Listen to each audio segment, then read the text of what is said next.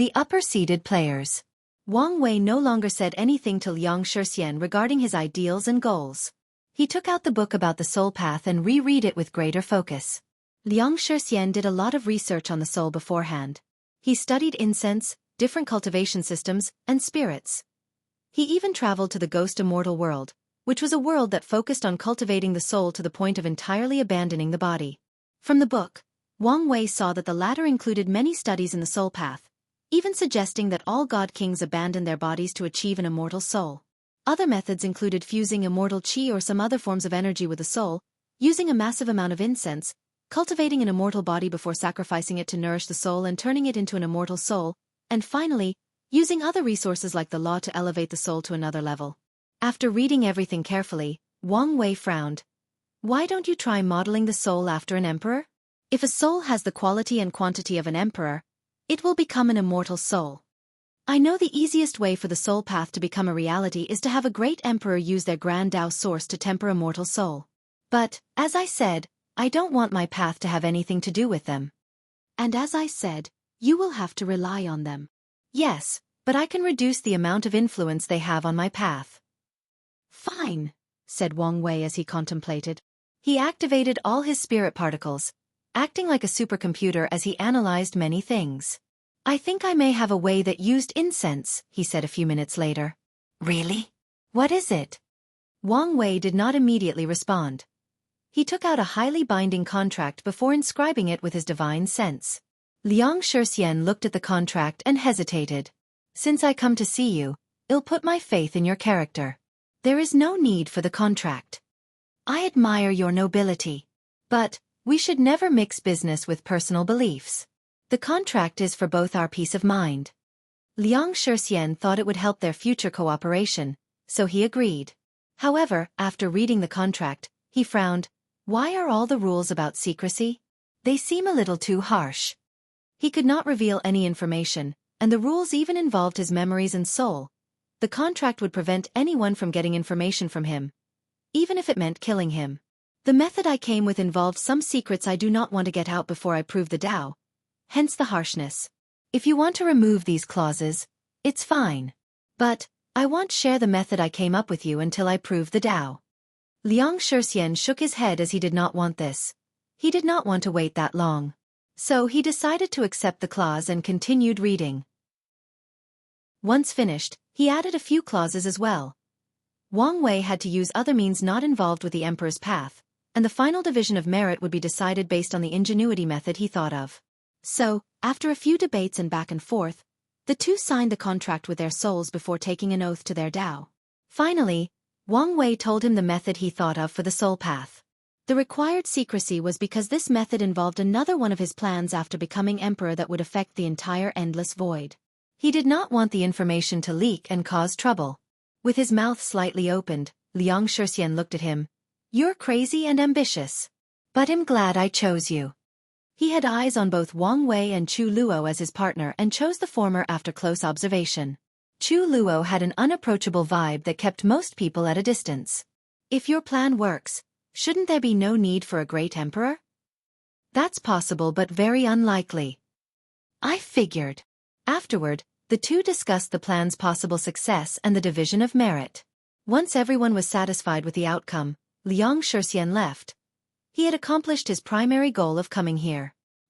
He did not want to leave yet since he still hoped to get his hands on the inheritance despite knowing it was improbable. So, he decided to watch to the end to see if there was an opportunity. Time passed, and it was time for the combat aspect of the trial. Wang Wei flew to the plaza and saw two podiums facing each other, with 6 seats. The one on the left with his name on the second seat had the words, lower-seated player, while the other had the title upper-seated player. Wang Wei shook his head as he could tell Lord Spirit used these titles to raise contradiction and fighting between these two groups. Without saying much, he sat in his position. Not long afterward, everyone arrived.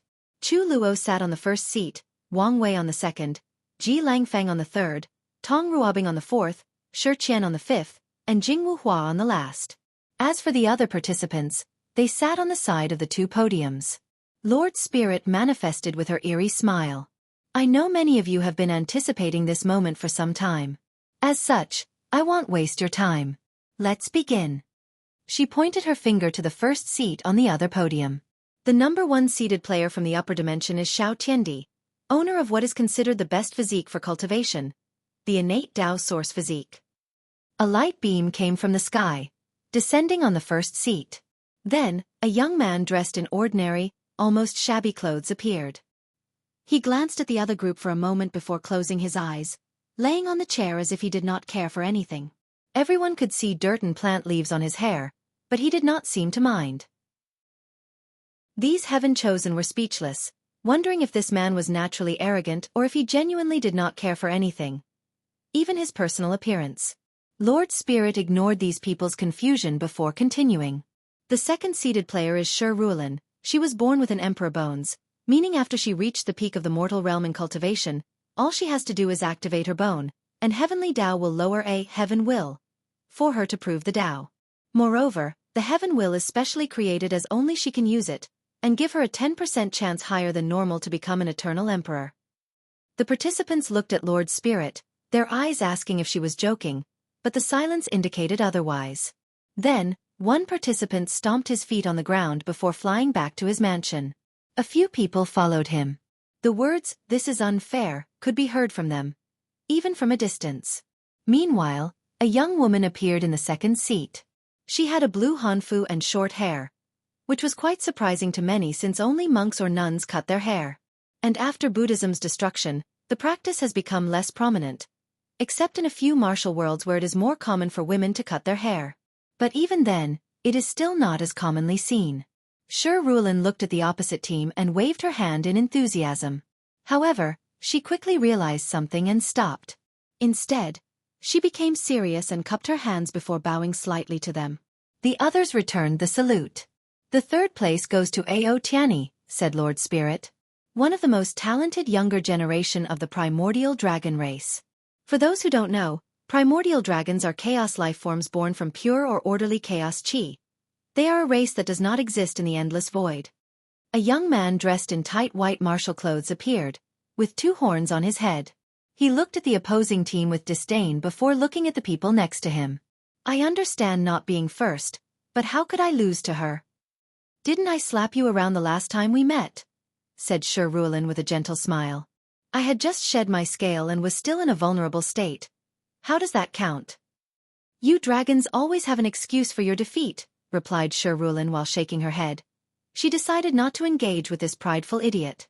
"The 4th place goes to Xianxia, a member of the celestial race," Lord Spirit announced. However, everyone was confused, including Wang Wei, since they'd never heard of such a race.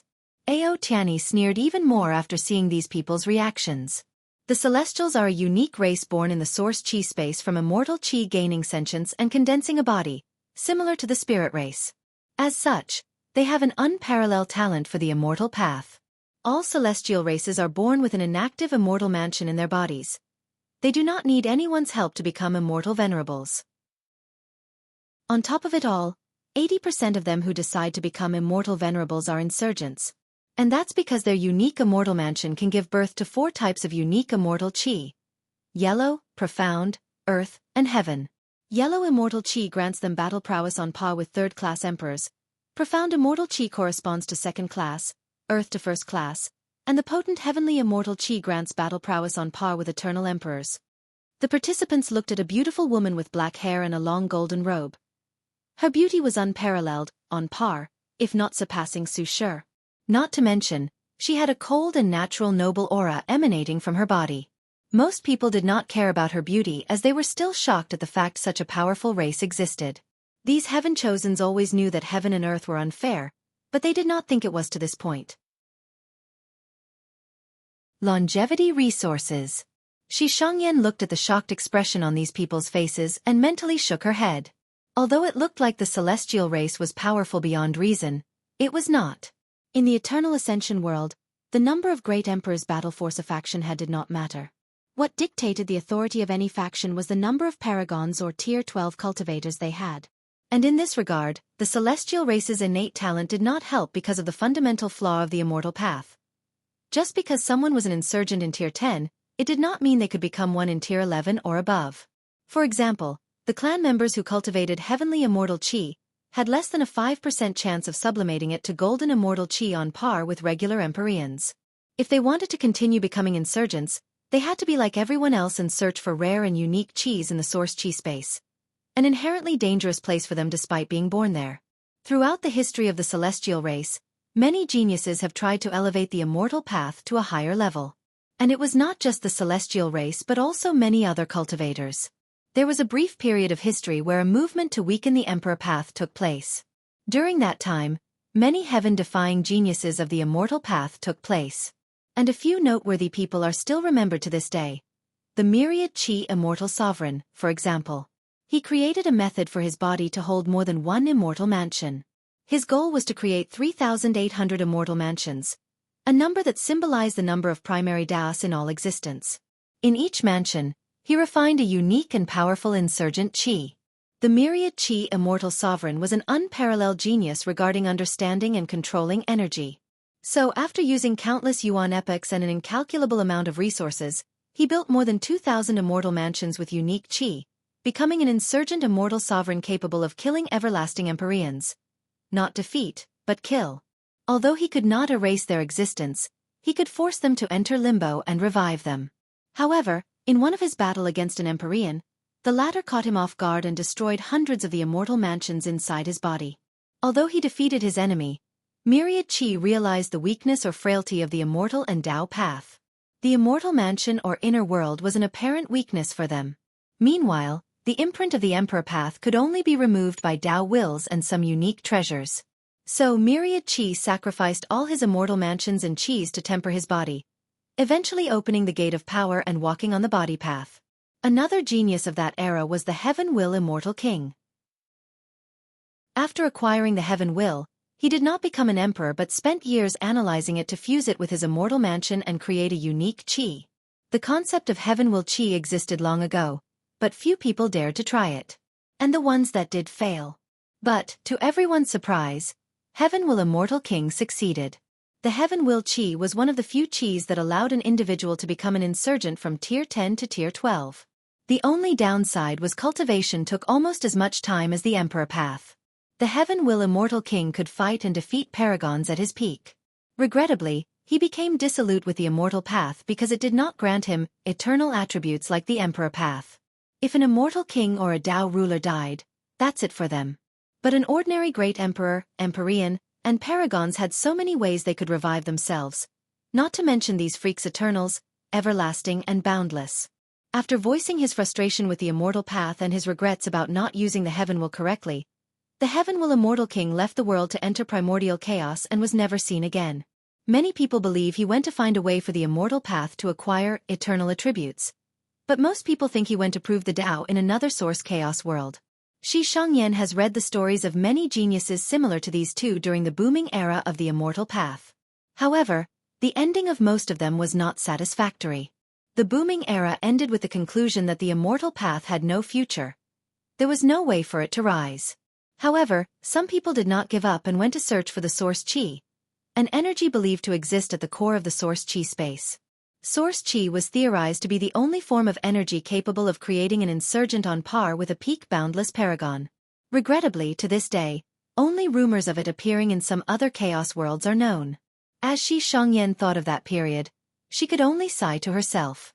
That booming period did a lot to raise the status of the immortal path, but it also ruined it. The Emperor path would not just stay by and watch as the immortal path flourished, they counterattacked. Many great emperors from 3rd to 1st class began exploring the source chi space to discover insurgent chi and grant them battle prowess above their class. Meanwhile, eternal emperors would also find insurgent chi similar to the heaven immortal chi. They would understand it and absorb it into their Tao body to become immune to it. As such, an insurgent immortal venerable might defeat an eternal emperor. But, in the subsequent encounter, he realized his chi was useless to the latter, rendering him powerless.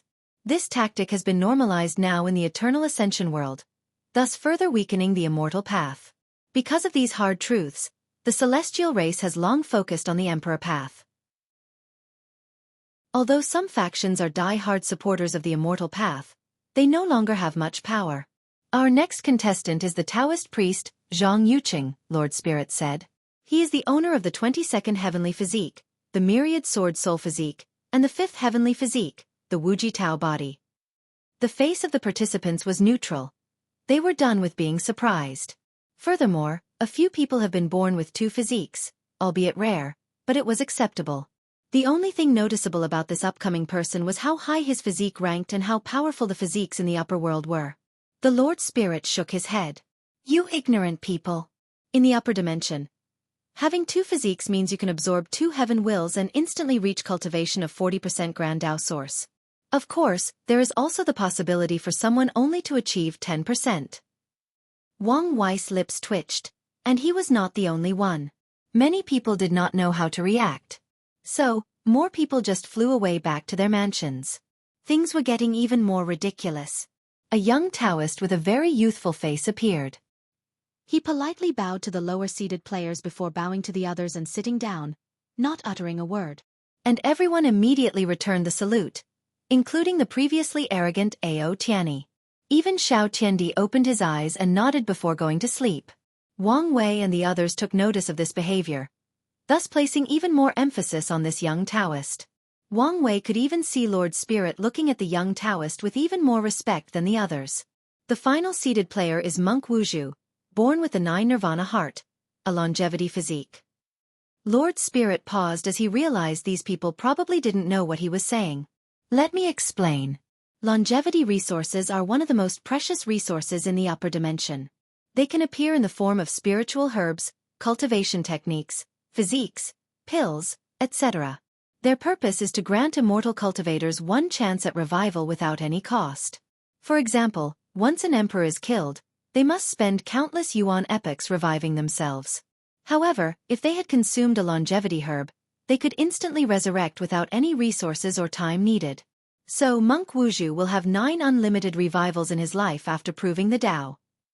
Lord Spirit simplified the incredible power of longevity resources since their classification is too many. For example, some only work for a certain tier. As such, after an emperor becomes an empyrean or paragon, they no longer have the previous revival. Some longevity resources can work for a cultivator from tier 10 to tier 12. Those are extremely rare. Some can only work for lower tiers. For example, a paragon cannot take a longevity resource that only works for tier 10 and 11.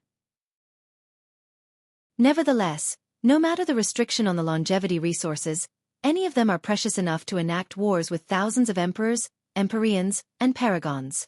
Monk Wuzi's 9 Nirvana heart will work for him even after he becomes a paragon.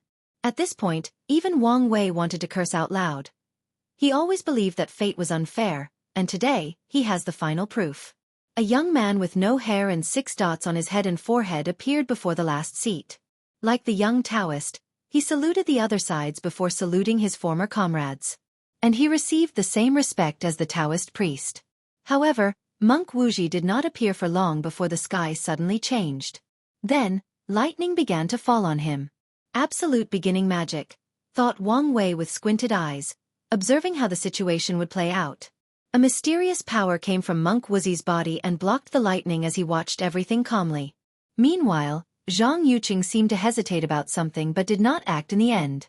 A few minutes later, the lightning stopped falling, and Monk Wuji smiled at everyone. Sorry for the disturbance. Then, he calmly took his seat. Damn it, thought Wang Wei as he noticed something that made him unhappy. He could already predict that things would get messy, and he would be dragged into something he did not want to. Lower-seated players. Wang Wei could see both Zhang Yuqing and Monk Wuji glancing in Feng Heng's direction. Although brief, they could not escape his eyes. And immediately, he knew he would get dragged into the fight between Taoism and Buddhism. And since he had the future Buddha scroll, he had already chosen sides. Countless thoughts flashed across his mind as he pondered how to deal with the situation appropriately. If he did not play his card correctly, he might be used as a pawn before being discarded. Now, for the introduction of the lower-seated player, Lord Spirit said. First is Chu Luo, the emperor child that wields the outlaw Tao of creation. He is a man who has tempered his will and Tao heart through reincarnation itself. Xiao Tiandi kept his eyes closed, a listless aura emanating from his body. The others, however, looked at Chu Luo. They did not care for his emperor child status. In the upper dimension, blessed children are too common. Although it is a statistical anomaly for immortal creatures to reproduce, there are so many of them, and they have lived for so long that it has become somewhat common. What they cared about was the fact of his outlaw Dao and the implications of tempering his mind through reincarnation. The second player is the heir of the Dao opening sect, young master Wang Wei. He is a Dao overlord, creator of his own heavenly physique, and a person of unquantifiable willpower. The man's accomplishment could write a legendary tale. However, his most important quality is his intelligence and ingenuity. I can say without a doubt that he is more intelligent and cunning than all of you here combined. And I mean all of you. Wang Wei's lips twitched as he sensed the eyes full of killing intent on him. He sighed before taking out a cup of freshly brewed tea and casually drinking it, ignoring everyone else. The upper-seated players looked at him with squinted eyes. They knew what it took to be a Dao overlord. In the eternal Ascension world, outlaws would summon a special area to go through their trial. Cultivators must do so before comprehending and using the outlaw laws. Otherwise, they won't even be able to enter any cultivation stage that requires understanding and using laws. In the summoned area, Heavenly Dao will place them under a perfect illusion that recreates their lives. Then, it will use the person's life to scheme against them, and they must find ways to pass the test. If a cultivator failed, the person would not be able to control an outlaw Dao. The main reason for this method was due to how complicated a karmic trial could become. In a world full of emperors, empyreans, and paragons, if Heavenly Dao started to scheme against these people, firstly, no one would pass, and these powerful individuals would never allow such a thing. The trial is of some similar difficulty in both dimensions, so there are a few people who hold the title of Overlord. However, many people wielded outlaws' Dao similar to Chu Luo. They usually had to pay the price to control their Daos and have some limits. When it comes to the Overlord title, even a paragon could not help someone else acquire it. As for creating a heavenly physique, some people have succeeded in doing the same in the upper dimension. But their rarity also makes it a great accomplishment. Interesting, thought Shi Ruolin. Everyone knew Dao overlords were extremely powerful, cunning, and tactically minded. But to say this person was more intelligent than all of them combined, she did not believe it. Of course, she also knew that Lord Spirit was just saying these words to rile them up and ensure they fought to their full capability for this trial. What's the point of being intelligent? Strength is all that matters, thought Ao Tianyi. Despite his thoughts, he decided to keep a watch on Wang Wei. He did not want to be schemed against. Shi Shangyan only glanced at him but did not have any reaction. Zhang Yuqing also only politely looked at him with a neutral face. Monk Wuxia gave him a smiling nod, and Wang Wei pretended he did not see anything. Meanwhile, the lower-seated players had different reactions. Most of them did not know what a Dao overlord was. However, the intelligent comment got to them, igniting their fighting spirit and desire to prove otherwise. A few intelligent individuals suddenly began to piece some things together. Recently, news of the essential destruction of the demon race from the demon supremacy world has spread throughout other world communities. By calculating the time frame of the incident, they realized it was soon after Yi Tuizi had a conflict with the player from the Myriad Emperor world. And by considering Lord Spirit's insinuation, a few people concluded Wang Wei might have something to do with the downfall of the demon supremacy world. Chu Luo and Tong Ruobing gave Wang Wei an odd look after coming to this conclusion. Ji Lanfeng had a powerful intuition as a swordsman, so he felt Wang Wei was definitely involved in what happened in the demon supremacy world. However, Wang Wei ignored them and continued drinking his tea as if he were the only person present. He did not know what these people thought. Even if he knew, he would never admit it. The third seat goes to Ji Lanfeng, a pure swordsman with a flawless Dao heart who has entered the realm of one sword breaks myriad laws. These so-called geniuses might not be as bad as I believe, thought Ao Tianyi. All pure swordsmen pursue the realm of one sword breaks myriad laws. It is the state where a swordsman can overwhelm all laws or concepts with their swords. Many people believe that someone could be referred to as a swordsman by entering this realm before proving the Dao. Otherwise, they are sword users, not swordsmen. Zhang Yuqing looked at Ji Langfang with a slight fighting spirit in his eyes. He also practiced the Dao of the sword, so he would love to battle a fellow swordsman. Fourth place goes to Tong Ruobing, a master of talisman making. She has created an acquired version of the 27th heavenly physique, the Source Rune physique. The upper-seated players finally began to pay attention as they realized their competitors might not be as simple as they previously believed. The source rune physique is considered the best talent for professions like alchemy, talisman, pill refining, and arrays. Any genius with that physique is expected to become a peak powerhouse in these professions, and they could even become masters in all fours. Even if Tong Ruobing has an acquired version of this physique that only worked for talisman, she was a person with a bright future ahead of her, not to mention a worthy opponent. Don't look at me. I did not create the method for this physique. He did, she said, pointing at Wang Wei. I'm only using his idea. You're stealing, not using, replied Wang Wei. Wu Ming offered it to me as a gift, she added. I'm sure that was voluntary. Is something wrong with a lady using her charms to get what she wants? In this patriarchal society, we, weak women, have to do anything necessary to get ahead, said Tong Ruobing with a gentle smile. Wang Wei rolled his eyes as he learned something new about her. Shameless. Meanwhile, these seated players once again looked at Wang Wei with raised eyebrows. All they could think was he might become a problem. Moving on, said Lord Spirit. In 5th place, we have Shi Qian, an immortal child from the light race. Everyone waited for Lord Spirit to continue, but she did not say anything else. She only shrugged her shoulder as there was nothing she could do. In the grand scheme of things, there was nothing remarkable about Shi Qian. Her status as an immortal child was worthless in the eyes of these upper dimensions heaven-chosens. Her status as the light race is valuable since they have a natural affinity for karma, an outlaw das. However, this affinity or control of karma had its limits. Lord Spirit believed some other people would be better in that spot. Su Shi or even Liang Xian, for example. However, he could not arbitrarily change the ranking as he saw fit. Our final seeded player is Miss Jingwu Hua, an emperor offspring and three-legged golden crow that has once suffered a defeat in a previous heaven-will battle at the hands of an eternal emperor. However, she sealed herself for countless generations, tempering her willpower in the process to try again. On top of it all, her father left a special reward to ensure she succeeded on the second try. Jingwu Hua looked at Lord Spirit angrily. She did not expect him to bring out her pain and display it to the public. Moreover, she wanted to know how he knew so much. The upper-seeded players paid some attention to Jingwu Hua. They understood how scary some immortals could be once they decided to leave trump cards to their descendants. In the eternal Ascension world, it's normal for some mortal who has not started cultivating to suddenly take out a talisman capable of wounding an Empyrean or Dao monarch. It all depends on how pampered their influential parents are. She lost to an eternal emperor? Could it have been the Heaven Devour Emperor? That would make much sense timing-wise, thought Wang Wei. At the same time, he also thought Lord Spirit seemed to know too much, which could be an issue. Lord Spirit, I have some questions, Wang Wei suddenly said, making Lord Spirit's heart jump. She felt things were about to get complicated. Unionized. Young Master Wang Wei, what is your question? Lord Spirit said. What is your purpose in bringing these geniuses from the upper dimension? Lord Spirit frowned. Of course, to test all the participants and choose the best person to inherit the Master's mantle. That's what I thought.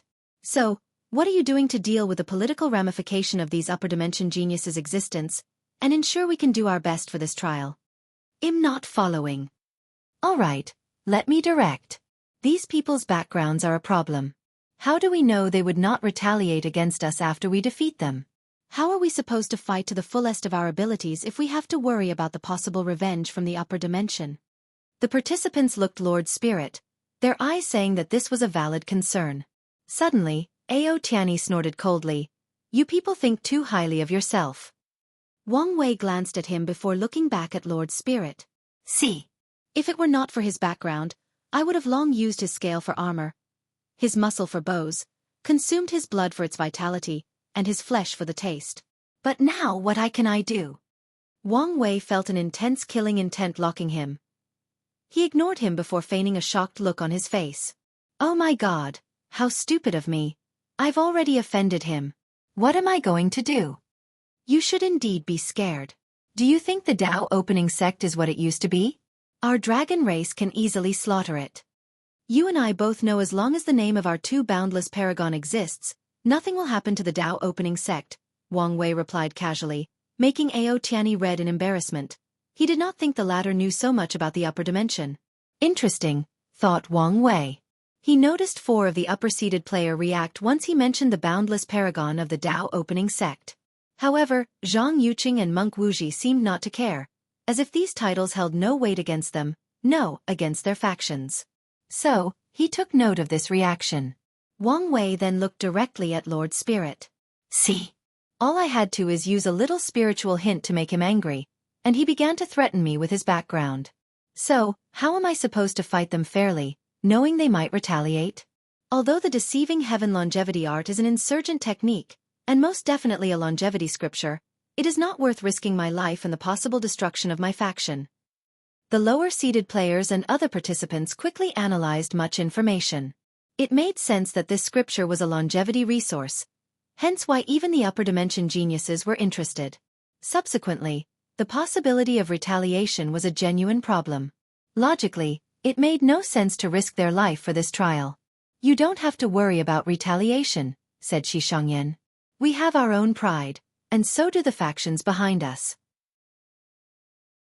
But how do I know of this? Replied Wang Wei. I've only met you today. Young Master Wang Wei, you can be reassured regarding this, said Monk Wuji. You have my words, and the words of Buddhism, that no one will retaliate against you and the others. Monk Wuji, I'm sure Buddhism's reputation is enough to guarantee our protection. But this is the lower dimension. Buddhism has no reputation as a basis for us to judge. And we cannot just go by your words. Monk Wuji frowned, along with the others next to him. Xiao Tiandi still had his eyes closed, while Ao Tiani was trying extremely hard to control his anger. At the same time, he tried to detect how he was so easily spiritually influenced without noticing. So, what exactly do you want? Said Lord Spirit with slight anger. Tao oath. I want them to swear an oath not to heavenly Tao but to Grand Tao itself that their faction will not retaliate against us, directly and indirectly. I don't want any loopholes. Nonsense, roared Ao Tiani. Grand Tao oath was the most restrictive oath. It was one not even paragons could break. Who are you to demand such a thing of us? Said Zhang Yuqing with a sneer. Young Master Wei, it appears your request was too much. Wang Wei sipped his tea calmly. By your response, it seems all of you already plan to get this inheritance by any means. Even Fowl's one. This has nothing to do with retaliation, said Shi Ruolin. No cultivator likes to be restricted. And taking an oath for such a trivial matter, it's even worse. Sound like excuses to me. And what will happen if they don't swear? Asked Lord Spirit, staring straight at Wang Wei. Nothing will happen. I won't participate in this trial, but am only one inconsequential individual. Lord Spirit had veins appear on his forehead as he already knew what the latter was planning. And as expected. I will also forfeit, said Chu Luo. Count me in, added Ji Lanfeng, who was drinking from his gourd after seeing Wang Wei casually drinking his tea. I will support my fellow countrymen, said Tong Ruobing.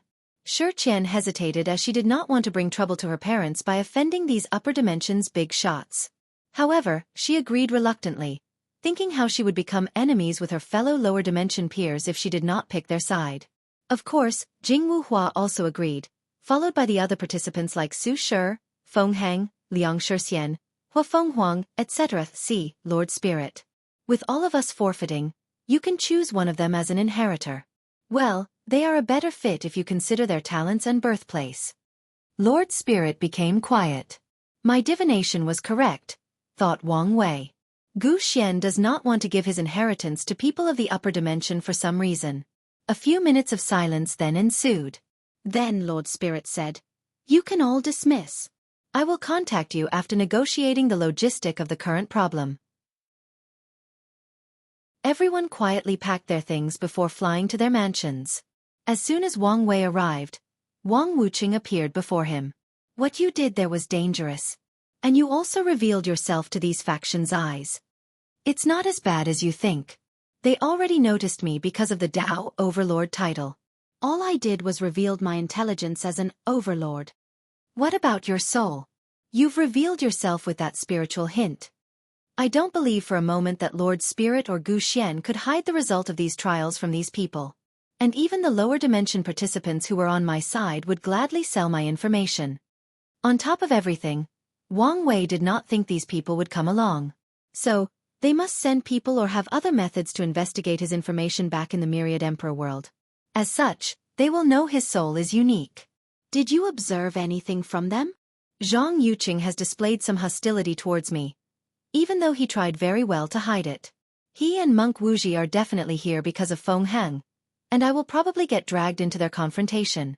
As for the others, they appear to also be here for another mission besides getting the inheritance. And that mission seemed to involve observing us. Now that you mention it, they seem not to be happy once all you forfeit. Yes. They reacted as if they wanted us to display our strengths and abilities. It appears they want to assess us, but the real question is why? I can't think of anything, but I'm sure you will figure it out, said Wang Wuqing. By the way, what did you mean by what you said about our founding fathers? Didn't I tell you about their disappearance and possible death? No. I think I would have remembered if you had said such an important thing. Wang Wei then remembered he told Wang Wuqing about his encounter with Empyrean Black Heart during his outlaw trial. But he was not detailed in his encounter, so he did not mention he learned of the founder's disappearance. Well, now you know. Don't take something so important so lightly, replied Wang Wuqing with a serious face. It's as I said. Our founders have reached the pinnacle of cultivation, and 2 of them can revive themselves as long as their names remain in the annals of history. So, it is only a matter of time before they revive themselves. Even so, I think this the kind of information that the others should know. After saying that, Wang Wuqing left to see Origin 1. Wang Wei shook his head as he also headed back to the sect. He wanted to learn more about Gu Xian as he felt the latter was not simple. He hoped he could gather more information about him and know better how to deal with the upcoming storm. The night of this event, 2 shadows secretly entered different mansions habited by the upper-seated players. Meanwhile, Ao Tianyi activated a formation in a secret room inside his mansion. Worldwide Changes. Gift Bonus Chapter. Thanks to Heaven Will Daoist for the gift. Tian'er, how are things going? Said a deep voice from the formation. Immediately, Ao Tianyi's arrogant demeanor changed into a more respectful one. Father, this is what happened. Ao Tianyi told everything that had occurred since he arrived. The participants' reactions, what everybody said, what he said, and even some basic analysis of the situation. I guess this should be expected of a Dao overlord. Sai the Wang clan is truly blessed, replied Ao Jing. He could not help but reminisce about what he read of the Wang clan's achievement in the Eternal Ascension world. And if the clan did not break up and even fought in the upper dimension, their accomplishment might have been even higher. Father, what do you think I should do? You might not have a choice but to swear. What? Why? You must accomplish both your mission Euro, especially bringing back the deceiving heaven longevity art. Isn't it just a lowly insurgent technique? Ao Tani then remembered something. Even if it was a longevity technique, is there a need to go through all this trouble Euro, especially since it's probably of the lowest level? Couldn't our dragon race take it from Gu Xian's hand? Ao Jing paused for a moment before sighing. His son was the future leader of the primordial dragon race, so he should start learning the world's secrets and how to deal with them. So he said, you are correct that this scripture is of the lowest level. However, it has tremendous potential. So, the patriarch wants it. Ao Tanayi squinted his eyes. The dragon race's patriarch was one of the 7 ruling paragons of the Eternal Ascension. So, he knew it was a big deal for the latter to want something. So, why didn't the patriarch take it from Gu Xian? Isn't he just a Dao monarch? Gu Xian has disappeared from the face of the world. He is most likely hiding inside the lawless zone, and he's been using a proxy to communicate with us for this trial. On top of everything, he appears not to want anyone in the upper dimension to get their hands on the scripture. So, you must get it no matter what. Ao Tianyi frowned even deeper. Father, why does it seem this mission is not as simple as it seems? Why do I have to observe these heaven chosens? He did not understand why he had to gather information on the lower dimensions heaven chosens, focusing on the myriad emperor world. Psi I guess there is no point hiding things from you since you are now involved. Great changes are about to take place in the Eternal Ascension world. There are rumors of the end of the 2 suns 7 moons era is approaching, and the return of the old era. These rumors have existed ever since the era began. Why would that matter now? Yes, normally, these would just be rumors of a bunch of unsatisfied individuals. However, some changes have taken place recently that have alerted the rulers. What changes? Heavenly Tao has begun to move. It has seal access to the lower dimension. Currently, Empyreans cannot even send in a projection. And with each day, the sealing is becoming more powerful. According to calculation, it's only a matter of time before the 7 rulers can not only interfere in the lower dimension, they might not even be able to see anything from there. Ao Jing did not tell his son that even the 2 supreme rulers might become blind to the ongoings of the lower dimension. Is this why the Patriarch sent me on this mission? Yes. The Patriarch calculated that the rise of the myriad emperor world might be the cause of Heavenly Tao's actions. So, he wants you to gather information on the Heaven Chosens to detect the people responsible for leading this new era. As for the deceiving Heaven longevity art, the Patriarch deduced the changes of the myriad emperor world might be the prelude to something else. So, he wanted another longevity scripture as insurance for the future. I see. So, if Gu Xian wants you to swear the oath, do so. I will, replied Ao Tianyi with slightly gritted teeth. What about Zhang Yuchen and Monk Wuxia? Don't get involved in their conflict. They probably have no desire for the inheritance. So, as long as you stay out of their way, there should be no problem. As you wish, father. All right, do your best. Ao Tianyi closed the communication array before heading to rest. But before he reached his destination, he sensed someone outside his mansion. He used his divine sense to determine who it was. Interesting. Then, he went to open the door. Zhang Yuqing's mansion. Master, this all that happened, he said to an array. This Wang Wei will be a problem as I expected, said a cold and indifferent voice. You know your mission? Yes, eliminate Feng Heng and prevent him from spreading Buddhism. Act fast, as you do not have much time. Is something wrong? Heavenly Tao has begun to revolt against my suppression. And it will not let you stay long in the lower dimension, replied Taoist Supreme Unity. Master, are you all right? Don't worry about me.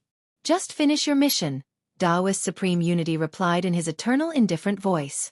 Then, he disconnected the communication. Zhang Yuqing did not mind since he knew his master was always this direct and cold. He was used to it by now. Nevertheless, he was determined to succeed in his mission. He knew his master was in a deadlock with Maitreya Mother Buddha. But if Feng Heng successfully spread Buddhism in the lower dimension, the luck and incense gathered by the Maitreya Buddha might be enough for her to surpass his master. Feng Heng must die. And if that Wang Wei gets in my way, I will also annihilate him. After making a resolution, Zhang Yuqing went to rest. Monk Wuxia's mansion. You know what to do, said a melodious voice. Yes, great Buddha. Remember to use a friendly approach. Don't rush or force things. And if things don't work out, it's okay to let it go. I will, replied Monk Wuxia. I know I can count on you. After the communication ended, Monk Wuxia bowed to the formation before going to cultivate. Shi Ruolin's mansion. She opened the door for someone outside. I did not expect to be receiving guests today. I am sorry for the late intrusion. No problem. Come in, Miss Su Shi, right? That's right. Shi Ruolin led her to the dining room and had her maid serve tea. So, to what do I owe this visit? I wanted to know something and figured I had the highest chance of succeeding by asking you. Oh, and why would I help you? Shi Ruolin asked with a smile. You can ask me whatever you want. Anything. Yes. It seems that desperation has clouded your judgment, commented Shi Ruolin. Very well. Let's see what you want to know first. I want to know how to revive someone that had their existence injured. Did that person die as a mortal? Does that matter? Of course. Yes. Shi Ruolin thought for a moment. Existence wounds are severe even for emperors. However, most eternal emperors can heal their existence injuries by themselves. A few talented ones can heal others, and some extremely talented individuals can even use existence reconstruction.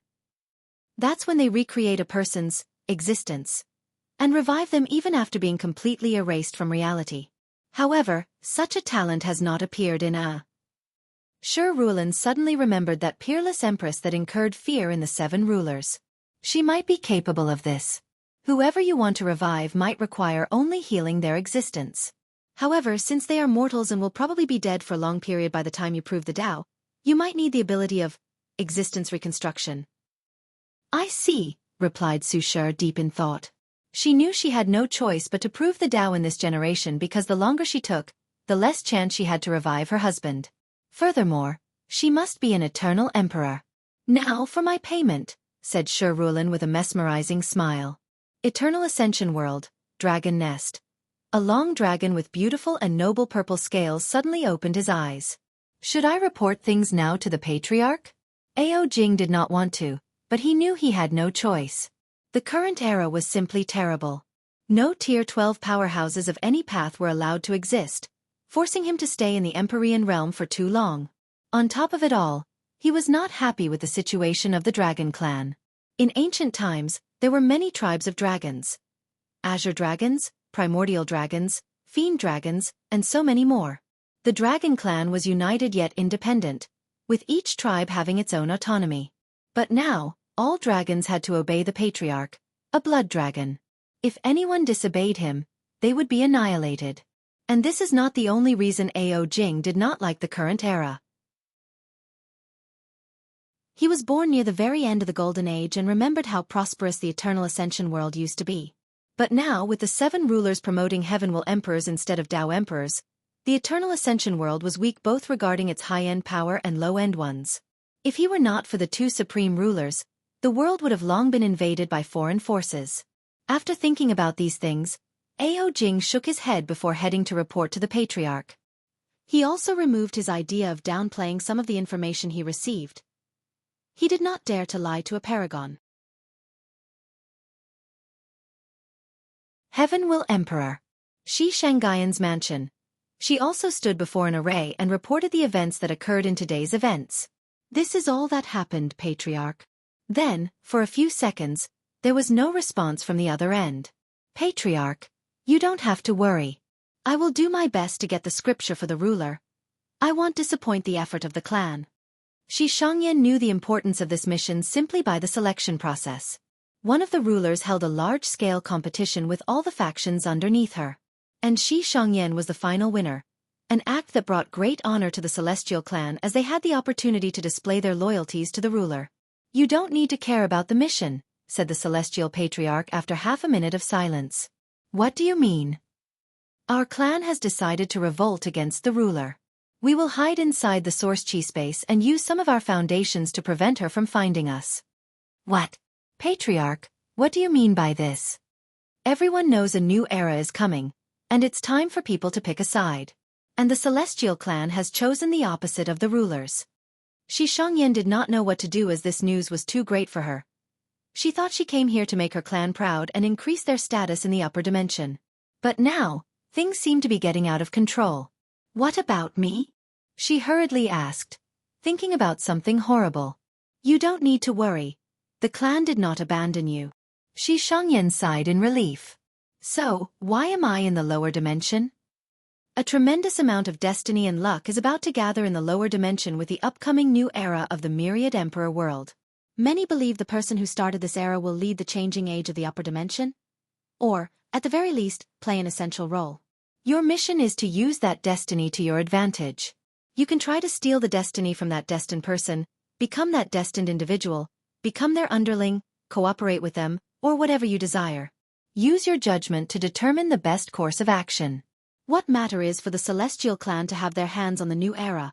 The luck gathered from his event would ensure our prosperity. Xianxia caressed her temples as she tried to process all the information she had received. She suddenly remembered the gray hair player from the Myriad Emperor world. Somehow, she felt he would play a vital role in this upcoming chaos. I know this is a lot to process so suddenly, but we could not tell you anything before you arrived in the lower dimension. I won't blame you, Patriarch. I know you're doing this for the clan's revival. I'm glad you understand. I don't have much time, as such. I will be quick. You must prove the Tao in the lower dimension, which means you must restart cultivating.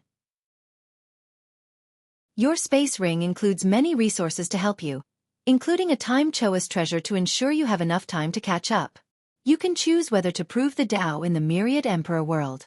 The 7 rulers have sent people to infiltrate there to prove the Tao in this generation and delay the arrival of the new generation. Delay. They cannot stop the arrival of the new era. But they can infinitely delay it to prolong their reign or better prepare for a high position in the new upcoming era. I see. I know this is a lot, so I won't say much more. One last thing.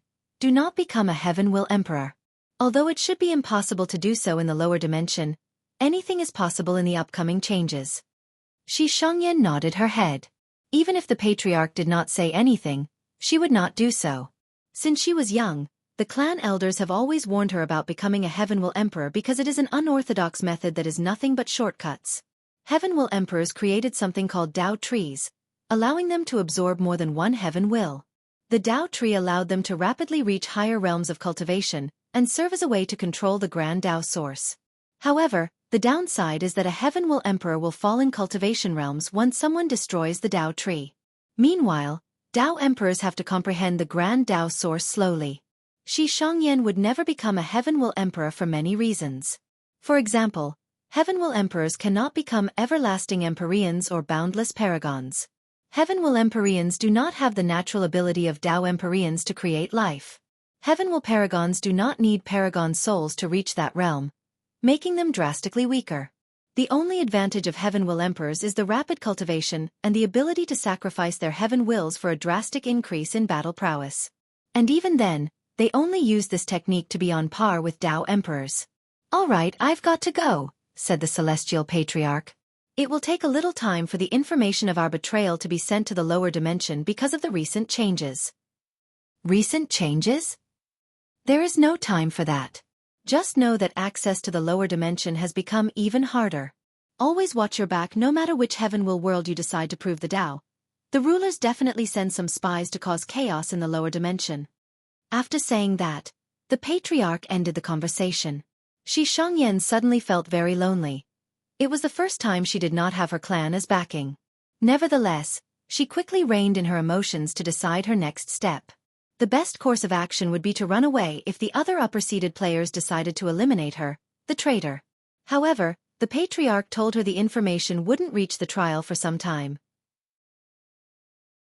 Time she could use to get her hands on the deceiving Heaven Longevity art and give her some advantage in the upcoming chaos. "Let's wait and see," she muttered before resting. "Shao Tiandis Mansion, you have to do your best," said a beautiful female voice. "Yes, master," replied Xiao Tiandi with his usual listlessness. "This is not the time to have your usual uncaring attitude. The rulers might give you a chance if you can bring back the scripture and the necessary information." "Would they really? Or would they dispose of me after I'm no longer useful?" "Don't be so pessimistic.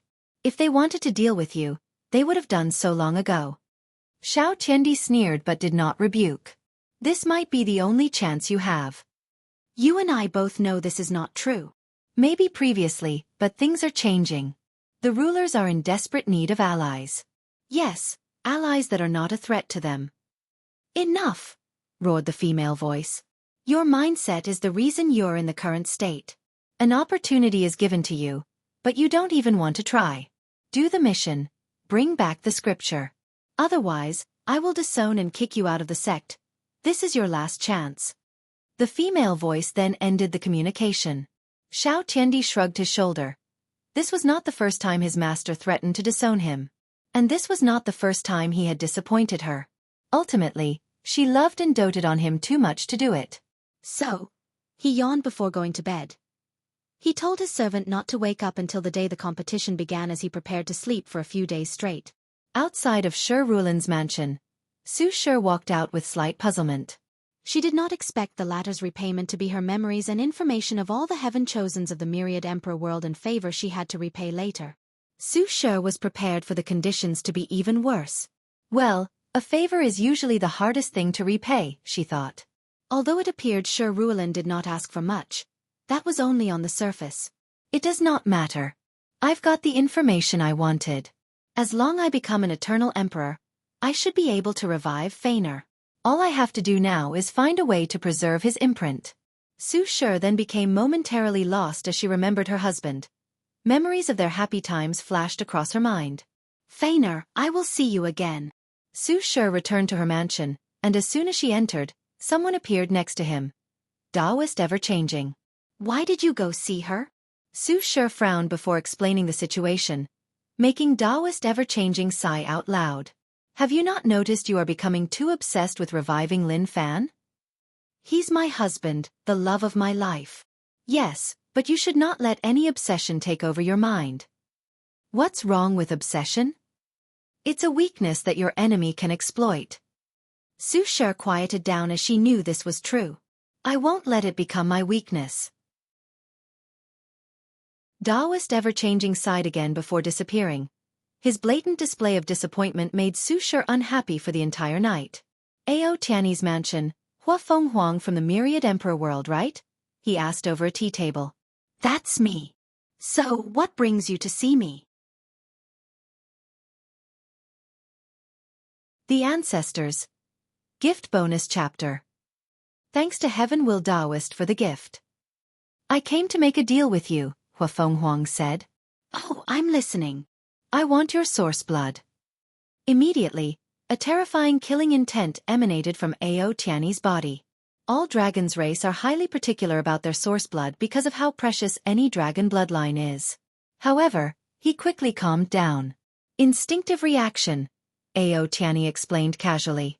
You do know how precious true dragon bloodline is. So, what do you want to exchange?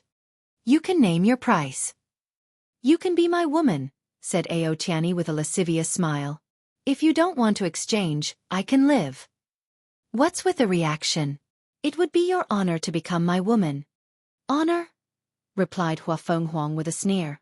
I've read about how arrogant you innate life forms are, but I did not think it was even worse than the scriptures described. Innate life forms? You dare compare my noble bloodline with these lowly things? Is there a difference? In the end, the world is ruled by acquired lives. No matter how prideful you are or how much benefit your bloodline gives you, it does not change the fact that acquired lives rule this world. I can guarantee many of my ancestors have hunted your kind in the upper dimension. Ao Tianyi's eyes turned red as he knew she was correct. This truth has been the bane of all races bred by heaven and earth. It did not matter they were the first creatures in existence, and it did not matter they were born noble and more powerful. They were no longer the ruler of the world. Ao Tianyi wanted nothing but to pounce on the person before him. But he remembered where he was and his father's mission. So, he took a deep breath to calm down. Meanwhile, Hua Feng Huang secretly sighed in relief. She needed to be assertive in order for the negotiation to be relatively fair. She remembered the argument Wang Wei used in the evening and theorized their ancient clan still had some backing in the upper dimension in the form of the heaven-opening emperor, the Wang clan's ancestor. And by Ao Tianyi's restraint, her theory was correct. She had made the correct tactic for this negotiation. I hope you take this transaction seriously. Tell me if you don't want to trade so I don't waste my time. Fine, responded Ao Tianyi, calming down to ponder whether he would make the deal. A few minutes later he said, I agree, but here are my terms. First, I want all the information you have on the trial's participants and the heaven-chosens of the Myriad Emperor world. I want the tiniest detail. Even something as little as their favorite food. Hua Feng Huang frowned slightly, but she eventually nodded. The second thing I want is a promise. What promise? I won't agree to anything if you don't specify, she added. Ao Tianyi did not immediately answer but took out a mirror, instantly alerting Hua Feng Huang and making her on guard. No need to be worried. I just don't want anyone or anything to listen to our conversation. Then, he activated the mirror to block the room and prevent outside forces from spying. Hua Feng Huang remained on guard during the entire process, ready to call upon her Tao protector at any moment. If you can prove the Tao, I want you to be an inactive emperor, Ao Tianyi said casually. What do you mean? In simple terms, I want you to not accomplish anything as an emperor. You can preach the Tao to repay karma, but there is no need to do anything more for the world. You can stay in the lower dimension for as long as possible before ascending. And during this time, all you have to do is ensure nothing happens in the Myriad Emperor world. I can't do that, she replied immediately. Why? I think it's a fair deal. I'm carrying the hope of my clan to revive them to the glorious time. Your conditions go against my goal for cultivation. Then there is no deal. Fine by me, replied Hua Feng Huang. Do you think you can easily leave after coming to my home? Ao Tianyi stood up, fully ready for a confrontation. And if you think I came here without being prepared, you're a bigger fool than you appeared during today's introduction. Ao Tianyi clenched his hand as he stared at her. But, after seeing her confidence and thinking about his father's words, he decided to be cautious about the success of this mission. So he let her leave. After exiting the mansion, Hua Fenghuang looked back. It seems these geniuses want to interfere in the myriad emperor world's development. After looking for a few seconds, she flew home. She knew things were not over. She wanted that primordial dragon's blood and was willing to offend him to get it. She did not care about the consequences since this might be the only chance she had at proving the Tao. Myriad Emperor World, Tao Opening Sect. Wang Wei was reading about Gu Xian's life. He lived during the Middle Emperor era. The records described him as a cunning and insidious person who feared death and wanted to become immortal. After failing his heaven will battle, he created the deceiving heaven longevity art. According to records, Gu Xian lived over 100 million years before exchanging the scripture with an emperor for a Tao seed. After that, he disappeared, most likely ascending to the upper dimension. While Wang Wei analyzed the information he had, he suddenly received a communication talisman from Wang Wucheng. Then, he used his sect master token to teleport to a secret realm where Wang Wucheng waited for him. As soon as he appeared, Wang Wucheng gave him another token. This will take you to a special place in the sect. Go immediately. What's going on? You were supposed to take a trial once you reached Quasi-Emperor realm before you could go that place. But now the situation has changed. Wang Wei frowned. Remember, be respectful. Wang Wucheng then disappeared. Wang Wei looked at the token in his hand for a moment before activating it. He then found himself in a large place with a pool. In front of the pool were 9 phantoms. 3 in the middle and 6 behind them. The first phantom looked like him, young, handsome, with long dark hair and bright eyes. He had a gentle and reassuring smile. The one to his right was a beautiful woman with a mole on her chin, a serious face, and eyes sharper than a sword. Wang Wei recognized the one on the right as he saw him in the battle tower. He still remembered that sundering battle intent. Then, he glanced at the people at the back. There was a middle-aged man to the far left. Wang Wei could see his muscle despite being a translucent phantom. Next to the muscular man was another middle-aged man wearing a turtle shell. Wang Wei refused to comment on this person's fashion sense. The person after that was an older man with long white hair and a beard, dressed in red.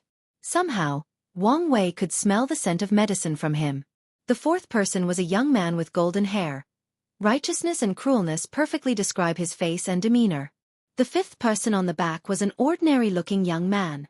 The only way to describe that person was ordinary. He had the kind of face that most people would not notice in a crowd. A very forgettable face. Finally, the sixth person at the back was a lively, beautiful young woman with rainbow-colored eyes.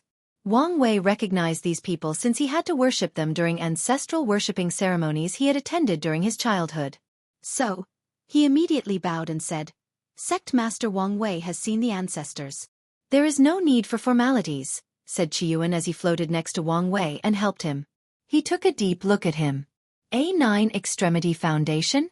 A 4 root as that? Worthy of my descendant." "It would have been better if it was a perfect 5 root foundation," commented Sword Empress. "Give the kid some slack." "Achieving such a result in the unorthodox path and in such a short time is proof of his talent," added the battle maniac. "According to my calculation, there is a 99% chance he has found a way to push it to perfection," said Miscellaneous. "What is with the missing 1%? Asked the Rainbow Emperor. "He is a fateless. Even as a mortal, I have to consider possible deviation." "That makes sense. I've heard many great things about you," said Qiyuan Emperor to change the subject.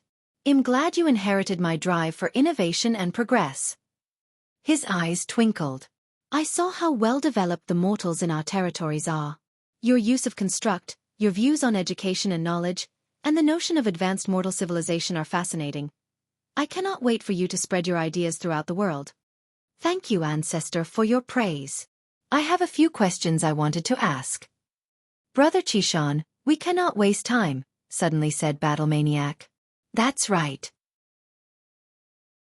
Our presence could make the situation worse," added the Sword Empress. Let's do what we came for and leave. All right, Qiyuan replied with some sadness.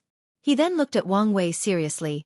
We will all preach the Tao to you, teaching about the Tao and a detailed explanation of cultivation from Tier 1 to Tier 12. Wang Wei's eyes immediately lit up after hearing this.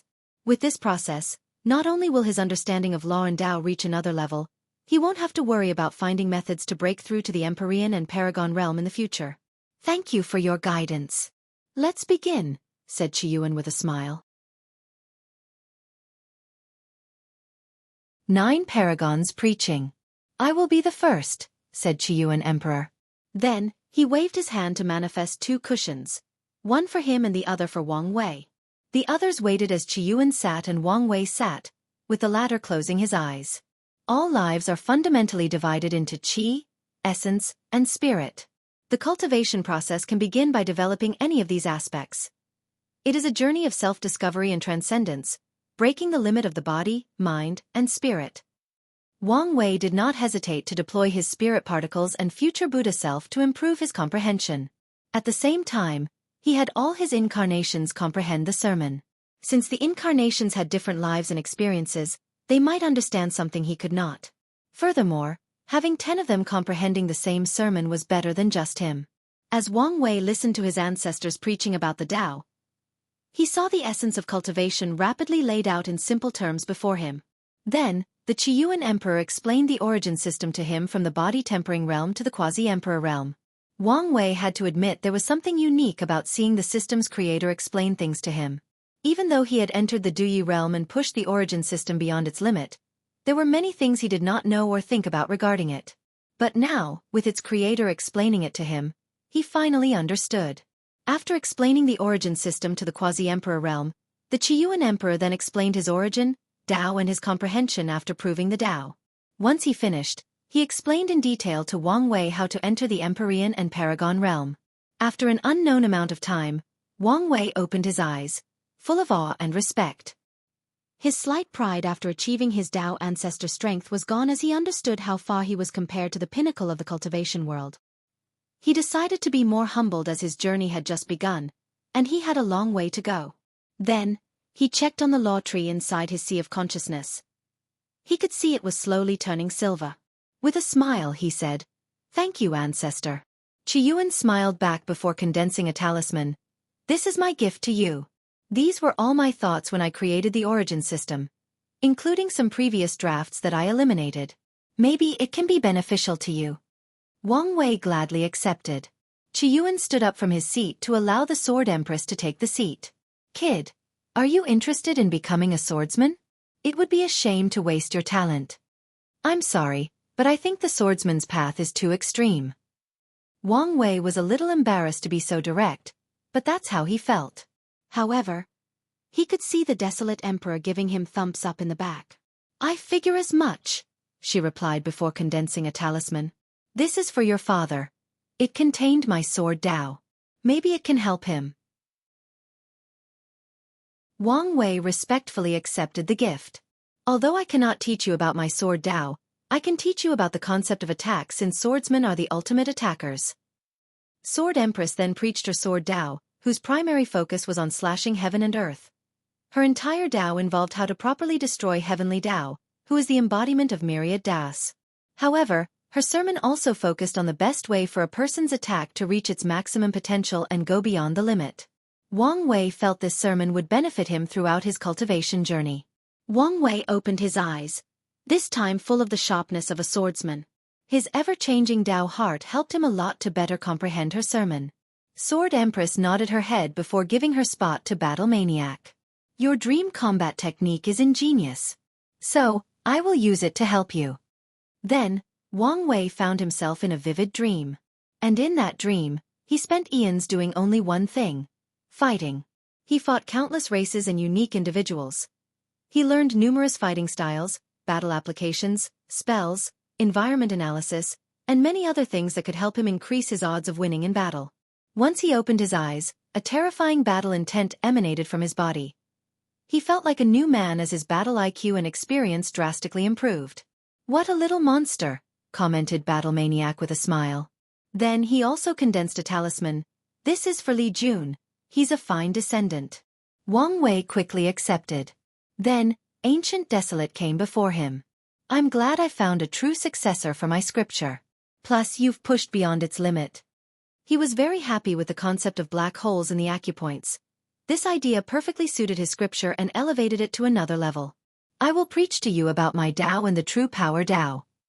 Wang Wei closed his eyes before controlling his excitement. He listened attentively, and his law tree rapidly turned silver in the process. He controlled himself to not break through in realms and ensure a solid foundation. Once the sermon finished, Wang Wei were visibly shocked as he learned there was another gate after the Gate of Power called the Gate of Flesh, and Ancient Desolate had opened both of them. However, his lips twitched after he realized the requirement to open and how difficult it would be to do so in the lower dimension. However, thinking about the reward, he became motivated. He knew he could succeed since this sermon contained so many tricks or methods to temper the flesh, all from the Ancient Desolate's experience. This is my gift to you, said the Ancient Desolate Emperor before handing Wang Wei a ring. This contains enough primordial star essence to condense the black holes for all your incarnations. Wang Wei's eyes lit up as he carefully placed the ring away. It's my turn, said Turtle Shell. What I'm going to teach you is the pinnacle of defense. If you can learn 1/10 of my ability, a few things in the universe will be able to kill you. Wang Wei was speechless as he realized another quirk of this ancestor besides his fashion sense: bragging. Then, he closed his eyes to listen to the sermon and was truly speechless. Turtle Shell was truly the master of defense. His Tao involved pursuing defense to the extreme, similar to swordsmen. Moreover, the latter also knows how to use arrays, talismans, pills, and weapons for defense. This guy is the very definition of an unkillable cockroach because of his defense, thought Wang Wei after opening his eyes. You just thought of something insulting, didn't you? Of course not, ancestor. This disciple would never do such a thing, Wang Wei replied with a righteous face. I have too much respect to do such a thing. Maybe I'm a little too sensitive. Here is my gift to you. Wang Wei received a book that contained a technique to use his acupoints as a defensive array. This was the idea he had after seeing Tong Ruobing. He did not ask how Turtle Shell knew what he wanted to do. He now understood the power of these people was unfathomable. He was just happy he did not have to waste time creating the method himself. I will teach you about the 5 elements, professions Tao, divination, and yin-yang calculations, said Miscellaneous Emperor. He did not waste time before preaching, and Wang Wei listened attentively. Wang Wei felt his understanding of all the professions deepened. Then, he learned a lot about divination, which was his specialty. Yin-yang calculation was the same as divination but used another system similar to mathematics. Through a diagram made of symbols, a person can calculate all the secrets or knowledge between heaven and earth. Of course, the limitation is based on the user's skills and strengths. The Miscellaneous Emperor taught him how to use both divination and yin-yang calculation to get the information he wanted. Thank you, ancestor, said Wang Wei with a bow. No problem. This is my gift to you. Wang Wei received another talisman which contained a unique formation that could convert innate qi into immortal qi. It was unfortunate he could only use the formation inside his divine sea. Otherwise, it would greatly benefit his future plans. This is another gift for that girl Yen Liling, he added before giving him another talisman. The Hell Judgment took the seat afterward and preached without saying much. In the midst of comprehension, Wang Wei frowned slightly before continuing. He could sense that the Hell Judgment Tao was a unique one that combined good and evil, the soul, and even yin and yang and other things. After preaching, Hell Judgment asked, "Did you notice?" "Yes," nodded Wang Wei. He realized a flaw on his cultivation path. His soul. Since he had such a powerful soul and never had to worry about cultivating it, he also barely used it in most of his battles. As such, his soul was not used to its full potential. The Hell Judgment pointed out this flaw to him and showed him a path on how to better use his soul. Wang Wei looked at his law tree that had turned silver. He could also sense the soul law added in addition to the 5 elements. Afterward, it was the Shadow Ruler. My Tao is not really suited for you. But, hopefully you can learn something from it. The latter preached about Shadow Tao.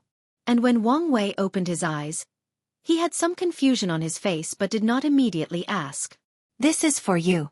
You are an anomaly, so after proving the Tao, Wang Ju would only inherit 50% of your power. However, she could inherit between 50 to 70% with this method. Wang Wei took the talisman with respect. It's finally my turn, said Rainbow with excitement. I pursue the pinnacle of speed. I can tell you that although I cannot defeat any of my seniors, none of them can catch me if I want to run away. The others' lips twitched slightly as they felt slight shame. She was correct. Wang Wei listened to the sermon with fascination. She taught him to use different methods to increase speed. Whether it was through controlling light, thunder, gravity, bending space-time, or even the concept of the speed of the mind. She used all of them to increase her speed. After opening his eyes, Wang Wei could not help but ask, "Are you also a paragon?"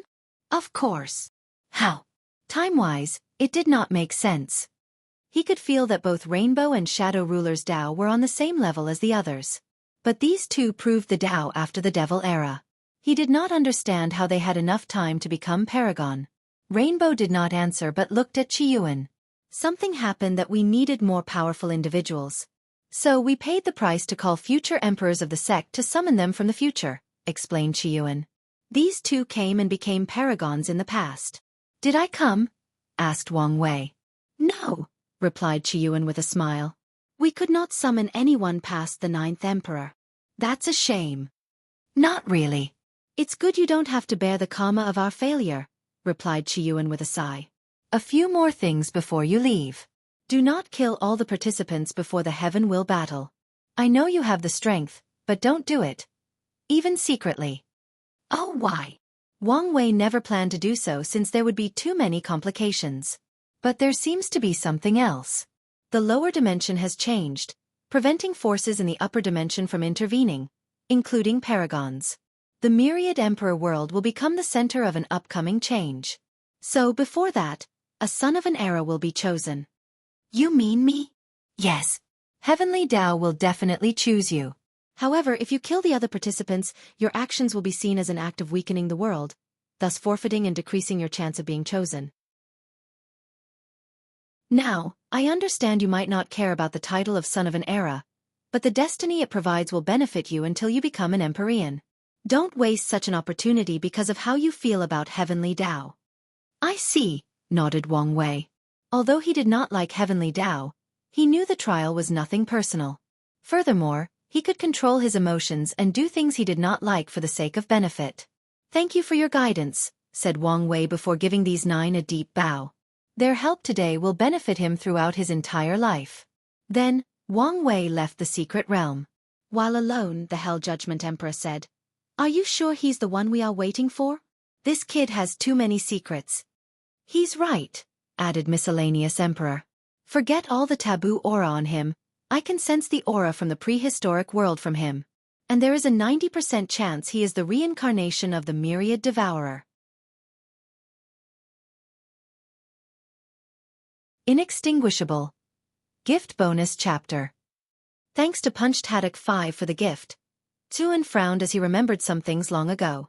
The prehistoric world was a unique, normal chaos world floating in primordial chaos. The special aspect of it was no individual could enter, no matter who it was. People could leave the world but not enter. Furthermore, an intense aura of taboo emanated from the prehistoric world. Many people knew one of the 13 taboos was inside, but no one knew what it was and why it was a taboo. As for Myriad Devour, it was also related to the prehistoric word. The entire primordial chaos was in turmoil during the Second Origin Battle. Then, a significant world collision occurred. Many source and normal chaos worlds clashed with the prehistoric world. This event was an anomaly that many people believed was artificially created. However, no one cared whether that was the truth because of the benefit of this event. The clash released a large quantity of world essence, a rare resource for people who wanted to cultivate a paragon soul or tier 12 soul. Many paragons and other powerful entities fought for the world's essence. Because of this event, many people reached the peak of the paragon realm because of the world essence, including Shadow Ruler and Rainbow. But not long afterward, a creature that was a massive accumulation of paragon soul quantity and quality appeared in primordial chaos. The creature had immense willpower and only used it as a form of battle. It did not have laws, Tao, bloodline, or any spells. Just pure willpower and spiritual power. The creature would devour anything weaker than it, including some tier 10 and 11 fiend gods and even many normal chaos worlds. Regarding strength, the creature was only on par with some of the weakest paragons, and barely at that. However, its willpower granted unimaginable protection. Moreover, a mysterious and mighty power protected the Myriad Devourer whenever someone more powerful tried to harm him. Many people feared the Myriad Devourer was an experiment from the prehistoric world to create the 14th taboo. Luckily, the creature disappeared one day, never showing up again. His past does not matter, said Qiyuan. What matters is he might be the one to show us the path forward. I agree, said Sword Empress. You're only saying that because of his relationship with Wu Hong, commented Battle Maniac. So, Qiyuan Emperor looked at Miscellaneous. Go hide all information about him. We don't want these parasites to notice his anomaly and become extreme in their attempt to get rid of him. Miscellaneous frowned before sighing. He looked at Wang Wei, that was flying toward his mansion. With a wave of his mind, he placed an invisible formation on him to hide his taboo auras. His connection to the prehistoric and even elevated the formation Wu Hong placed on his soul from an Empyrean level to the peak of the Paragon realm. He also left a way for Wang Wei to detect and control the formation once he became a great emperor. Once he was done, Miscellaneous Phantom became even more transparent. Are you all right? Asked Qiyuan. I'll survive. Qiyuan then looked at Sword Empress. How is your situation? I've stabilized my injury. But my strength has dropped to the Emperor realm, and it's the weakest 3rd class. Why do you sound so salty? Commented Battle Maniac. At least you're alive. Look at us. She ignored him. I bet she's salty. Wu Hong survived with Empyrean strength, said Ancient Desolate with laughter, forcing Sword Empress to stare at him with killing intent. Don't look at me. She must likely survive because she was both an inextinguishable paragon and a boundless one. If you had listened to me, tempered your body, and opened both Gate of Power and Flesh, you might have been in a better situation. Ancient Desolate never understood why these swordsmen refused to temper their bodies. The sword they loved so much was a metal weapon, a solid and hard object. So, wouldn't it make sense for them to temper their bodies to be like a sword, the very thing they admired and pursued with so much passion? Don't act up, said Qiyuan, preventing his little sister from throwing a temper tantrum. Wang Chong is correct. If there is something we've learned in the previous failure, if we want to take that step, we have to ensure our soul, body, and Tao reaches the pinnacle. The others nodded in agreement with him. Does that mean we have to open both gates? Asked Turtleshell. I don't think we have to go to this extreme. As long as we opened the Gate of Power and tempered our body to withstand Paragon strength, we should be all right, added Miscellaneous Emperor. That makes sense. How are things going? Qiyuan continued. I've gathered some resources for your revival, but things are going slow. What's the issue? Time Eater is hunting me down, she said with clenched teeth. He even cornered me once. The room quieted down before Ancient Desolate started laughing uncontrollably. That brat you almost killed after he confessed to you is hunting you down? How embarrassing. Ha! Time Eater was a paragon of their era, fascinated by the Sword Empress. However, she despised and almost killed him with her sword after he tried to pester her after a rejection. Unfortunately, he did not participate in the ultimate taboo and became one of the 7 parasites weakening the world today. Do you want to die? Said the Sword Empress, but Ancient Desolate did not care nor stop laughing. I'll kill him after I return to peak strength, she thought. Of course, she knew that would not be so easy, not because of a lack of trying. Ancient Desolate was an inextinguishable paragon, meaning he had all the life savings of a boundless paragon, and even methods the latter did not have. You wait. I've already taken your advice and started tempering my body. When you revive, I'll take my revenge for all the time you made fun of my weak fleshly body. Ancient Desolate shrugged his shoulder. He always thought she had wasted her potential by now tempering her body. He thought she would have learned her lesson after losing to Wu Hong by one move because of her fleshly body. But no.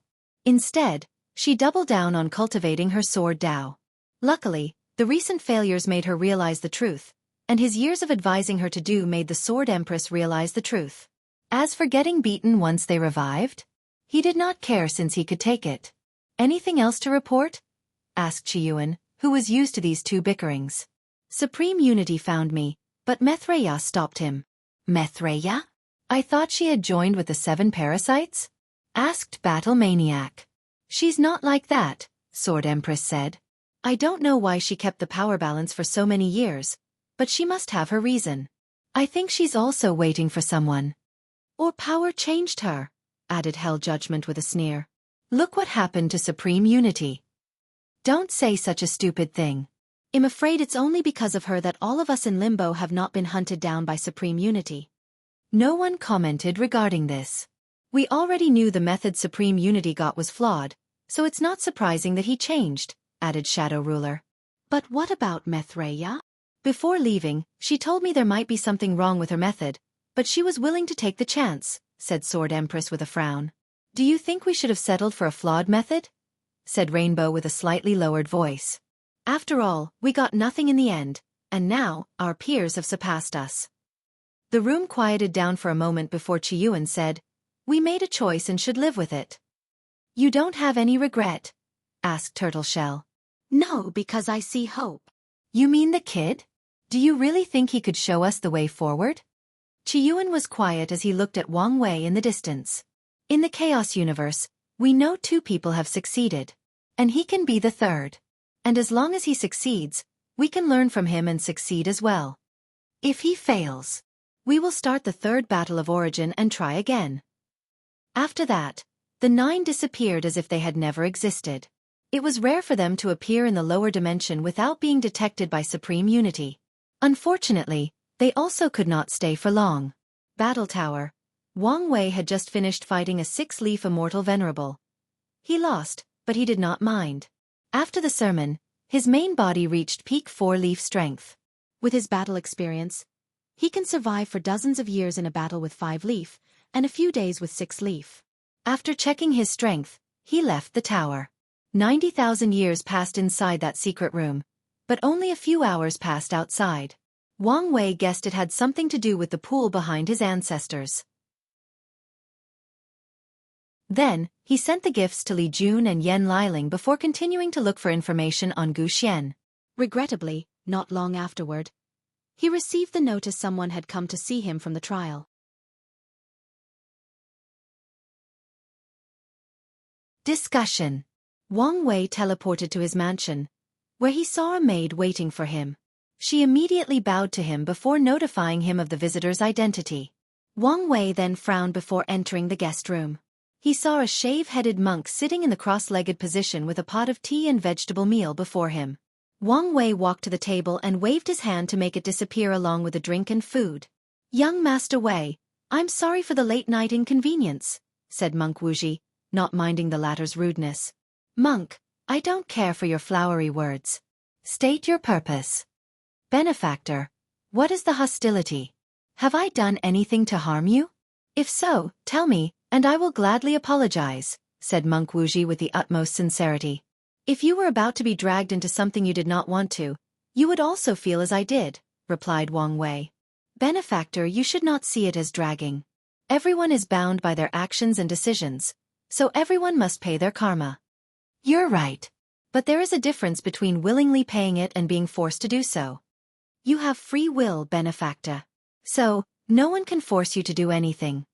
Do you genuinely believe that? Asked Wang Wei, staring deep into the monk's eyes. Does your word have weight, or are you just spewing nonsense to get what you want? Monk Wuxia began to sweat secretly after hearing this question. He could see an invisible comic balance dangling above his head. The balance prevented would determine his fate based on his reaction. If he lies, he will receive a backlash for lying and allowing his words to have no weight or significance. And if he told the truth, he would enter into a binding agreement where Wang Wei could decide not to intervene in the upcoming conflict and choose when to pay his karma. As such, Monk Wuxia felt like a few seconds was like an eternity. After swallowing a gulp of saliva, he recited some scriptures in his mind to calm down. I mean every word I said. As soon as he said these words, he sensed the balance disappearing, and the weight of the world vanished from his shoulder. Monk Wuxia also learned a valuable lesson from this encounter. Always minding his words before a karma master. Otherwise, they will be used against you. Is that so? In that case, I'm sorry for my rude behavior. It seems I misjudged your character, said Wang Wei, before returning the previously disappearing table, this time with even more food. This is one of the specialty dishes I've prepared specially for you. I'd like to think you've never eaten this before, but I could be wrong. So, enjoy. Monk Wuxia wanted to reject the offer. After all, as someone from the upper dimension, what great and unique food he had not tested. Especially for a man of his status. However, after smelling the unique fragrance of the meal, he decided not to be rude as a guest. So he took a bite, and the taste was heavenly. That's the only way he could describe it. Although the ingredients were not nearly as good as the ones he was used to, the combination, the spices, and the techniques used for the preparation were sublime. Furthermore, he had never tested this recipe before. Monk Wuxia then enjoyed himself. The only downgrade to the meal was the tea, as he considered it subpar. However, after taking out his tea, everything was perfect. Wang Wei had to admit his tea was nothing compared to the upper dimension. So, after exchanging the meal's recipe for some more tea, the two got along as they talked over the dinner. And when they finished a few hours later, they finally got to business.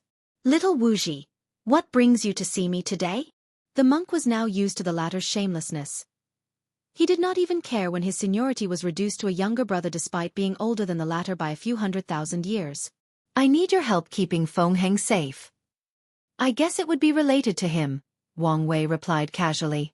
Does that mean Zhang Yuqing wants to eradicate him? Yes, and I cannot allow that to happen. I cannot directly help you, said Wang Wei.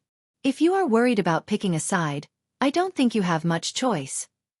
I'm fully aware of this. But there is a difference between active and passive participants. So you can help me but not directly, reiterated Monk Wuxia. So, how do you plan to help? I can promise to help spread Buddhism in the lower dimension. And if something happens to Feng Heng, I will officially take his place after proving the Tao. You can give me an honorary Buddha title or something to help me better lead the faction. Monk Wuxia pondered for a moment. He did not mind giving the latter an honorary title to lead the lower dimension Buddhism sect. He also did not mind the latter being the leader and controlling Buddhism in the lower dimension. Ultimately, he still had to ascend. And no matter what he did, the genuine leader of Buddhism will always be his master, Maitreya Mother Buddha. He only had one problem. Feng Heng cannot die. Oh, why is that? He is the key to breaking the absolute beginning magic. Once he dies, everything will go wrong. That's not an issue. After I have proven the Tao, I will break the absolute beginning magic. It does not matter. Feng Heng cannot die. Wang Wei squinted his eyes as countless thoughts rushed through his mind. He remembered some of the history lessons from Earth. After Buddhism arrived on the mainland from India, Taoism reinvented itself and included many concepts of Buddhism into its philosophies. And Buddhism was also reorganized to be more suited to the time and the ancient culture. Now, something similar was occurring in this world. Feng Heng's Neo-Buddhism was deeply ingrained with Taoist ideologies. Furthermore, he connected their Qi luck, making his new sect extremely precious. Once it spreads throughout the lower and upper dimensions, it will bring a fatal blow to Taoism. And as the linchpin of this new faction, Feng Heng's value was incalculable. I would not be surprised if the upper dimension prepared an alternative method for him to prove the Tao and become emperor. This idea was not too far-fetched if he could devise alternate methods to make someone a great emperor. After thinking for a moment, he asked, How powerful are you and Zhang Yuqing? Monk Wuxia did not answer. I know this is a sensitive topic, but I need to gauge your level of strength to determine if I'm getting over my head. After pondering for a moment, the monk decided to be honest. I have 7-leaf immortal venerable strength, and Zhang Yuqing has peaked 7-leaf to 8-leaf. 7-leaf? The only way to achieve such strength is through the 9-extremity foundation. Did you too fail your foundation establishment process? Monk Wuxia smiled wryly. There were some complications. Wang Wei could guess what the complications were. These two's masters intervened in their process of setting up the 9-extremity foundation, leading to their failures. I have another question, asked Wang Wei with squinted eyes. How do you know I have a 9-extremity foundation? What do you mean? The knowledge about 9-extremity is scarce in the lower dimension. Yet, you were not surprised when I mentioned the name. Monk Wuxia became quiet. Wang Wei did not think the latter thought he was simply knowledgeable. Did your master tell you about me? That's correct. Does that mean Zhang Yuqing also knows? My master has done her best to hide your information. However, there is a high chance he knows or guessed something. But, I'm not sure. Wang Wei frowned. His ancestors told him about the upper dimension's 7 rulers and 2 supreme rulers. They also hinted that these 2 might have transcended the Paragon realm. The Sword Empress even hinted that he should not be too reliant on Wu Hong since she cannot protect herself from these 2, let alone protect him. It seems like I owe Maitreya Buddha more karma than I thought Wang Wei, relieved for the protection and annoyed at being entangled so soon with all these almighty entities. What about Xiao Tiandi? How powerful is he? Did he succeed in the 9 Extremity Foundation? Him? From what I know, he did not even try it. Why? I do not know, replied the monk. He only knew it was a great sensation when the innate Tao Source Physique owner did not try to establish the best foundation for cultivation. So, you 2 are stronger than him? Well, not necessarily, replied the monk with slight embarrassment. Xiao Tiandi only has 6-leaf strength. However, he has mastered many secrets techniques that could elevate his power to 9-leaf and beyond. I'm sure you 2 have similar methods. It's not the same, replied the monk.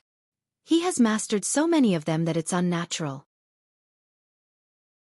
Furthermore, those secret techniques usually have a price to pay, but also mastered other secret techniques that negated the price. The monk smiled wryly, lost in thought. There is also a high chance he knows a secret technique that can nullify his opponent's secret technique. And if he does not, he can analyze and create one during battle. Anyway, we have never beaten him in battle.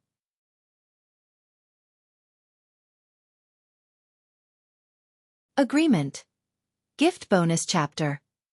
Thanks to Heaven Will Daoist, Daoist_brother_91, and Gorev_Harihara7759 for the gift.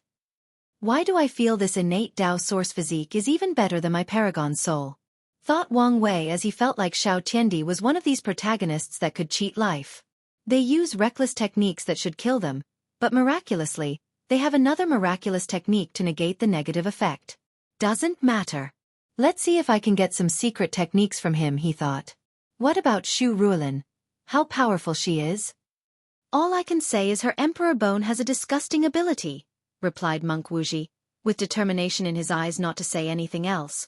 Wang Wei instantly could tell the monk was not happy with him leading the entire conversation. This was his way of wresting power. So, Wang Wei did not ask for any more information. He theorized that besides Xiao Tiandi and Xu Ruolin, the other upper-seeded players were not on par with Zhang Yuqing and the monk.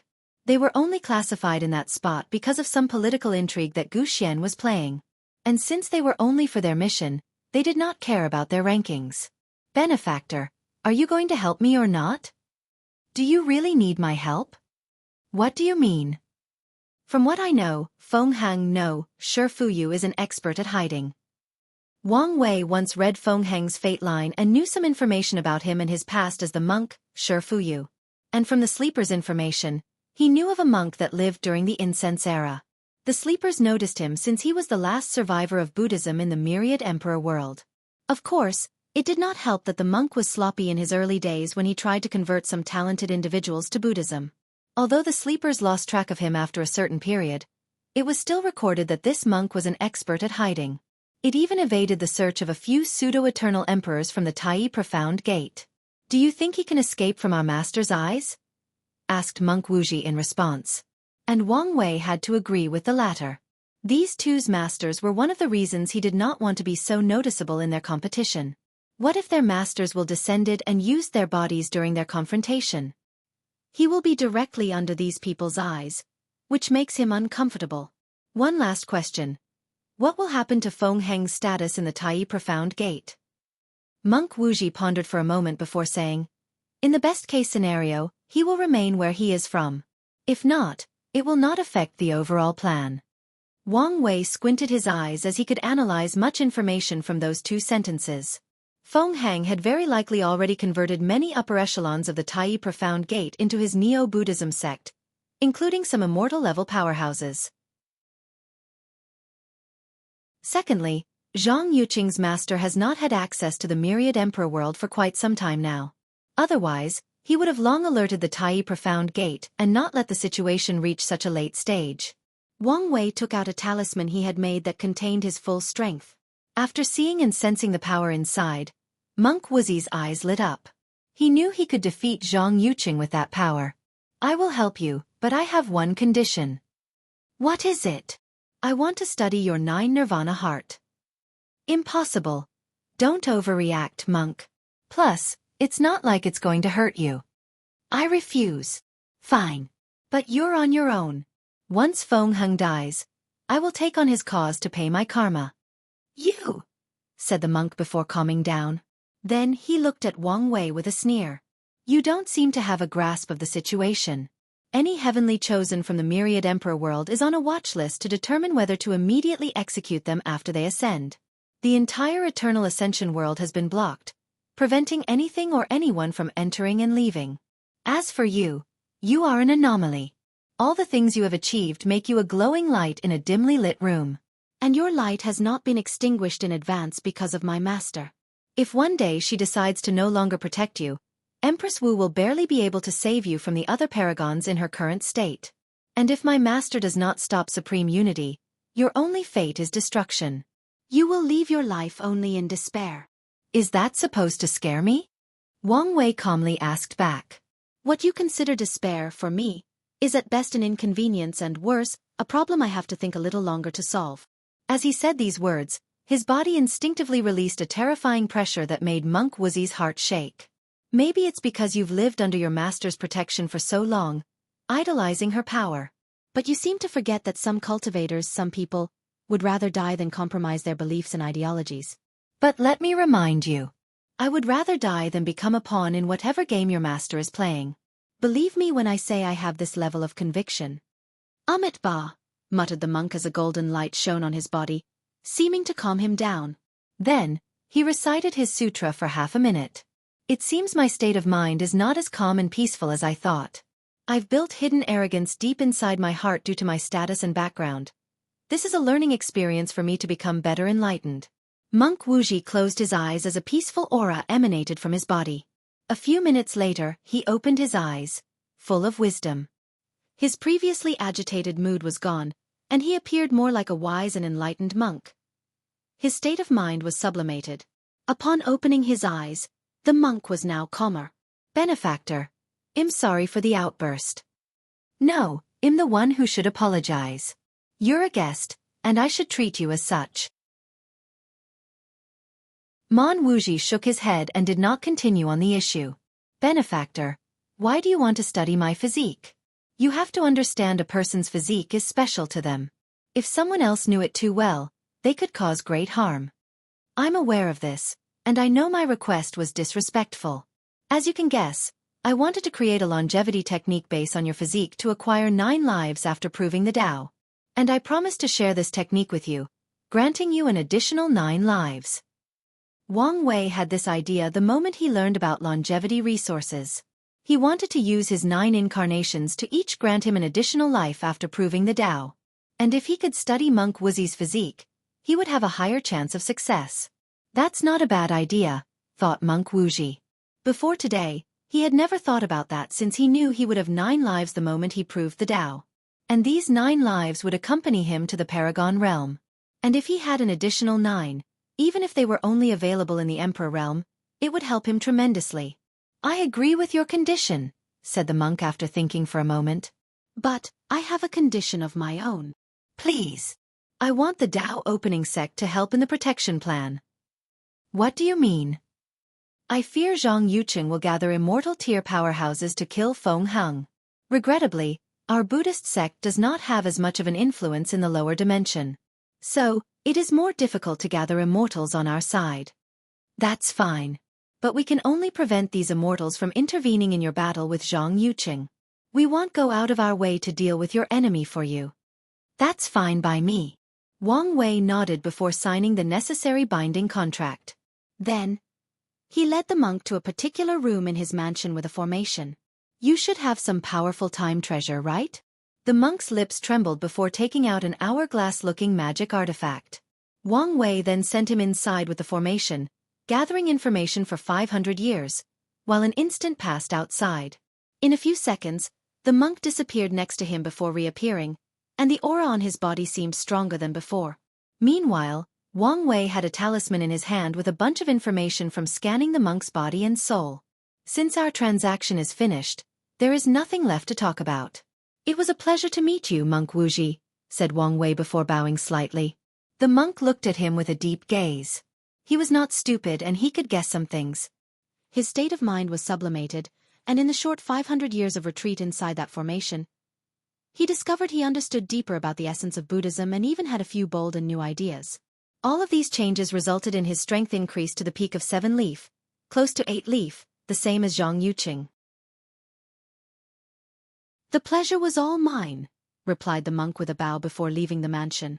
You've taken too great of a risk, said Wang Wuqing, who suddenly appeared. Calculated risks. If the ancestor did not tell me some information about the upper dimension situation, I would have used a less aggressive method. It's good you have thought things through properly. But, how about getting the sect involved in this battle? There is a high chance that betrayal is why Supreme Unity has not hunted down our ancestors in limbo. So, we have already picked a side. Wang Wuqing sighed out loud. These things were beginning to be above his weight class. So, he left to gather other people to enter this mess. All right, let's see if there were some actions in the middle of the night, muttered Wang Wei before activating the quantum arrays to spy on people.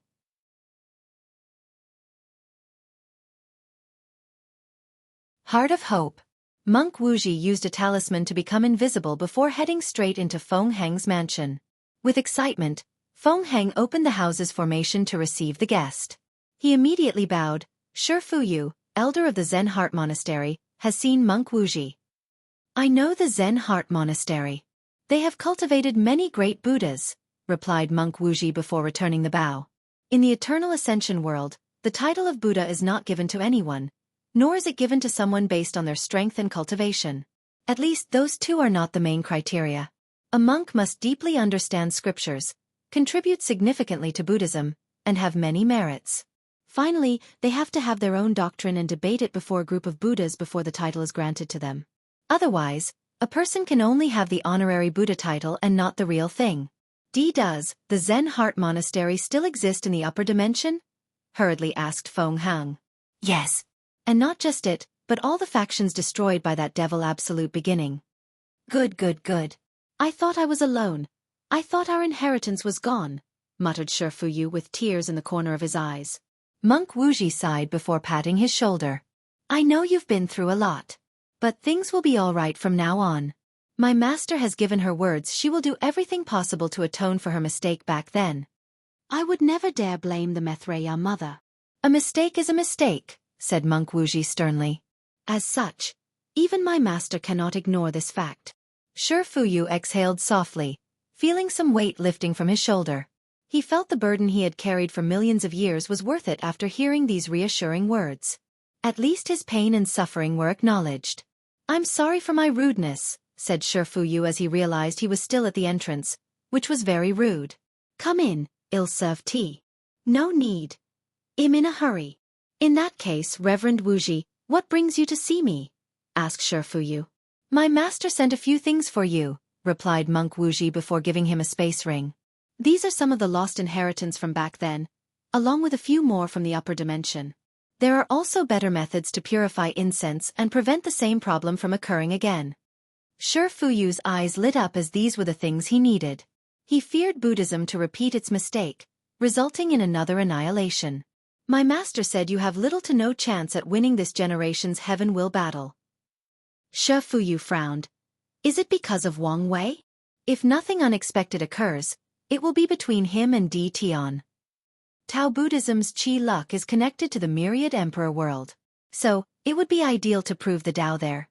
If I prove the Tao in otherworld communities, I might not be able to eradicate the absolute beginning magic completely.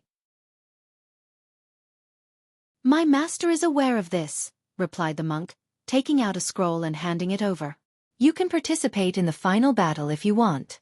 But, if all fails, this is your way out. Shifu looked at the scroll's title. Merit-Proving Tao Method. He quickly skimmed through it, his eyes becoming brighter with each page he read. Thank you. No need for formality. All you need is inside the space ring, added monk Wuxia. My master said Wang Wei will be a great ally, so try not to become enemies with him. Shifu raised his brow. I know you want Buddhism to rule the upcoming era. But that's not possible. We already had our turn, so we must wait a while again to maintain the universe's balance. But, haven't we paid enough? Yes, nodded monk Wuxia. Our destruction was a mistake in the first place. An anomaly. So, Heavenly Tao owes us and will aid in our revival. But, it cannot allow us to rule another era so soon. Shifu sighed in frustration. He had suspicions once he saw the glorious age of the myriad emperor world. Acquiring the yin-yang eyes required too many things to go right. And given how easy it was for him to create a flaw in the absolute beginning magic, he had suspicions that something was helping him. Of course, Shifu did underestimate his efforts and contributions. Last thing, said monk Wuxia. Zhang Yuqing will definitely try to kill you. So, during this time, stay in your mansion behind the formations. The monk sighed aloud. The best course of action was to hide inside the western pure bliss land. However, I doubt Zhang Yuqing will give you a chance. Reverend, I can help you. You are not his opponent. So, there is no need to risk your life. That may be so, but I still have the heart of hope. Shifu could live for long because the Buddhist sect blessed them with the hopes of the entire sect. This was the heart of hope. This blessing granted him many abilities, including pseudo-immortality, increased comprehension, and expert hiding methods. However, he also sacrificed it for battle strength. Don't waste such a precious thing, hurriedly said monk Wuxia. While proving the Tao, if you fail short of becoming an eternal emperor, you can use it to ask Heavenly Tao for help to give you a final push. Heavenly Tao owes the lower dimension of Buddhism a great karma since it was destroyed because of a miscalculation. As such, Shifu can use the Heart of Hope to ask Heavenly Tao for help to become an eternal emperor. I understand, replied Shifu. Monk Wuxia nodded. Once everything is over, your main job is to quietly spread Buddhism as far as possible in the endless void. Shifu escorted the monk out with a smile, and once he was alone, a sharp look appeared in his eyes. He looked at the scroll again before looking at a large number of purple spheres inside the space ring. If I can prove the Tao and use this merit method, I will be one of the most powerful Buddhas the lower dimension has ever seen. Only with such strength can I properly lead Buddhism. Although he admired the Maitreya, Feng Hung had his ambitions and goals. As such, he was unwilling to give up on the heaven will battle so easily. As for the lack of strength, sometimes, absolute strength does not determine the final victor. So, he went to rest, planning for the future. He decided to be cautious and stay in his mansion until the people from the upper dimension left. Wang Wei's mansion. Through the quantum array, he saw monk Wuxia sneaking into Feng Heng's mansion. He also saw the recording of Su Shi and Hua Fenghuang's visit. It was easy to guess Su Shi's motive because she was obsessed with her husband's revival. Regarding Hua Fenghuang, her motive could be many. So Wang Wei closed his eyes, connected to the karma thread he had on her, and divined some information. Bloodline? She wanted his bloodline? He thought. It seems the negotiation did not go as planned. Regrettably, this was all the information he could gather since Ao Tianyi seemed to have some weird power protecting him. Nevertheless, he was satisfied. Nonetheless, he was satisfied with the information he got. He felt it would be a few days before the situation with the oath was resolved. So, he decided to use this time to increase his strength. He went to his space-time incarnation to enter a quick retreat. Using the primordial star essence from his ancestor and the human mushroom, he finally opened all 269 million acupoints, and his true power Tao realm strength reached 33 primordial dragon force. Wang Wei clenched his hand as he sensed the surge of power flowing through his veins. According to his calculations, he had 6-leaf immortal venerable strength if he used all his might, including domain and soul.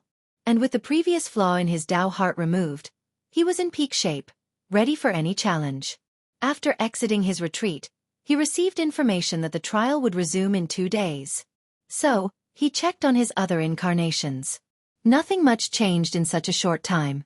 However, the Fate incarnation finally created the method for establishing the spiritual foundation/Fate Palace.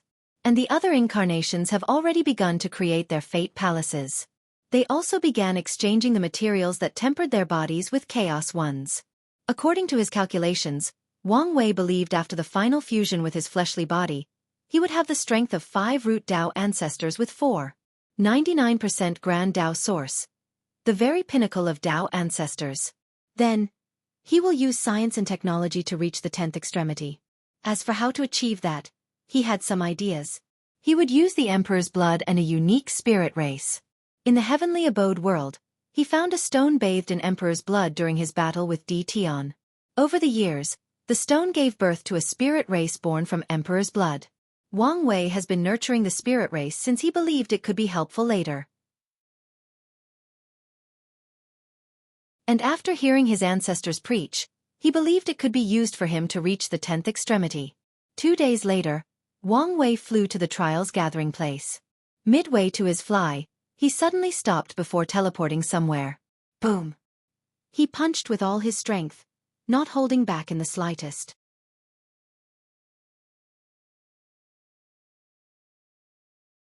Bloodline battle. Wang Wei frowned as he looked at the crater he had created. He felt he had hit something, but at the same time, it was as if he had hit nothing but air. Moreover, he did not find a single drop of blood. This hooded figure is interesting, he thought as he tried to divine and calculate some information based on the interaction. However, the end result was disappointing. He then spread his divine sense in all directions, trying to find the hooded figure or any clues for that matter. Many people looked at him strangely. They saw him attack someone, but no one could remember who he attacked. And no one thought it was an anomaly that cultivators as powerful as them could not remember someone. A few seconds later, some people even believed Wang Wei was taking out his anger for unknown reasons. Gone, thought Wang Wei, shaking his head and flying to his position. Lord Spirit showed up not long after with the usual smile on her face. It was as if the previous thing had never occurred. We have taken your concerns into account and have solved the problem, Lord Spirit said directly before looking at the upper-seated players. Then, Xiao Tiandi stood up begrudgingly and said, Grand Dao above, I, Xiao Tiandi, swore to compete fairly in the competition. And if something happened to me, my sect and anyone related to me would not seek revenge, directly or indirectly. If I fail to keep my word, I will die a horrible death. As soon as he said these words, a purple lotus appeared from the sky, turning into a scroll with words written on them. Then, it entered Xiao Tiandi's sea of consciousness. Meanwhile, Wang Wei frowned as he had already seen the flaw in this oath. If the faction of these geniuses decided to abandon them, they would be the ones paying the price. Their faction won't pay any consequences. However, he decided not to say anything since he knew of the change currently taking place in the lower dimension. As long as these factions could not readily interfere with him, everything else did not matter. Wang Wei then looked at Tong Ruobing, who was looking at him. He knew she also detected the loophole and wondered if I would do anything about it. So, he only smiled mysteriously, knowing she would probably overthink his action. After Xiao Tenai swore their oath, others did the same, including Monk Wuxia and Zhang Yuqing. And none of them were happy about the situation. A few even gave Wang Wei dirty looks, but he did not care. Now that everyone has been dealt with, we can proceed with the combat aspect of the trial. Who will be the first challenger? No one said anything for a moment before someone took the first step. Oh, Lady Hua. Excellent. Who do you want to challenge? Lord Spirit said. Ao Tiani, she replied succinctly. Excellent choice. Young Master Aoi, if you don't mind? Instead of replying, Ao Tiani frowned. Why can she challenge me? She's not even a seeded player. Those are the rules of the trial. So, please accept the challenge. Ao Tiani smacked his lips before flying in the air, and Hua Fenghuang followed him, staring at him from a distance of a dozen meters. She wanted his bloodline and would do anything to acquire it, even using force. Of course, Hua Fenghuang had her confidence. Although she performed mediocre during the entire trial, she had a valid reason. All 5 of her sacred beast bloodlines were not perfectly fused yet. And each time she perfected a fusion, she would receive some form of nourishment and drastically increase her strength. Now, she perfected all 5 bloodlines, bringing her power to another level. However, she could feel that the dragon bloodline was not on par with the others, affecting the balance. So, she wanted to fix the issue as soon as possible. Let's test things first, Hua Fenghuang thought before rushing toward her opponent and punching him. Ao Tianyi sneered as he returned the attack.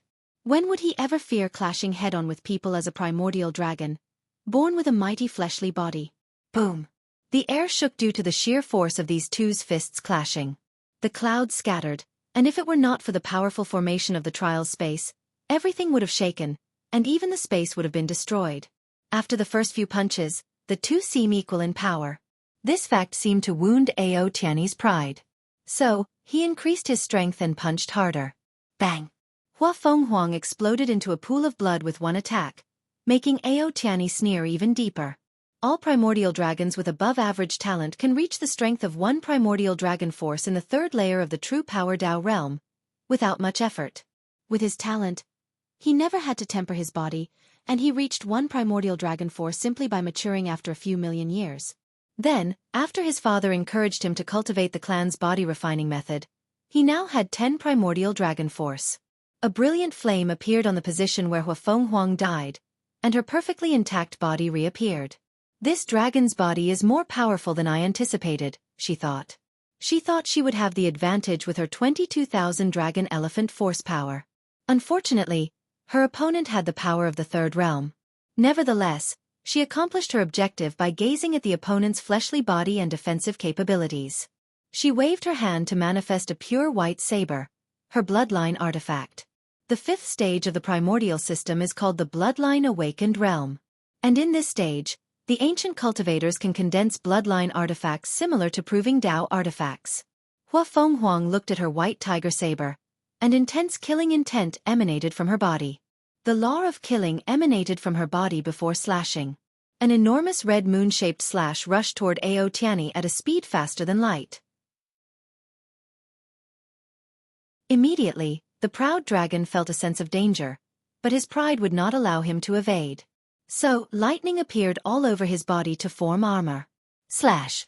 Ao Tianyi frowned as he rapidly analyzed what had occurred. The attack passed through his armor before leaving a wound a few centimeters deep. His scale skin did not protect him.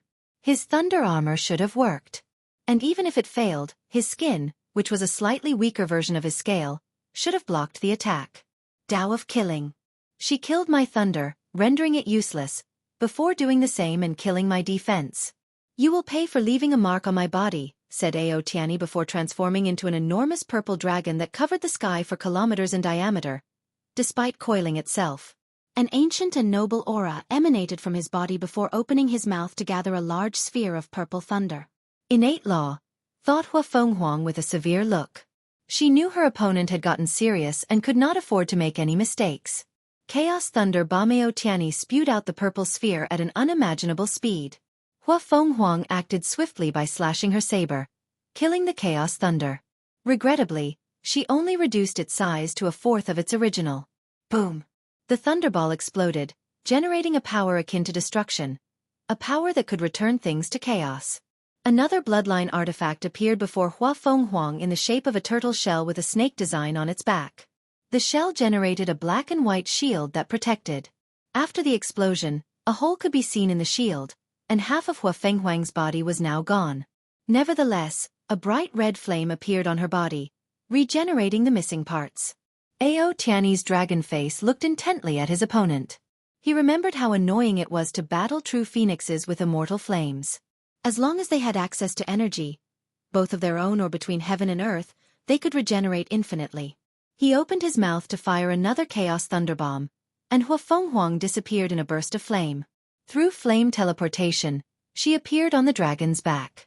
However, the latter seemed to have anticipated this move as trees instantly sprouted from his back. The branches immediately went to capture Hua Fenghuang, who tried to evade. Unfortunately, a tree branch caught her foot. She immediately felt she could not teleport, and the tree absorbed her vitality. Furthermore, it also seemed to be rapidly sealing her regeneration abilities. Hua Fenghuang did not panic. Instead, she generated an intense flame. According to 5 elements generating theory, wood fuels fire. So, she wanted to use the trees to fuel her fire and destroy them. Unfortunately, She quickly learned that they were not ordinary wood, as her immortal flame only burned small parts, having little to no effect. Meanwhile, Ao Tianyi was not surprised. His wood attribute was the yellow qi wood. The yellow qi tree was one of the first trees in existence, capable of holding and nourishing all things in existence. With his unique yellow qi wood innate law that had a special, he could do many things with the tree. Hua Fenghuang's mind worked rapidly, knowing she needed a powerful attack to escape this situation. So, she acted decisively.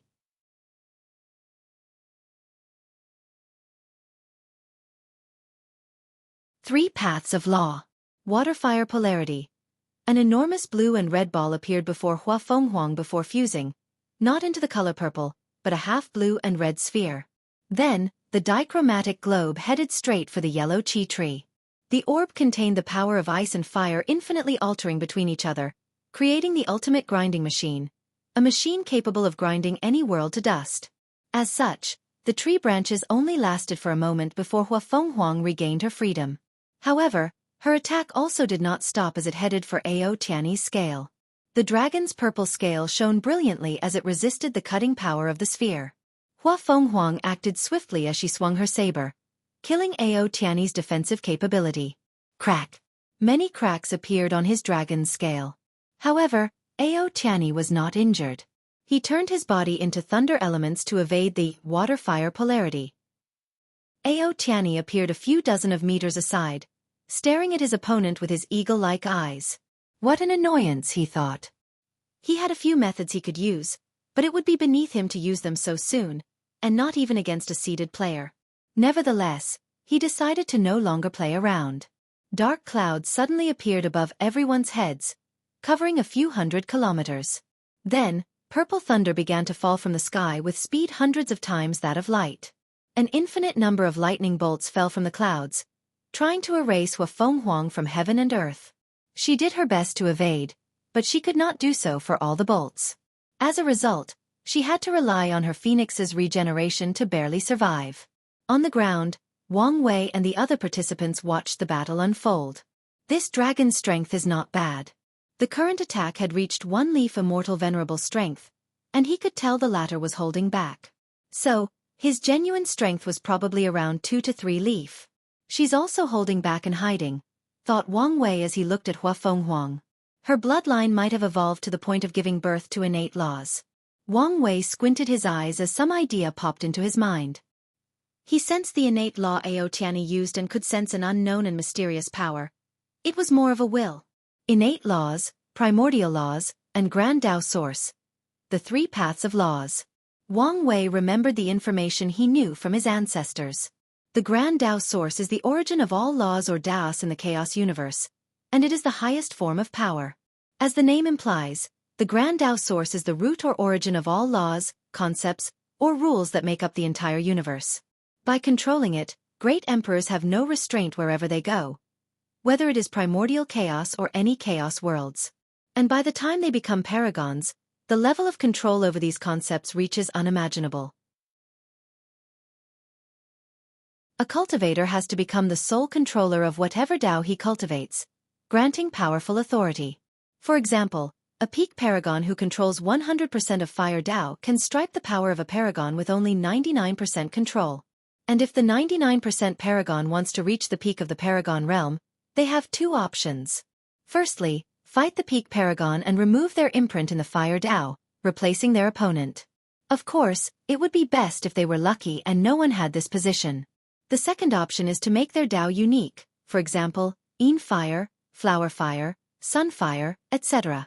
In this situation, the peak fire paragon could only reduce the 99% fire paragon strength and not completely remove their control. With a unique Tao, the 99% fire paragon would essentially create a new grand Tao source of Yin fire or flower fire. At the beginning of the chaos universe, there were only 3,800 grand Tao sources, consistent with the 3,800 primary Taos. But, with the rise of cultivators, an infinite number of new sources appeared, blooming the universe into prosperity. Nevertheless, the paragons who controlled primary Taos had a vital position in the entire universe. So many people fought for their spot. As the controller of the root of all laws, emperors should be the most powerful and noble beings in existence, thought Wang Wei. However, the universe placed restrictions on them for balance. The power of order flashed in his eyes as he entered a state of enlightenment. Innate life forms follow the heavenly Tao path. Heavenly Tao boosted their innate laws. This is the reason many of them were on par with great emperors. However, as soon as an innate life form enters primordial chaos, they lose that boost. The same goes for fiend gods. They follow the primordial Tao path, and their primordial laws are boosted by primordial chaos itself. If they leave, their laws are also weakened. Great emperors follow the grand Tao path, comprehending the source and not being affected by the environment. Another way for the universe to maintain balance is to grant fiend gods and innate demon gods stronger fleshly bodies, allowing them to compete with the grand Tao path. As Wang Wei entered this deep state of enlightenment, he could see how the chaos universe developed when after its birth. He could see how these three paths were distinct, mutually exclusive. However, as time passed, life in the universe began to merge and evolve. Innate demon gods and fiend gods proved the Tao and walked the grand Tao path, while emperors began to temper their bodies to be on par with these blessed races. Under normal circumstances, these three paths should be a pyramid. After walking in the heavenly Tao path, a cultivator should evolve into the primordial Tao path before eventually comprehending the Tao source. However, the heaven will created a shortcut that allowed cultivators to skip all the other paths. Its existence is a form of disorder. Yin-yang, balance, disorder and order. The heaven will's existence allowed for the rapid development of the universe's inhabitants without grave consequences. And the habitants' development benefits the universe, creating a positive change and development cycle. The Choice universe's strict order, rulers, and balance make one wonder if its creation was artificial or natural, thought Wang Wei as he ended his enlightenment. He felt his mind clear as he sublimated his spirit. Although his strength did not improve much, Wang Wei did not mind. Order and disorder laws had many benefits since they allowed him to understand the universe and its operation better. And every time he does so, it becomes easier for him to divine or calculate information, easier to see and comprehend laws. It becomes easier to achieve his goal of attaining absolute freedom. Wang Wei could also feel that understanding the chaos universe would benefit him greatly in the future. Wang Wei sensed something and looked opposite him when he saw Xiao Qiandi looking at him with one eye. Interesting. He covered his enlightenment to not alert anyone, but the opponent detected something, even though Chu Luo right next to him did not do so. The innate grand source physique, the ultimate physique of the grand Tao path. Wang Wei glanced at him before looking back at the fight. He could tell the outcome would soon be determined. Hua Fenghuang looked haggard and pale. She had regenerated too many times and reached her limit. If it was not for her willpower, dying or coming close to death so many times would have affected most cultivators. Nevertheless, she persevered as her plans finally succeeded. The law of luck flashed on her body, and Ao Tianyi made a mistake out of nowhere. His control of thunder laws caused a small backlash to his body and injured him. Hua Fenghuang acted swiftly as she used her slaughter law, directly linking to Ao Tianyi's heart. Swish! An enormous beating heart appeared before her. Without hesitation, she took a void-breaking talisman and disappeared from the trial. "My heart!" roared the dragon, his anger uncontrollable. He turned back to his human form with two horns, except he had a gaping hole in his chest. Without hesitation, he took a few pills from his space ring to swallow them. In an instant, the gaping hole disappeared, and his heart regenerated. However, the dragon was furious beyond describable words. His first instinct was to call his Tao protector to go after Hua Fenghuang, but he remembered his oath. So, he decided to go after her himself. However, he remembered his father's words on the importance of this task. Ao Tianyi's face then twisted in strange ways for the next few seconds. He wanted to get his revenge, but he also knew what to prioritize. Ultimately, he controlled himself to focus on his task. He looked at the seated players with red eyes. Then, he glanced at Lord Spirit. "Since she ran away, is this considered my victory?" "That's correct. Can I challenge people now?" "If you wish." "Second seat, I challenge you." Wang Wei smiled. "Little dragon, are you sure you want to make this mistake? Don't waste my time, and watch your tongue when speaking to me." "He. As you wish. Anyway, I also want a dragon heart."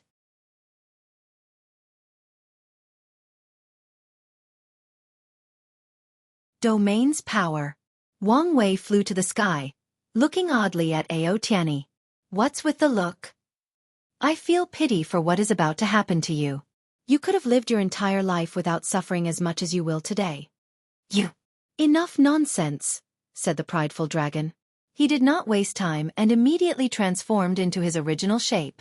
Meanwhile, Wang Wei instantly deployed his domain, assuming control of the surrounding. Then, he received a divine hint and used his mother's darkness power to isolate the sight of everyone watching this battle. He even installed many formations inside the domain to prevent other forms of spying. As such, the participants on the ground can only see a massive sphere of darkness covering thousands of kilometers in the sky. Many people with eye-secret techniques tried their best to see if they could see through the darkness. Unfortunately, even Xiao Tiandi could not see anything inside. Of course, he also did not try much. After his first attempt failed, he gave up using other methods. As for Ao Tianyi, he frowned after sensing he was in a domain. He immediately used the technique of law oscillation to make his innate laws vibrate and resonate with the surrounding, effectively rendering domains useless to him. Regrettably, Ao Tianyi soon discovered his method was useless. His technique did not even weaken the effect of the domain. Interesting, muttered Wang Wei. He had never seen this technique before. He wondered if it was unique to the upper dimension or if some other cultivation system that did not have domains also had it. Most people will use domain to combat domain or use brute force to break them. Maybe the primordial system had such a method, but it was lost to history, rapidly thought Wang Wei.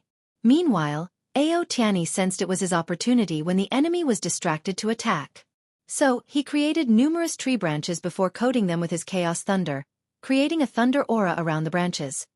This attack was the perfect combination of his two innate laws.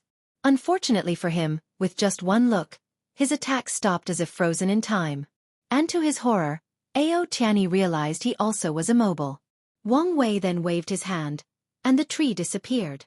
There are so many ways I could end this battle, Wang Wei said. For example, death. As soon as he said this word, a dark aura suddenly enveloped Ao Tianyi, and he could feel his body begin to decay. His scale became as thin and fragile as a piece of wood.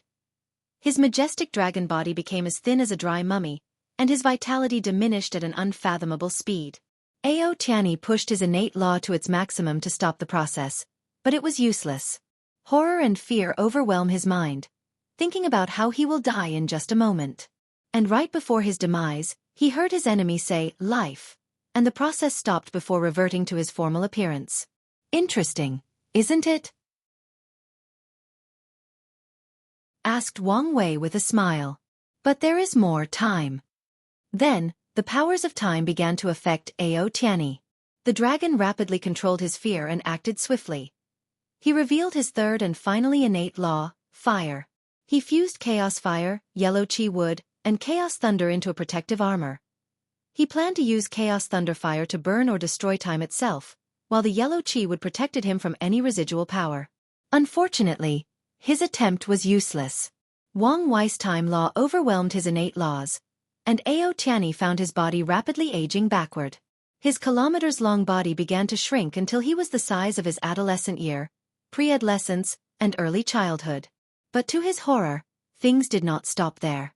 Under that power, he eventually returned to the egg stage of his development while retaining his memories and consciousness. While inside that egg, all vulnerable and powerless, Ao Tianyi could feel he would cease to exist with a thought from his opponent. He would turn into a state as if he was never born. Wang Wei snapped his finger, reverting the dragon to his original state. However, Ao Tianyi could not move, simply out of fear. Wang Wei slowly flew before the dragon while talking. Domains are horrifying when the power gap between two people is overwhelming. Wang Wei stood in front of the dragon's eyebrow between his two deer horns. He slowly raised his hand to touch it, and Ao Tianyi jerked his head back. At least, he tried to. However, when he saw the cold stare Wang Wei gave him, the overwhelming fear once again flooded his mind, rendering him immobile. This was not a technique or the power of the domain, it was pure fear. Wang Wei calmly placed his hand on the dragon's forehead and pulled out a phantom version of Ao Tianyi. It was his soul. Under Wang Wei's control, the soul quickly shrunk until it was the size of his palm. "Let's see what is in your memory," he muttered as he reviewed the dragon's life. From his time as an egg to the present, Ao Tianyi has lived over 100 million years, and Wang Wei skimmed through them rapidly. He learned many things about the upper dimension in greater detail. However, there were many powerful seals in Ao Tianyi's memories, some of which he did not dare approach. Wang Wei frowned as he was not satisfied with the cultivation techniques he got from the latter's memories. He wanted some secret techniques that were truly powerful or unique. Let's try something else, he thought before a small black and white wheel appeared next to the dragon's soul. The wheel rotated as it shone on the soul, and with each rotation, Ao Tianyi underwent reincarnation or samsara. Through repeated reincarnations, Wang Wei wanted to wash away the seals in the latter's memories. My experiments failed, he thought after forcing Ao Tianyi to undergo hundreds of reincarnations in just a few seconds. He wanted to know if he could use this method to wash away karma. And his method succeeded. Unfortunately, an unknown power acted and stopped his actions. So, Wang Wei guessed Heavenly Tao would not allow a mortal to wash away karma for people through this method since such power is only allowed by great emperors. Another experiment he tried was to see if this technique could help others go through the orthodox path of the Nine Extremity Foundation. However, this part did not work even a little bit.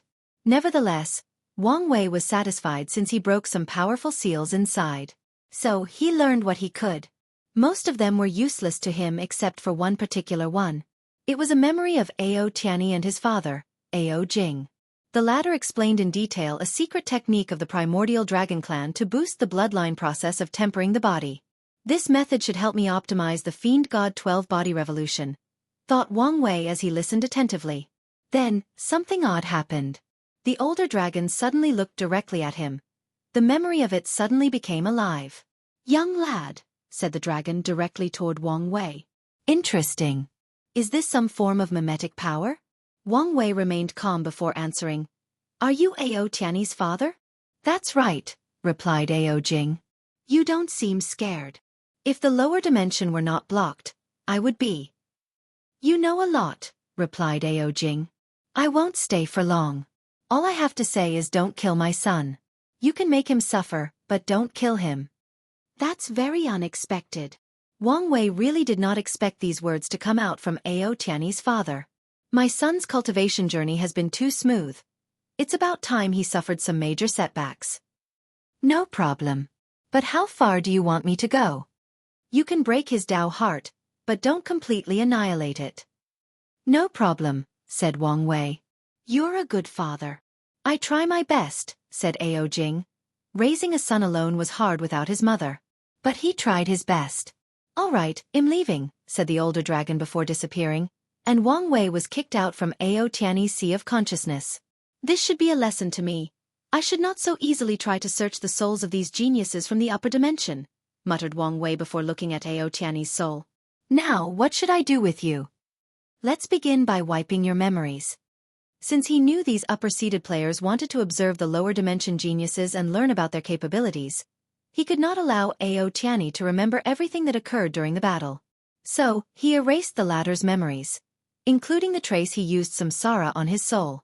He even placed a method on the latter's soul in case someone tried to use the power of time to see Ao Tianyi's past memories. He used counter-divination methods and counter-yang calculations, then sealed and removed all traces that he had modified the latter's memories. Of course, he left the trace of searching through Ao Tianyi's soul since his father already knew. "Well, all these methods might be useless against some of these powerful cultivators," muttered Wang Wei as he realized a problem. Then, he shrugged as there was nothing he could do about that. It was now too late, and there was nothing he could do to fix this problem. After all, no matter how clever he was powerless before the might and method of a paragon. In that case, let's just leave it to luck. Wang Wei knew he was a lucky individual, so it was not a problem to rely on it. Furthermore, even if it did not work, the only consequence was his existence would be known to the 7 parasites sooner than later. So, he placed Ao Tianyi's soul back into his body. I should probably give them some information as a misdirection. It could help with the situation. After coming up with his plan, he decided to have a brief fight with Ao Tianyi, revealing some of his strength or hidden trump cards. Plus, I also need to torment this man, break his mind and Tao heart so his great father can fix him.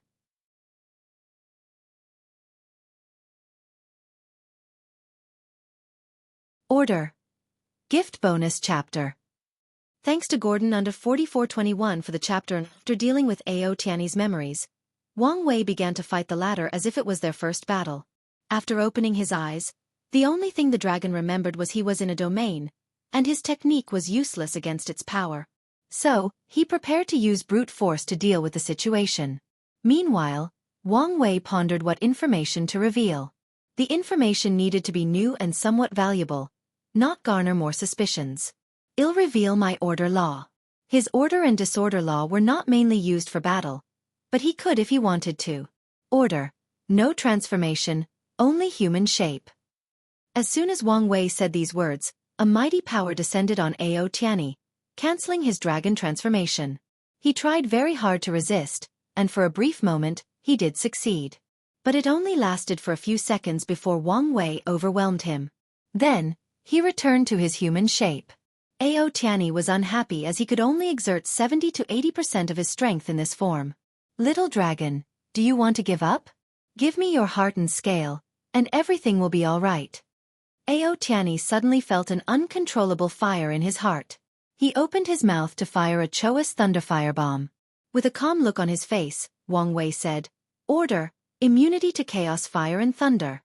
Boom! The attack hit on him, generating a powerful explosion.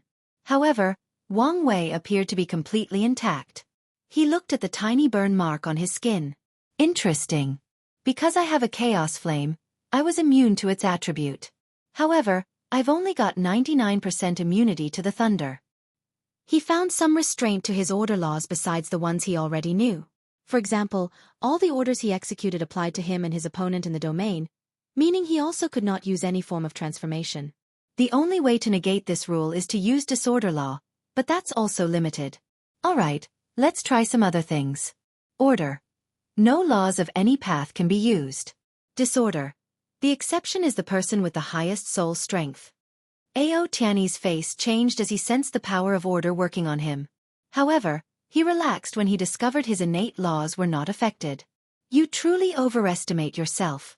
How could a mortal affect innate laws that heaven and earth itself bless? I see, muttered Wang Wei, ignoring his words. Innate laws are unique, and if I want to affect them, a price of equal values is needed. Order. Law banning. Disorder. Highest soul power as exception. Price. Divine punishment thunder. Instantly, Ao Tianyi felt he lost control of his innate laws. The power of order sealed them. Meanwhile, Wang Wei felt he could not use the divine punishment thunder sealed inside his body. No, no, no. Impossible, roared Ao Tianyi as he tried everything possible to eliminate the restriction. Secret technique. Bloodline burning. A terrifying power came deep inside his body, drastically increasing his aura. Ao Tianyi's strength reached the beginning of Immortal Venerable 3-leaf in an instant. And with newfound power, he tried removing the restriction on him. Your blood is too valuable, so this cannot be allowed, said Wang Wei. Order. No secret techniques. Dang. Ao Tianyi's technique ceased to work, and his power dropped to 1 leaf. A look of despair appeared on his face. He had lost many battles before, especially before his bloodline became mature. However, this was the first time he felt so powerless when dealing with an opponent. It was like he was nothing but an ant whose fate and destiny was out of its control. He hated the feeling to the core. Order. Only the fleshly body can be used in this battle. Disorder. After one clash, the person with the strongest body will be the only one capable of using it. So, little dragon, are you ready? Asked Wang Wei with a smile that seemed devious and terrifying to Ao Tianyi. He bit the tip of his tongue to use the pain to overcome his trembling heart. He gathered all the strength of his fleshly body before rushing toward his opponent. He knew the latter was powerful from the information he had collected. However, he still had a chance. After all, as a chaos life form, he was born gifted with a strong body. Boom. Crack. Ao Tianyi's arm twisted behind him in an odd and terrifying manner. He did not scream or even wince in pain. However, he looked defeated, like someone whose worldview was shattered. And as he sensed the power in his body leave, the sense of despair he felt skyrocketed. You had no chance from the beginning, commented Wang Wei. Although the confrontation appeared fair, it was not. When Wang Wei prevented the use of transformation, Ao Tianyi could only use 80% of his power. The argument could be made that he was also at a loss since he could not use the ancient desolate transformation. However, his transformation boosted his strength, while the dragon form was Ao Tianyi's natural body. Labeling it as a transformation was a technical loophole. Wang Wei knew these techniques, rules, or restraints of order law were the advantage of this law. If used correctly, he can make the environment benefit him while weakening his opponent. Of course, once he meets an opponent on equal ground as him, the power of order would not be as absolute. But he had already thought of other ways to use it. For example, applying the order rules only to himself and not involved. For example, he would allow his domain to only work on him, use order to boost his attacks or spells and do a bunch of other things. It could even be used as a defensive measure. Wang Wei looked Ao Tianyi directly in the eyes. How does it feel to be as helpless as a mortal? I could crush you as easily as an ant in your current state. Shut up, yelled Ao Tianyi. Don't worry. I'll make sure you will never forget this day. Don't. My father will not let you get away with this. Have you forgotten the oath you took? Ao Tianyi's face became pale. He also remembered that his father could not descend into the lower dimension to save him. Do you remember what I said I would do you the first time we met? By now, Ao Tianyi's face had lost all colors. Your scale, heart, muscle, blood, and flesh are precious. And I want them all, Wang Wei said calmly in a soft voice. Now I cannot kill you, so I will need some help to help you regenerate the body parts I'm going to take. Do you understand what I'm getting at? Ao Tianyi looked at him with a blank look on his face, not capable of answering. Wang Wei secretly shook his head. This genius state of mind was worse than he anticipated. Although he has been using intimidation and his soul power to elicit fear into him, he did not expect him to crumble so easily. Let me be more direct. I do not want to use my resources to heal you. So, hand over your space ring. Do not make me use drastic measures to get it myself. Ao Tianyi then subconsciously handed his space ring, even deactivating the seal to allow Wang Wei to access the contents inside. Then, Wang Wei did as he said. He took the dragon's scale, muscles, heart, bones, blood, and a big piece of his flesh to cook later. During the process, Ao Tianyi was alive and felt everything. Wang Wei wanted to use the pills inside the latter space ring to help regenerate these body parts. However, he quickly discovered he had never seen any of these pills before and decided to keep them for himself to study. So, he used the ones he had instead. As for the reassure inside, he did not take them because he could sense some powerful marks on them. They most likely belonged to the primordial dragon race in the upper dimension. He did not want to complicate the situation by forcing the dragon race to abandon Ao Tianyi as they tried to regain their precious treasure. Finally, Wang Wei looked at Ao Tianyi with a look of horror and despair. The man looked like he had experienced indescribable horrors.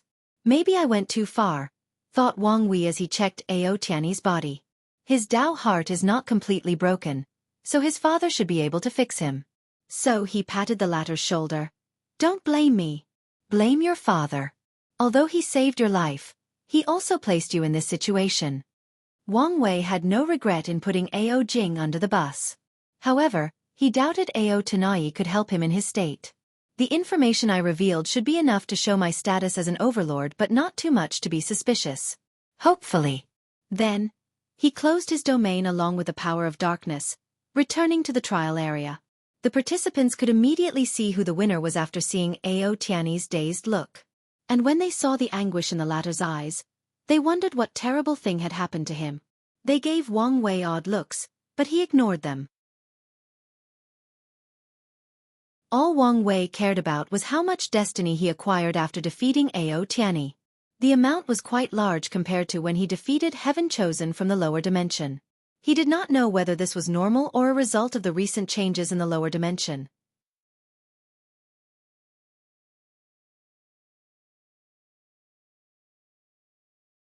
Sword will clash. Wang Wei flew to his seat while ignoring the weird gaze of everybody else. However, as soon as he sat down, Tong Ruobing asked him, "You didn't really take his scale, blood, muscle and heart, did you?" She remembered the conversation on the first day. And based on what she knew about Wang Wei, it would not be below him to do so. "You sly wench, "Don't accuse me of doing such horrible things," replied Wang Wei with righteousness. "He's only like that because I placed on some powerful illusion." Tong Ruobing sneered. She watched the fight he had with Ji Song and how he essentially cooked the latter in a fit of rage. As such, he would never underestimate this man's cruelty. His behavior of hiding his fight is weird, she thought. Could it be he did not want others to know what he did to the dragon, or is there another reason he wants to hide? Tong Ruobing decided to wait and observe. Although she wanted to test her strength in comparison to these upper-seeded players and acquire some destiny and luck in the process, she also did not want to drag her faction into some conflict beyond their means. And since she had already detected the loophole in the Dao Oath, Tong Ruobing wanted to be more careful. Maybe this trial's inheritance was not worth all the effort. Anyways, during this trial, she has benefited greatly. Her soul mutated, allowing her to use the power of the origin talisman better. Immortal child Xianxia was fidgeting inside despite her calm exterior. She did not have the guts to fight any of these geniuses, even with the oath. Her parents were only two loose cultivators lucky enough to be blessed by a great emperor and achieve immortality. Although she appeared noble due to her birth, her background was the worst among all the people present. With her dad's death, her background was further reduced. Maybe I should finally join a sect. Her parents have always been proud of the idea of cultivating a mighty loose cultivator emperor. So, she never joined any factions despite always being hunted. Xianxia had her pride as a loose cultivator. However, after seeing the participants, she understood the benefit of a powerful faction. It was not just about resources but protection and guidance. If she were from a renowned emperor lineage, her mother would not always have to hide and run. No, there is no need for a faction. My father and mother are proud of being loose cultivators, and I will make them happy by proving the Tao is one, she thought with determination. However, she also realized she had little chance of winning this inheritance, unless something extraordinary happened in the last mysterious trial section. And without the inheritance, she had no chance of proving the Tao in her world community. The only option left for her was to go to a weaker world community and prove the Tao. But she did not want to do it. Maybe I can ask the final winner to owe them some karma. Light race great emperors had a higher threshold for the number of people they could wash away for. So she was precious. And if that did not work, she could promise the final winner with her position for immortal venerables and Tao ancestors, thus increasing their factions. It's decided. Let's do that. Jianghu Hua remained composed, her thoughts only known to her. Although she also wanted to take a bite of Ao Tianyi and get her hands on her bloodline, she did not dare. Her father was on the upper dimension, and she did not know how he was doing. She did not want to take any actions that could affect or place him in danger. So, she decided just to watch how things unfolded. Ao Tianyi took his seat with a dazed look. He immediately lowered his head, not daring to look at the opposite side or Wang Wei. Then Lord Spirit spoke. Who is the next challenger? Are you going to challenge Zhang Yucheng? Asked Wang Wei through divine sense. How do you know? You're a swordsman. So, of course you would challenge him. I guess that makes sense. But what do you want? I want to warn you that you are not his opponent. If you want to challenge him, I recommend doing a pure swordsmanship test. Wang Wei estimated Ji Lanfang's strength at the peak of one leaf immortal venerable. And this was not his limit. The latter was only tier 8 like him, and by the time he reached a realm similar to Quasi-Emperor, his power should reach 3 leaf. But even then, he would not be Zhang Yucheng's opponent. The swordsman frowned for a moment, pondering. He took a big gulp from his gourd before saying, I want to challenge the Taoist priest. Young Master Ji, are you sure? Asked Zhang Yucheng. I know I may not be your opponent. So, let's do a battle in the way of the sword. That's fine by me, replied the young Taoist priest as he flew to the sky, and the drunk swordsman followed him. My myriad sword soul physique allows me to learn and use many different sword wills, Zhang Yucheng said as he took out a black and white sword. I've fought and defeated many swordsmen. I've learned from them until I surpassed them. Are you implying I will be the same? Zhang Yucheng only smiled in response. Ji Lanfang shook his head at his opponent's remark. He took out his own sword, which was completely dark with no designs. It appeared like a normal sword forged by a mortal blacksmith with mediocre abilities. My sword will is about speed. I believe speed is absolute, and absolute speed is the ultimate path of the sword. Zhang Yuqing shook his head as he did not like these pure swordsmen. Let's begin with something common. Gold sword will. Gold is the embodiment of sharpness in the 5 elements, hence a favorite Tao cultivated by many swordsmen. Zhang Yuqing swung his sword to create a moon-shaped slash. However, he did not use any energy, fleshly body, spiritual strength, or laws. The slash was the physical manifestation of his sword Tao understanding, the representation of his sword will. Ji Lanfang's eyes lit up after seeing the attack. Not bad. But not good enough. He swung his sword to generate his sword will. His slash easily destroyed his opponent before continuing to Zhang Yuqing. What a fast sword. Let's test something else. Earth sword will. The new slash he created easily blocked Ji Lanfang's attack. Swordsmen are considered the ultimate attackers. Yet, the basic sword moves contained parrying or defending. I do not understand why so many of you are so obsessed with attacks when defending is also a part of the sword. Good question. And the answer is simple. The sword is a weapon for killing, commented Ji Lanfang before attacking again, this time even faster. Endless void, a secret realm. A hooded individual suddenly appeared before coughing off blood in his hand. I thought I overestimated his ability, but I was still wrong. How can a man who reached such height be defined by common logic? He blamed himself for not being more careful. Although the hooded person knew the reason for his detection was probably because he was too confident in his hiding method and because he could not control his emotions, he should not have spent so much time staring at the young Fate Domination Emperor. This is a warning to me. I've prepared for so long, so I should control my emotions and not make such a mistake. The hooded shadow knew this was the opportunity he's been waiting for. The Empress was not with the young Fate Domination Emperor, and the lower dimension of this Choas world was not blocked, preventing outside interference. So, after swallowing a few pills, he headed to a house nearby. Inside a secret room, he activated a formation. A few seconds later, dozens of shadowy figures appeared, with no appearances. Avenger, what do you want? It's almost time to act, replied the hooded figure named Avenger. Already? It's only been 10,000 years. I don't care about that, said one of the figures. What about the things you promised us? I will give you another quarter. What about the remaining half? You can get it after you kill the target, replied Avenger. Then, he continued in a harsh voice. Do your best according to the contract. If not, you know the price you'll pay. Since you have delivered, we will also keep our end of the bargain. That's good. Remember the plan. Be swift and use all your strength. Do not give him time to brief, let alone think or talk. You're worrying too much. Avenger internally sneered. Only he knew how powerful this man would one day become. And with his intelligence, as long as he has less than a nanosecond to think, he will find a way out of any situation. If you want the remaining reward, do as I said. Whatever you say. Then, all the figures dispersed as if they had never existed.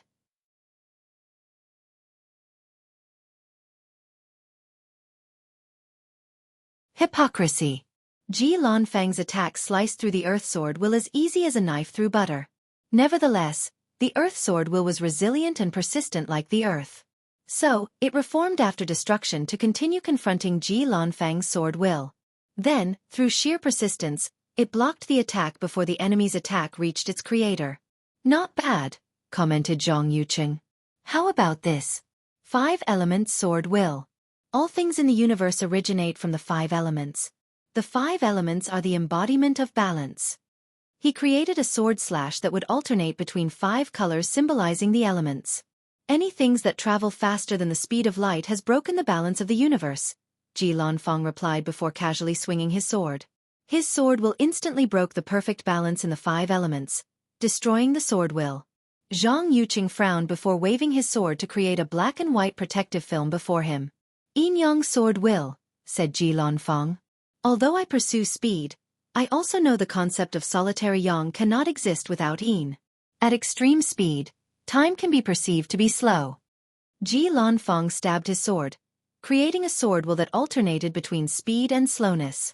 When the stab touched the yin-yang protective shield, it also broke the balance of yin and yang before heading toward Zhang Yuqing. The young Taoist priest squinted his eyes before using a blood-red slash to cancel Ji Lanfang's sword will. Then, he became serious as he knew this battle would not be as easy as he thought. Try this slaughter sword will. Zhang Yuqing created a second blood-red slash. And when everyone laid eyes on it, they could see a vision of a young swordsman who spent his entire life on the battlefield. The young swordsman killed and killed to temper his swordsmanship. It did not matter whether it was humans, demons, gods, or devils. Everyone and everything felt at his sword, including his friends and family. The only thing the swordsman cared about was tempering his slaughter sword will. The number of lives in his hand was simply incalculable. At some point, he did not care to calculate. A fast sword could prevent slaughter and save lives, said Ji Lanfang. His attack then created a vision of another swordsman in blue. The swordsman appeared before the slaughterer swordsman and cut off his head before he began his mass killing. So, his attack once again defeated Zhang Yuqing's sword will.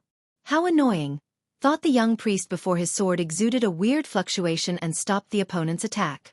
I met a swordsman who believed that the sword was not the best tool for cutting, said Zhang Yuqing with a composed face. He believed space was the ultimate cutting tool. Try his space-cutting sword will. As he swung his sword, he bent the space around in the form of a moon-shaped slash.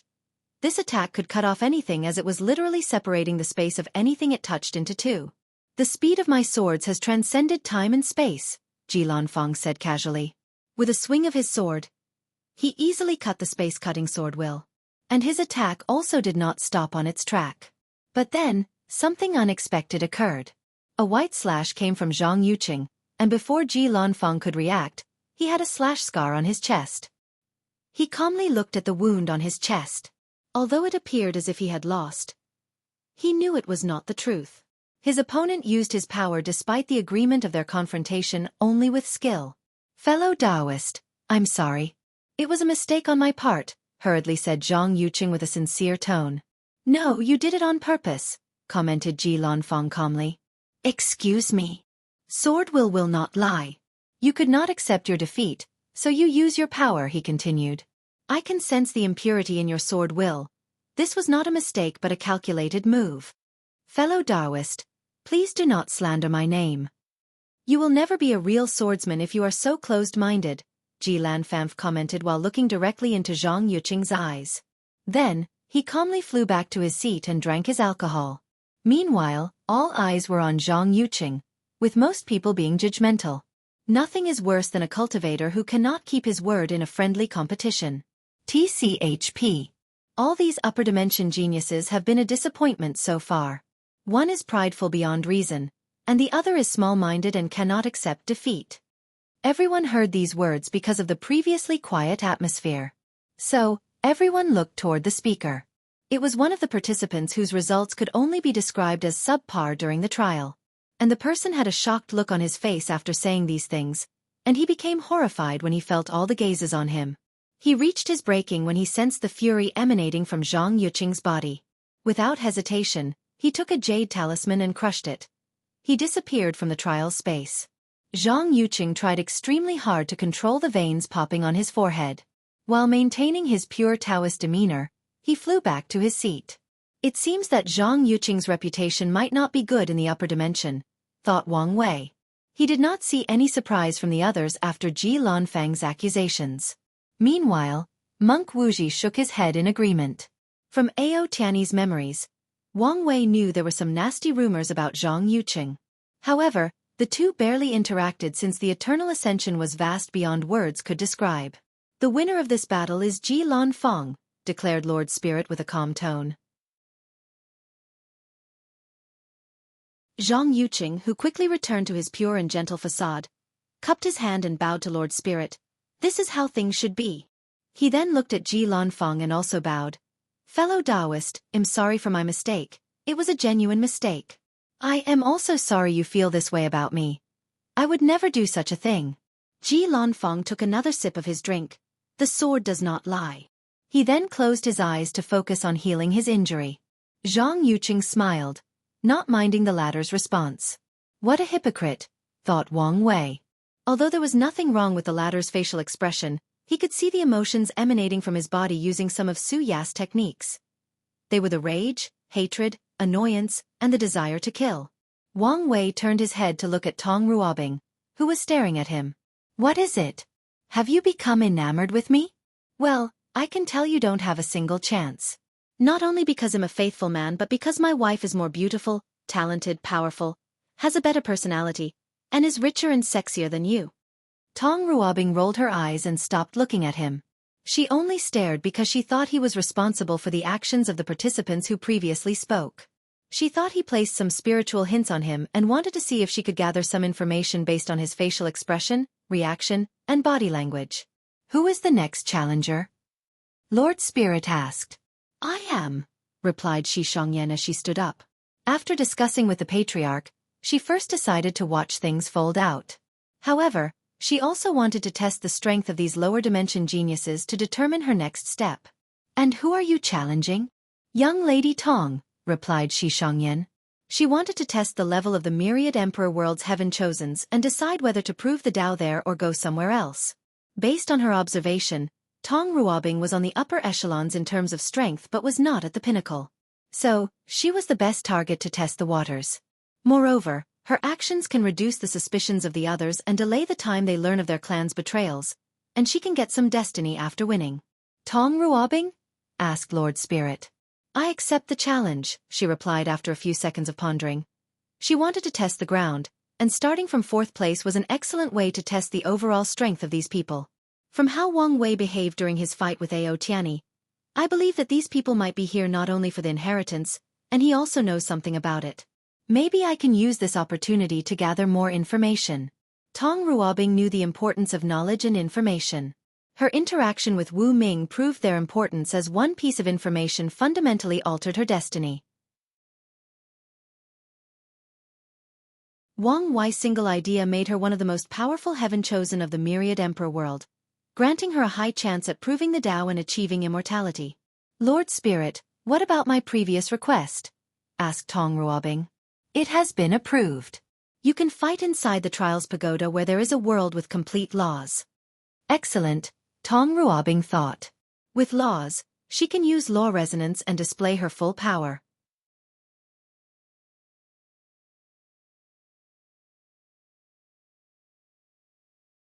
Mortal and Immortal Qi. Tong Ruobing and Xianxia entered the pagoda for their battles. A projection appeared in the middle of the participants for them to witness everything. These two found themselves floating above a large plain with mountains and forests in the distance. There were no houses or living habitats, only endless vivid green. They stared at each for a moment, gathering their auras and momentum. Then, Xianxia went on the offensive. She waved her to manifest millions of enormous galaxies. Then, she dropped them on her opponent. That attack, thought Tong Ruobing. I did not sense any laws. It's pure energy. It should be star qi? Tong Ruobing pointed at the fallen galaxies and used a decomposition talisman. Her talisman resonated with the laws of this world before activating. It tried to decompose the attack and revert it to its original qi form. Unfortunately, she failed. So, Tong Ruobing quickly used another talisman with a frown. Swallowing talisman, a small rune appeared before Tong Ruobing. Then, it swallowed all the galaxies in a matter of seconds. However, she was not out of danger yet. As soon as she dealt with the galaxies, Tong Ruobing detected her surroundings had changed. On the left side were millions of black spheres, and the other had the same quantity of white spheres. Black and white hole, she thought. And she was correct. The left side had a powerful gravitational pull that wanted to swallow her. Meanwhile, the right side had an equally powerful gravitational push that wanted to squash her into puree fruit. As the person caught in the middle, the feeling of constantly being pushed and pulled by a powerful force was a nightmare. So, Tong Ruobing acted swiftly. Gravity-canceling talisman, she used an instant talisman to cancel the gravitational power of both black and white holes. However, she also went on the offensive. Energy-suppressing talisman. Tong Ruobing noticed the enemy only used pure qi/energy attacks. And all her spells were abnormally powerful. As such, she concluded that there was a 70% chance she was a pure energy cultivator. It would make sense, given Xianxia's identity as a celestial race. Of course, there is also the 20% chance she hid her law power as a trump card. However, if that was the case, Tong Ruobing determined this battle might be harder than anticipated based on how powerful her qi spells were. As for the remaining 10%, it was possible that her chi attacks were more powerful than even her laws, so she only used them for battle. Although this conclusion appeared logical, there were some truths behind it. Pure energy systems were weaker than law ones because they usually created third-class emperors. Laws and Daos were subsets of the Grand Dao source. As such, cultivators usually comprehend them before in preparation for understanding their Grand Dao source. However, pure Qi cultivators do not have this opportunity. After acquiring the Heaven Will, they skip directly to comprehend the Grand Dao source, creating many third-class emperors. In the Endless Void's history, only one individual became an eternal emperor from a pure energy cultivation system. A strange force field emanated from Tong Rubing's talisman before surrounding Xianxia, and the field could limit her control and power of her qi. However, she only sneered in response. Xianxia pointed two finders toward her opponent. Then, her qi changed from the previous star attribute to a space. Space compression spell immediately. Tong Ruobing felt the space around begin to compress her into a biscuit. She could tell she could not run away or teleport from this attack. She immediately used a space-twisting talisman to take back control of the surrounding space. Unfortunately, she only temporarily delayed the spell's effect. Something is wrong. Her spells are too powerful. She focused on the battle without the time to properly analyze the situation being this anomaly, and using law resonance to create space-related talismans cannot reach its full potential of space laws, unless Tong Ruobing was willing to comprehend space as one of her secondary laws. And she has not done so. She has to use alternative methods to boost her talisman's powers. She waved her hand to manifest 9 more space-twisting talismans. Subsequently, she used a high-level technique for professions: synchronization. Using many of the same talismans, Tong Ruobing confused them to boost their strength through great control. So, as the 9 talismans in the shape of yellow papers with runes floated before her, they vibrated, linked through a green line before fusing into one. Boom! Space cracks appeared around Tong Ruobing as she broke free from the spell. With deep eyes, she said, "You're a young emperor.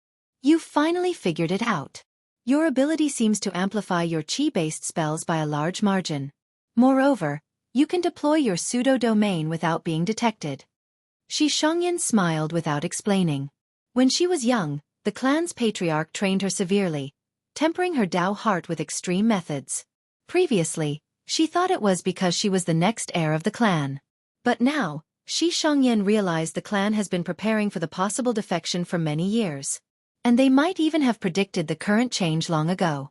With how long the celestial race has existed in its background, she would not be surprised if they had some extraordinary method to predict the upcoming changes in the eternal Ascension world. And she even guessed many people were also preparing. This woman is very talented. Using synchronization of talismans with space attributes is a feat few mortals could achieve back home. Synchronization was a high-level skill, but there were also levels of difficulty. For example, it was thousands of times harder to use synchronization on space attribute talisman than on a fire one. I need to get serious. Secret technique. Qi sealing Xianxia clapped her hands, and immediately afterward, Tong Rubing's face changed. She discovered she had lost control of the origin essence inside her divine sea. She immediately activated the energy control talisman inside her divine sea to regain control of her energy. "It's useless," commented Xianxia. "Unless you have better or equal energy control as me, you cannot break this technique." Tong Ruobing did not believe her as her mind functioned rapidly to find a countermeasure. Then, a mysterious will came from her body to block and protect her divine sea. "Duyi realm? I can do the same," thought Xianxia. She activated her Duyi realm to boost her secret technique and counter Tong Rubing's Duyi realm. The celestial race has an advantage over others when entering the Duyi realm. Most cultivation system has some form of energy gathering stage. So, as long as they can create a unique qi in that realm, they can enter the Duyi realm. Of course, Heavenly Dao placed restraints on them. The qi they created must meet a certain standard before achieving Duyi. Nevertheless, it is way easier for members of the celestial race to enter compared to ordinary cultivators or other powerful races. After weakening her opponent, Xianxia went for the finishing move. Destruction Qi Beam. A dark purple beam flew out of her finger, traveling with incredible speed toward Tong Ruobing, who quickly reacted. Although she lost control of her origin essence, she still had spiritual power which she could use to control her law. Tong Ruobing then created millions of defensive talismans and synchronized them. Unlike powerful attributes like space, where she is limited by the number of talismans she can synchronize, she had little to no limit on ordinary talismans like defensive ones. Unfortunately, despite creating the ultimate shield, the beam passed through it before stopping 1 inch in front of her heart. Tong Ruobing sighed. I lost. Xianxia then cancelled her attack. Your celestial race is truly blessed. Indeed. The celestial race is considered one of the most blessed races from Tier 1 to 10 in the cultivation journey. Their races can use many powerful qi to supplement their battle prowess. They can even control qi that is based on supreme outlaws like destruction qi or creation qi. And they do not have to pass the outlaw trial by controlling these qis. Many people believed if the celestial race could convert their mortal qi into immortal qi, they would truly be an unmatched race. Unfortunately, this was impossible. Xianxia could not elevate her destruction qi into a higher form of immortal qi. She had to search for it in the source qi space like everyone else. Some mortal qi do not even have an immortal counterpart. As such, it will become useless after she proves the Tao. Additionally, if she did not prove the Tao and only cultivated destruction qi, no laws, and tried to prove the Tao with destruction grand Tao source, she would have to undergo a terrible heavenly tribulation with a 9,999% chance of death. A few of her clans tried to use this loophole to control supreme or outlaw Daos, and they all died under the tribulation.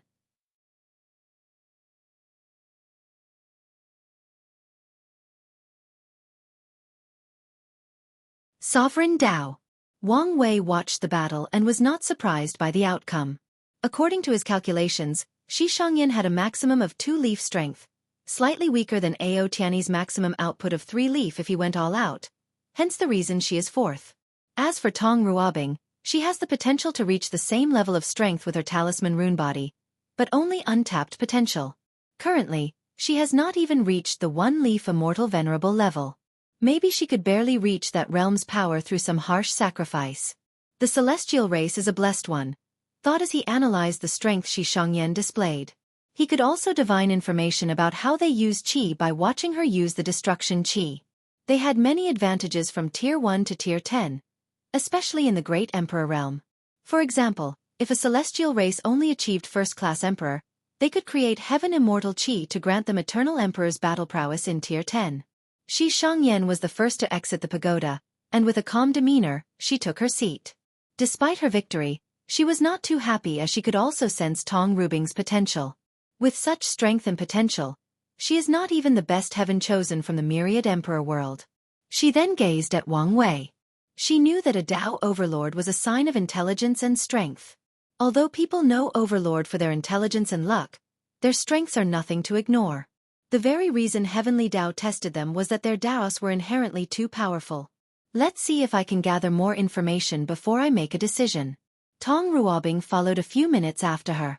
And as soon as she exited the pagoda, Mu Lei flew to her. Young Lady Tong, are you all right? Do you need any help? No need since I was not injured, she replied with a brilliant smile. But I do appreciate the offer. As long as you are okay. Tong Ruobing briefly chatted with Mu Lei before returning to her seat, waiting for the next competition. I need to increase my strength.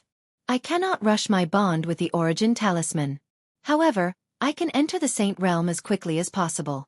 With a domain, my strength should reach another level. Who is coming next? Asked Lord Spirit with a slightly raised voice, obviously elated by the battle prowess displayed so far. I want to challenge, said Shi Ruolin. And my opponent is you, she declared as she pointed. I refused, replied Wang Wei. Why? She asked in a pampering manner as if she was wronged. I've been in the spotlight too much. Challenge someone else. As he said that, his head shook to point to Chu Luo next to him, while his face showed he was not doing anything. Fine, I challenge number 1 over there. You are not my opponent, Chu Luo said calmly. He, an arrogant one. Do you accept my challenge or not? Asked Shi Ruolin. As you wish, said Chu Luo before flying to the sky. Wang Wei wanted to warn him not to reveal his 9-extremity foundation but stopped himself.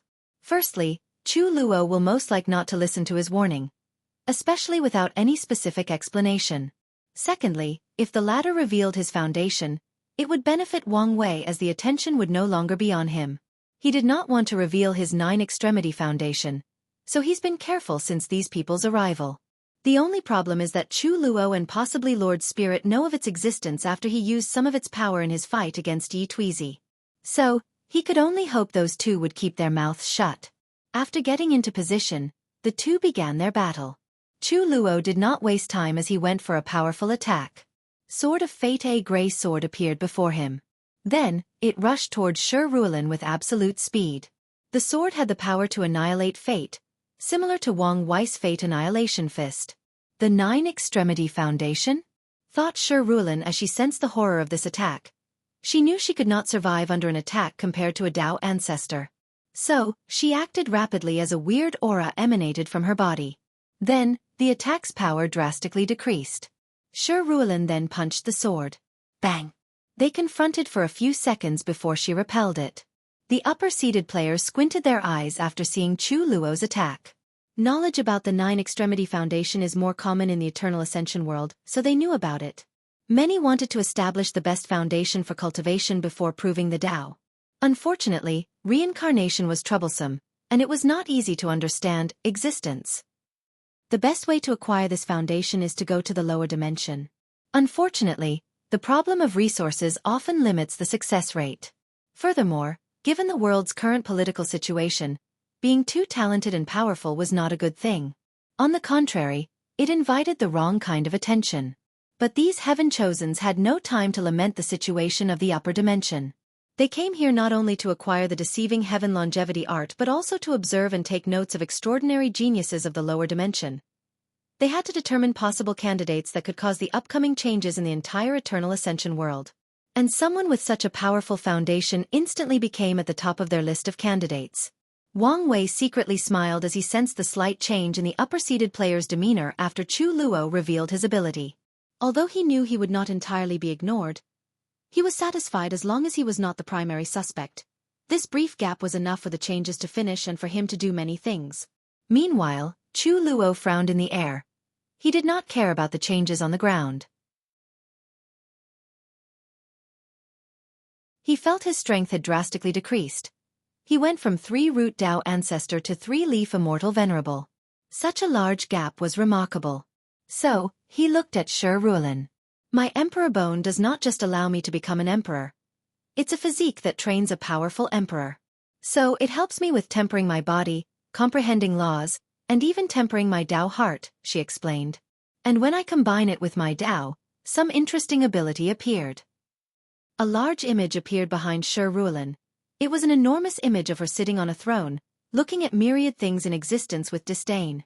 She had the aura of a sovereign who ruled above all myriad Das. A vision ability, commented Chu Luo. Correct. It's called Sovereign's Minister. It can force all my opponents to a cultivation stage at least one realm below me. Chu Luo could immediately analyze how scary such a divine ability was. The only way for someone to defeat Shi Ruolin is to have the ability to skip the realm for battles. And given she also has the same capability, it's challenging to accomplish. In the lower stages of cultivation, it's still possible to defeat her. A monstrous genius could accomplish this feat, however, when strength reaches the immortal tier, where one leaf is the difference between heaven and earth, it's nigh impossible to defeat her. Chu Luo raised his hand to create a mirror. Heaven mirror. Through the mirror, he saw numerous information and secrets of heaven and earth, focusing on Shi Ruolin's ability. He then knew he could not avoid this technique or nulled it because Emperor Bone, as a physique, could acquire certain authority or power of a great emperor if the owner developed it to the extreme. And Shi Ruolin used her authority to make the technique applicable to all mortals, even those with immortal level strength. She also made it almost impossible to nullify. Chu Luo frowned slightly as the mirror continued providing him with information. Then, he created a jade seal in the shape of a dragon. Sovereign seal, muttered Shi Ruolin with squinted eyes. Meanwhile, Chu Luo fused the seal into his sea of consciousness, and instantly, his aura elevated to 4-leaf immortal, the same strength as Shi Ruolin. You're a worthy opponent, commented Shi Ruolin. The flaw of her technique is that it worked on the concept that she is a sovereign, and other people, as her minister, are below her. But if someone could acquire the aura/spirit of a sovereign and have sufficient strength, they can nullify some of the power of her ability and achieve the same cultivation realm as her. And not everyone can do that. Ever since I last fought Xianxia a few 100,000 years ago, I've never met someone who could nullify my ability. However, you are still destined to lose. I've never lost a battle in the same realm. Even to him. Shi Ruolin was not exaggerating. Even Xiao Tiandi did not defeat her in their battle. He only gave up after he felt it would be a hassle to continue fighting. Nevertheless, she has never lost. There is a first time for everything, Chu Luo replied calmly. Well, see, said Shi Ruolin as she went on the offensive.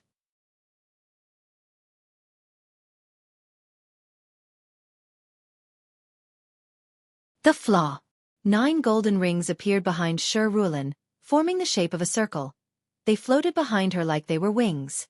And as soon as they appeared, her aura increased, and the blood energy in her body suddenly increased, creating an area of intense yang energy that could be felt dozens of meters away. Shu Ruoland had activated a unique technique called the Sovereign Tyrant Body that people with Emperor Bone could only cultivate. She cultivated this technique by condensing blood energy in the shape of the rings behind her. There were 12 rings, and each subsequent one required more time, energy, and resources to condense. The Sovereign Tyrant Body was a unique technique that allowed its user to open the Gate of Power after condensing the 11th ring and the Gate of Flesh after condensing the last one. However, this technique had a significant flaw as it was an active body refining technique. When Shi Ruolin did not activate the rings, her body was relatively weaker. It was still powerful but not nearly as powerful as when she activated them. As such, she can get assassinated a lot easier before she activates the rings. Luckily, Shi Ruolin used some other techniques to somewhat compensate for the deficiency, which will also disappear after opening the Gate of Power. Shi Ruolin rushed toward Chu Luo to punch him. Bang! She flew back a few dozen meters. She lost in a direct confrontation, and she immediately knew the reason. Her ability forced her opponent to have the same stats as her. However, Chu Luo was better at controlling his strength. As such, with the exact stats, he could exert more power than her. Nevertheless, she did not stop attacking after one confrontation. No, she kept rushing at him with the objective of a fist-to-fist brawl. With each attack, she lost, and Chu Luo would go on the offensive to punch her in the stomach, ribs, face, and everywhere else. It was a one-sided beating. Shi Ruolin planned to evolve amid battle and reach the same level of control as her opponent. She did the same tactic during her battle with Xiao Tiandi. Regrettably, she soon realized the two were in entirely different realms regarding force control. If she wanted to reach his level, she would need years, and even then she might fail. Let's change tactic. Shi Ruolin decided to stop the fleshly body confrontation and used her other powers. She had lost in this confrontation. Nevertheless, excitement emanated from her eyes as she knew she had met a worthy opponent. A golden aura covered her body as the natural pressure she released suddenly increased. All the participants could tell she had gotten stronger, and people like Wang Wei, Chu Luo, Zhang Yuqing, Monk Wuxia, and Xiao Tiandi could tell her strength had increased from the middle of 4-leaf to the peak. Heart of invincibility, commented Chu Luo. Exactly. Chu Luo knew of this state of mind that could boost battle since he cultivated one in his first life. Cultivators can cultivate an invincible heart through constant fighting and defeating all opponents, increasing their power in battles. Invincible heart has levels. For example, all the people Chu Luo defeated were no match for him in the first place, so his invincible heart had little effect on the boost it granted. Meanwhile, Shi Ruolin had to defeat many of her peers. People as talented, if not more than her. As such, her invincible heart gave her a significant boost. It's a shame you're going to lose your invincible heart after this battle, Chu Luo commented with a sneer. After his first failure to pass the outlaw trial, he lost his invincible heart. And as long as Shi Ruolin lost this fight, the same will happen to her. We will see, replied Shi Ruolin with a big grin. Then, golden flames appeared on her body before she punched. Sovereign flame. The golden flame engulfed half of the sky. However, Chu Luo remained calm. He waved his hand to manifest a cauldron. The cauldron's top then opened to release an ocean of black water that cancelled out the flame. Shi Rulin raised her hands to manifest 2 golden bolts of lightning swish. She threw them so hard that they traveled a few million faster than light. The bolts were powerful and contained a suppressive power even more mighty than a gravity trillion times of a planet similar to Earth. Regrettably, her opponent responded rapidly and with ease. Silver chains suddenly appeared, and they caught the bolts. Anti-lightning chains? No, but also anti-sovereign powers. Creation Tao is too versatile in battle. Despite this, she would not give up. She had cultivated her sovereign Tao to a high level where it could compete with outlaw Taos. She wanted to lord over all laws and concepts. She wanted everything between heaven and earth to bow to her, including Grand Tao itself. With an unwavering fighting intent, Shi Rulin rushed toward her opponent. When she was closed, she controlled her law to use one of her most potent spells. The court's corruption. Chu Luo's face changed as he wanted to react and move out of the way. It was too late. A sword with dragon designs on the hill manifested in Shi Rulin's hand, and she slashed him. Chu Luo crossed his arm to defend himself, but the attack's potency sent him crashing to the ground, destroying many buildings. He only took a few seconds to get back up, but he still had a scar across his arms and small parts of his chest. His white robe was tainted by blood. With a serious look, he watched Shi Rulin in the sky. Corruption. Her attack momentarily corrupted my laws, rendering them useless for a brief moment. Chu Luo was instantly unhappy. Not because he suffered injuries at the hands of a person much weaker than him, but because this technique was the ban of his creation Tao that was inherently flawed. As he sensed his body, he could feel some trace of corruption remaining inside his body.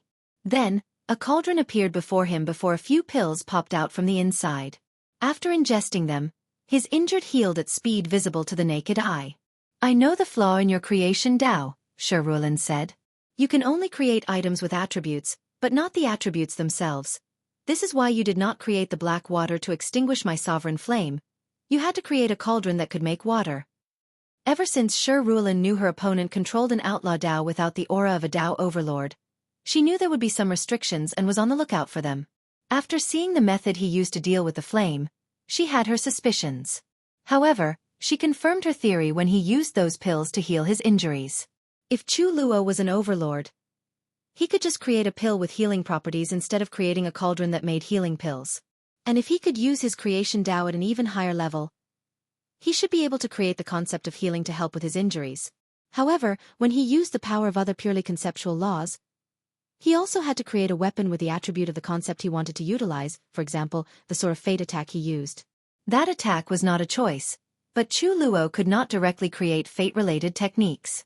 He can only create weapons with fate-related powers, thus limited in the scope of what he can accomplish with his creation Tao. So what? Replied Chu Luo very annoyed. The flaw in his Tao was a sore spot in his heart. It reminded him of all his failures, how he disappointed his parents' efforts, and how he had to watch them sacrifice so much for him in vain. Supreme Outlaw Tao is Supreme Outlaw Tao. No matter the restriction, it is still better than anything you have or will ever have. And I will show its power to you. Ha ha ha, I would love to see how. Domain activation. Chu Luo was in the incarnation realm, and his domain C had evolved into a towering tree and gave birth to the fruit of laws. So, he had a powerful domain to boost his power. A domain? I have one too, said Shi Rulin with laughter as she activated hers. Then the sky suddenly split into 2 colors. One golden and the other a misty white and grayish color. A domain confrontation had started. The participants watched with great attention, except for Xiao Tiandi, who only watched with half his eyes closed. Wang Wei also paid great attention since there was some benefit to gather. Empyrean had the power of creation, at the very least life creation. And to reach that realm, great emperors did not require an understanding of creation Tao beforehand. However, knowledge on the subject drastically increased the success rate of becoming an Empyrean.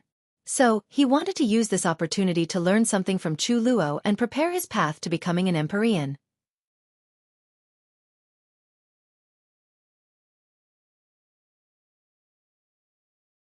Duyi stages.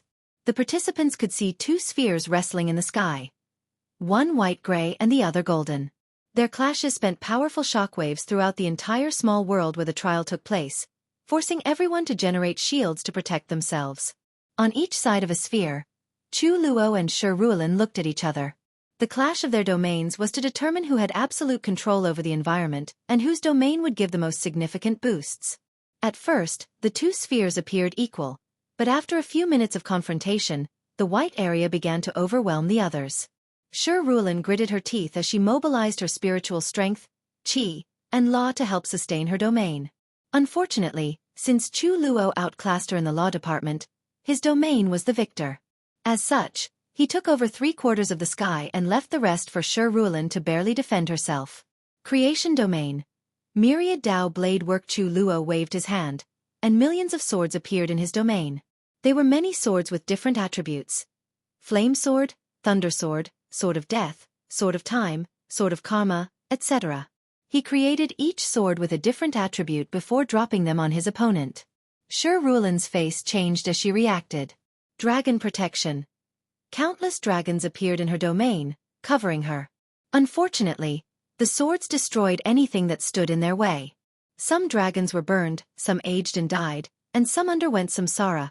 They died in diverse ways, but they all still died. So, Shi Rulin acted to increase her power. Myriad race protection. She summoned not only dragons but races like phoenixes, rocks, and other demonic races. Peush! A sword pierced her shoulder before igniting into a red flame. She could even sense the flame was using her karmic sin as fuel. Shi Rulin hurriedly used the technique, Sovereign's Pride. As a sovereign, she would never apologize for her actions. No matter how atrocious, her pride transcended karma. As a sovereign, karma did not affect her. Shi Rulin created this technique to deal with karma-based attacks. The flame extinguished, and she mobilized her blood energy to heal the damage. At the same time, she also focused on the swords that seemed infinite.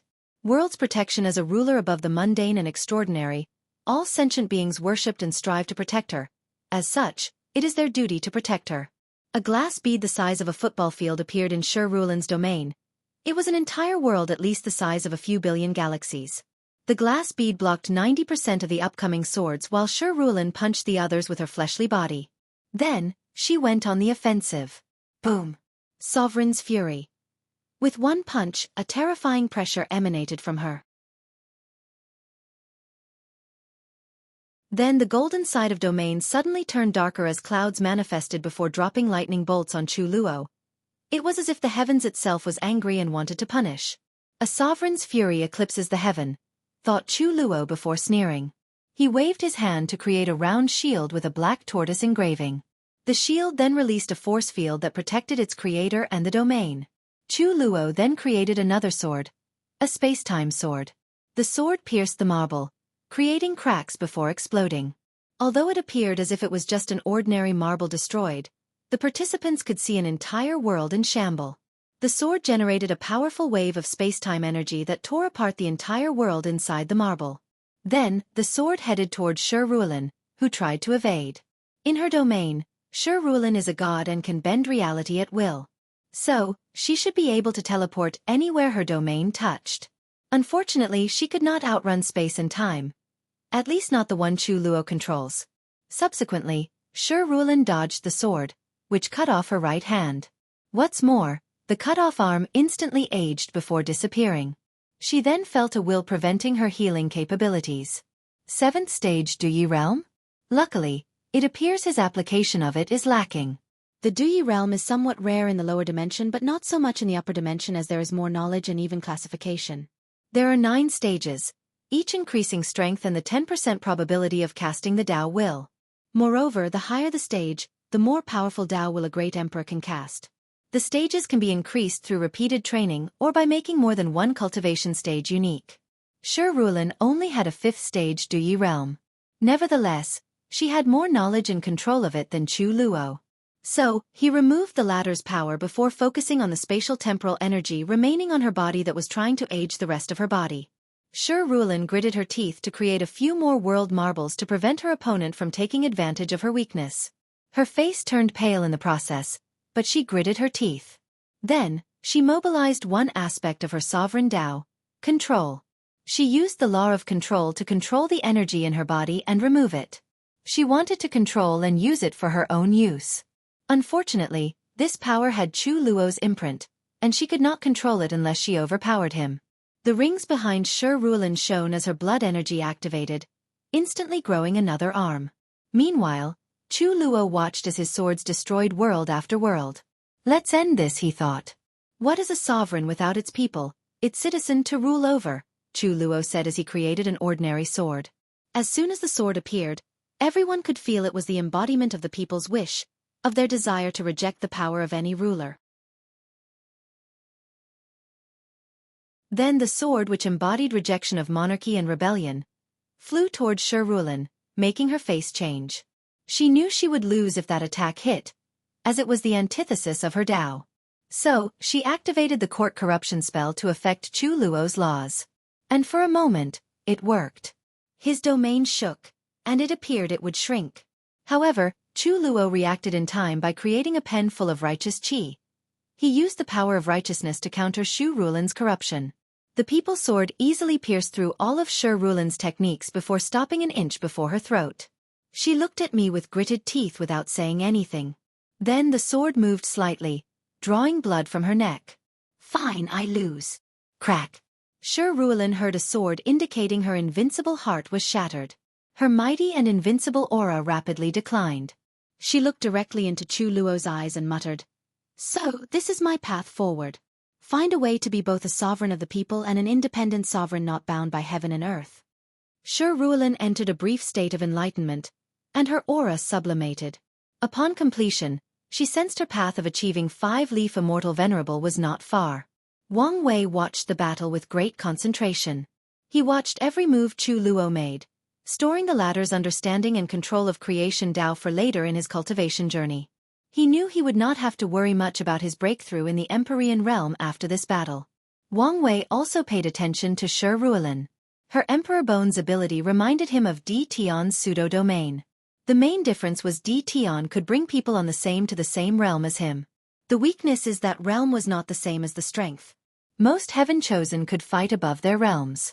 So reducing their realms could indeed drastically increase them.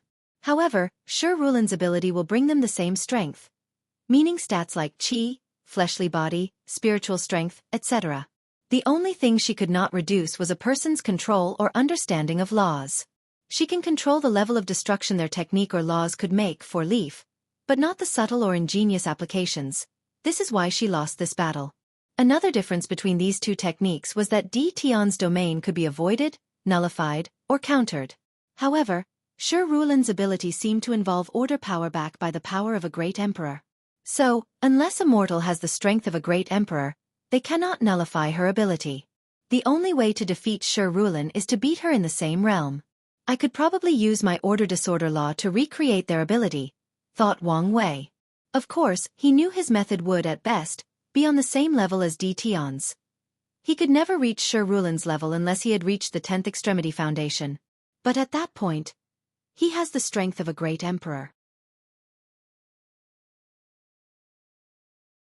Why would he need to use this technique? No, it can be useful. If the technique could work on a great emperor, I could lower their cultivation realm to the same as me and easily defeat them. If he had the 10 extremity foundation and load a third-class emperor's realm to the quasi-emperor realm, he would easily slaughter the latter. Wang Wei mentally shook his head as he realized such a technique was too impractical given all the requirements to be useful.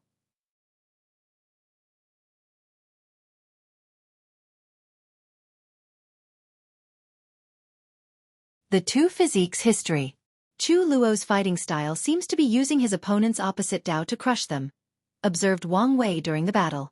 With how diverse creation Tao was, he understood why this fighting method was used. However, it would not work for him since he fused his opposite, freedom, into his fate Tao. And even if he did, this tactic would not work on him since his Tao tree turned silver. At best, Chu Luo could be equal if he used freedom Tao against him.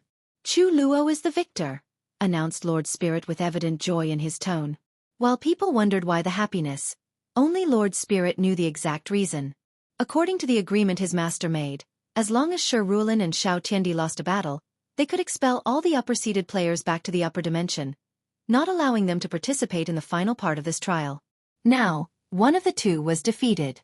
Wang Wei, don't let me down, thought Lord Spirit. Who wants to go next? Me. Everyone looked up to see Shi Ruolin was the one who answered. Lady Shi, you want to challenge again? Yes, and this time, I'm challenging Wang Wei. I refuse, said Wang Wei immediately. Why? Are you looking down on me? No, it's because your ability is too disgusting. Shi Ruolin's lips twitched. This was not the first time someone had said that about her ability. Fine, you don't have to fight me. But show me how you would deal with my ability. What method you would use to have the same cultivation realm as me. Shi Ruolin felt that Wang Wei should have a method similar to Chu Luo that would allow him to keep the same strength as her, and she wanted to know. Meanwhile, Wang Wei pondered for a moment before agreeing. The image of a purple star appeared above Wang Wei, illuminating the surrounding. The star was noble, mighty, and released the aura of a born ruler. The East Purple Star, also known as the Sovereign Star, muttered Shi Ruolin. She could tell the latter used his fate Dao to change his fate to that of a sovereign. With this method, she would not be able to suppress him to a realm below her. That should work, Shi Ruolin said before looking at Ji Lanfeng and the other lower-seated players. Then, she flew back to her seat. Although she wanted to ask them the same question, she did not. These people's strengths were too weak compared to hers. Ji Lanfeng was the only one with one leaf strength, while the rest only had the potential to reach that level. Even if they had a method, they would still be suppressed because of the vast difference. And Shi Ruolin was correct in that they thought of a way in case they needed to fight her. Ji Lanfeng thought of using all the King Dao swordsmanships he knew to create the aura of a sovereign. Tong Ruobing would use an aura-changing talisman to acquire the bearing of a ruler. Shi Qian could connect to the karma of mortals in her homeworld, forcing them to give her the position of a sovereign. Meanwhile, Jianghu Hua was technically a ruler. The three-legged crows were the royal family of the Golden Crow race, so she had the aura of a sovereign. Now that everything is settled, who is the next? Lord Spirit did not finish his words as a terrible sound echoed in the lobby, forcing everyone to hold their ears. Everyone then looked in Xiao Tiandis' direction to see a talisman floating before him, which was the noise source. You know the deal, said a female voice from the talisman. The sound won't stop until you move.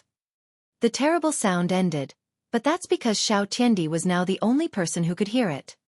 His mouth twitched in aggravation. This was not the first time his master had done something similar to motivate him. And he knew the talisman would not stop no matter what method he tried.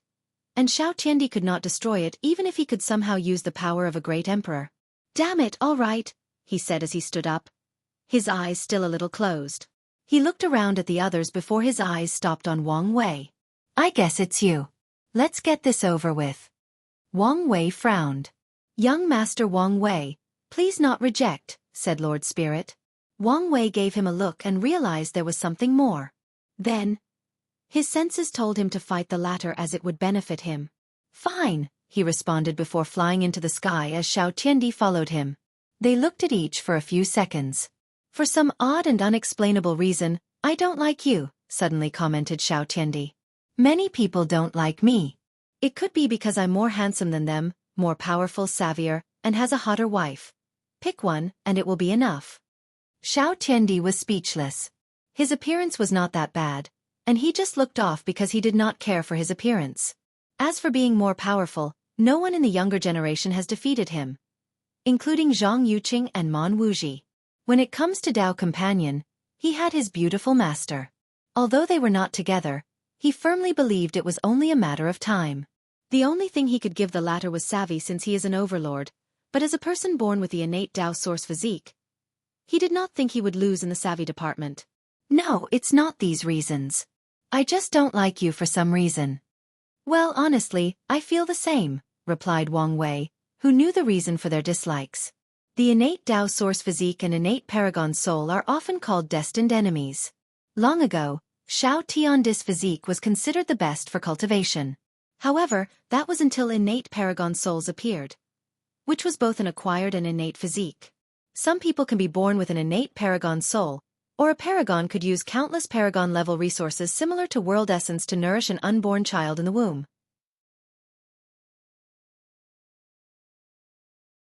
However, few people do these since these resources are precious even to paragons, and using them on an unborn child is a waste. Another reason is the high level of success. More often than not, the child will be unable to properly absorb these resources and fail to elevate their newborn soul to that level. And there is also a chance of overpowering the child's soul, causing irreparable damage. Nevertheless, the first person to ever have an innate paragon soul got through acquired means, and his name was Paragon Red Dust. Red Dust was conceived in a time of the eternal Ascension world when a man with the title of Truth Seeker reigned supreme. He was a boundless paragon with unmatched power. Truth Seeker Paragon lived in a relatively earlier era of the eternal Ascension world, making him quite ancient, taking into account modern times. And his time, there were few paragons, let alone boundless. Nevertheless, he was still the most powerful of his peers, suppressing an entire era. As a result, the only thing Truth Seeker wanted was an opponent on par with him. And he feared this day would never come, until a pregnant woman approached him with a deal. The woman told him if he gave him the necessary resources, he could cultivate a child with an acquired talent on par with Truth Seeker's innate Tao Source physique. Intrigued, the paragon agreed. Hence, Red Dust was born, the first person with an innate paragon soul. Truth Seeker taught the child everything he knew and also gave him the resources he needed to reach the same realm as him. This was not the first time he had done such a thing, since he always wanted someone who could give him a challenge. Unfortunately, things proceeded beyond his calculations. Truth Seeker was a prideful and arrogant man. He wanted someone who could give him a worthy challenge, but he could also defeat whenever he pleased. Unfortunately, Red Dust was his equal in every way possible. Even when he tried his best, he could not defeat the latter, a fact that shattered his pride. On the other hand, Red Dust was also not happy with the outcome of their battle. His dream or goal since childhood was to surpass his adoptive father. Yet, no matter what he tried, the result was a stalemate.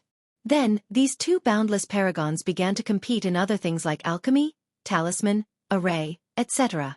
With their physique's terrifying comprehension, they could excel at everything they tried. Regrettably, the result was always a stalemate. At this point in their life, their competition had changed their relationship. They grew to hate/despise each other. So they decided at one last attempt to reincarnate with their physique, ensure they were born in the same generation, and compete for the heaven will. After these two decided on the competition, they disappeared to this day. No one knew who was the final winner. Heavenly Tao recognized the innate paragon soul as a physique that could balance out the innate Tao Source physique and just grant it to specific individuals. However, Truth Seeker and Red Dust paragons were inherited by the future owner of their physique.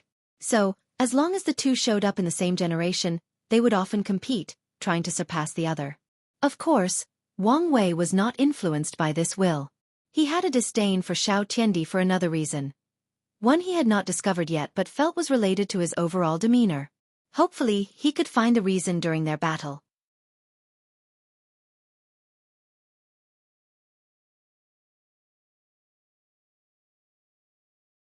Grand Mist Wheel. All right, let's get this over with, said Xiao Tiandi. Don't expect me to go easy on you. That's my line, replied Wang Wei before rushing to his opponent. He immediately appeared in front of Xiao Tiandi and punched him. Boom! So fast, was the last thought of Xiao Tiandi before flying away, ribs cracked and heart squished. Midway through his fly, a white flame appeared on his body, healing his injuries. Meanwhile, Wang Wei went on the offensive. He used his fate escape technique to fly at an unimaginable speed. He also used the tips he received from the Rainbow Emperor. He used the Rabbit Zodiac to boost his strength further. He used the Sheep Zodiac, which granted him dominance of the elements. And with this dominance, he used lightning, wind, light, and space-time to boost his strength further. So, with a speed that appeared as if he had teleported, he appeared before Xiao Tiandi. Bang! He exploded the latter's head with one punch. How is he so fast that I can't even react? Thought Xiao Tiandi as his body reformed. I need to do something, or I will spend this fight in mystery. Bang! His entire upper body exploded in a pool of blood. However, Xiao Tiandi regenerated like a phoenix with a bright white flame. ANS this time, things were different. His aura drastically changed. It went up from the 6-leaf Immortal Venerable to 9-leaf, making Wang Wei frown. A secret technique? Thought Wang Wei as he analyzed his opponent. Meanwhile, Xiao Tiandi raised his hand to shoot a yellow beam, forcing Wang Wei to dodge. Unfortunately, he was not fast enough, and his right hand was gone as if it had never existed. The power of Grand Mist. It's been a while since I last saw it, he said calmly. During the Heaven-Chosen selection trial at the Academy, Lin Fan used Grand Mist in his battle against Su Ya. Grand Mist is considered one of the first powers or energy that existed at the beginning of the universe. It is a manifestation of chaos. So, it can return anything it touched back to chaos. Grand Mist is divided into Yin and Yang. The Yin side is referred to as Final Grand Mist and has the power of erasure. It returns things to their original state. Meanwhile, Yang Grand Mist is called Cosmos Grand Mist and is used to mold chaos into all matter. It molds chaos into all things in existence. Cultivators must condense a Grand Mist wheel in their sea of consciousness to enter the Empyrean realm. Through this wheel, they can control Cosmos Grand Mist to create life and other things. Many thoughts flashed in Wang Wei's mind as he looked at his missing arm. Then, a purple flame appeared on the missing arm, burning off the power of Grand Mist with the chaos flame in his heart. Xiao Tiandi did not give his opponent time to breathe. He turned his final Grand Mist into a sword that resembled a lightsaber. Then he rushed toward Wang Wei to slash him. Oddly though, the opponent easily dodged his attack. With his 9-leaf immortal venerable strength, he should be able to overwhelm the latter with his sheer speed, just like he suffered previously. Swish! Swish! Swish! Xiao Tiandi swung his sword more than 1,000,000 times in less than a second. But not one of his attacks touched his opponent. So he condensed the Grand Mist sword into a bomb, spreading its attack in a wide area. However, Wang Wei moved quickly out of the attack's range. Xiao Tiandi paused as he looked at Wang Wei. You're using the Battle Maniac Paragon's ultimate evasion technique. So, you've noticed. I've read about it in books.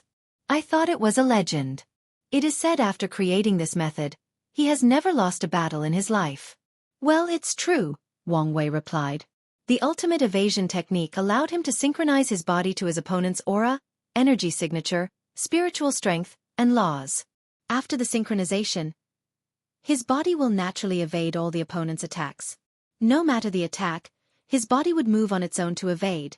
It was as if it was allergic to everything about his opponent and would naturally avoid it.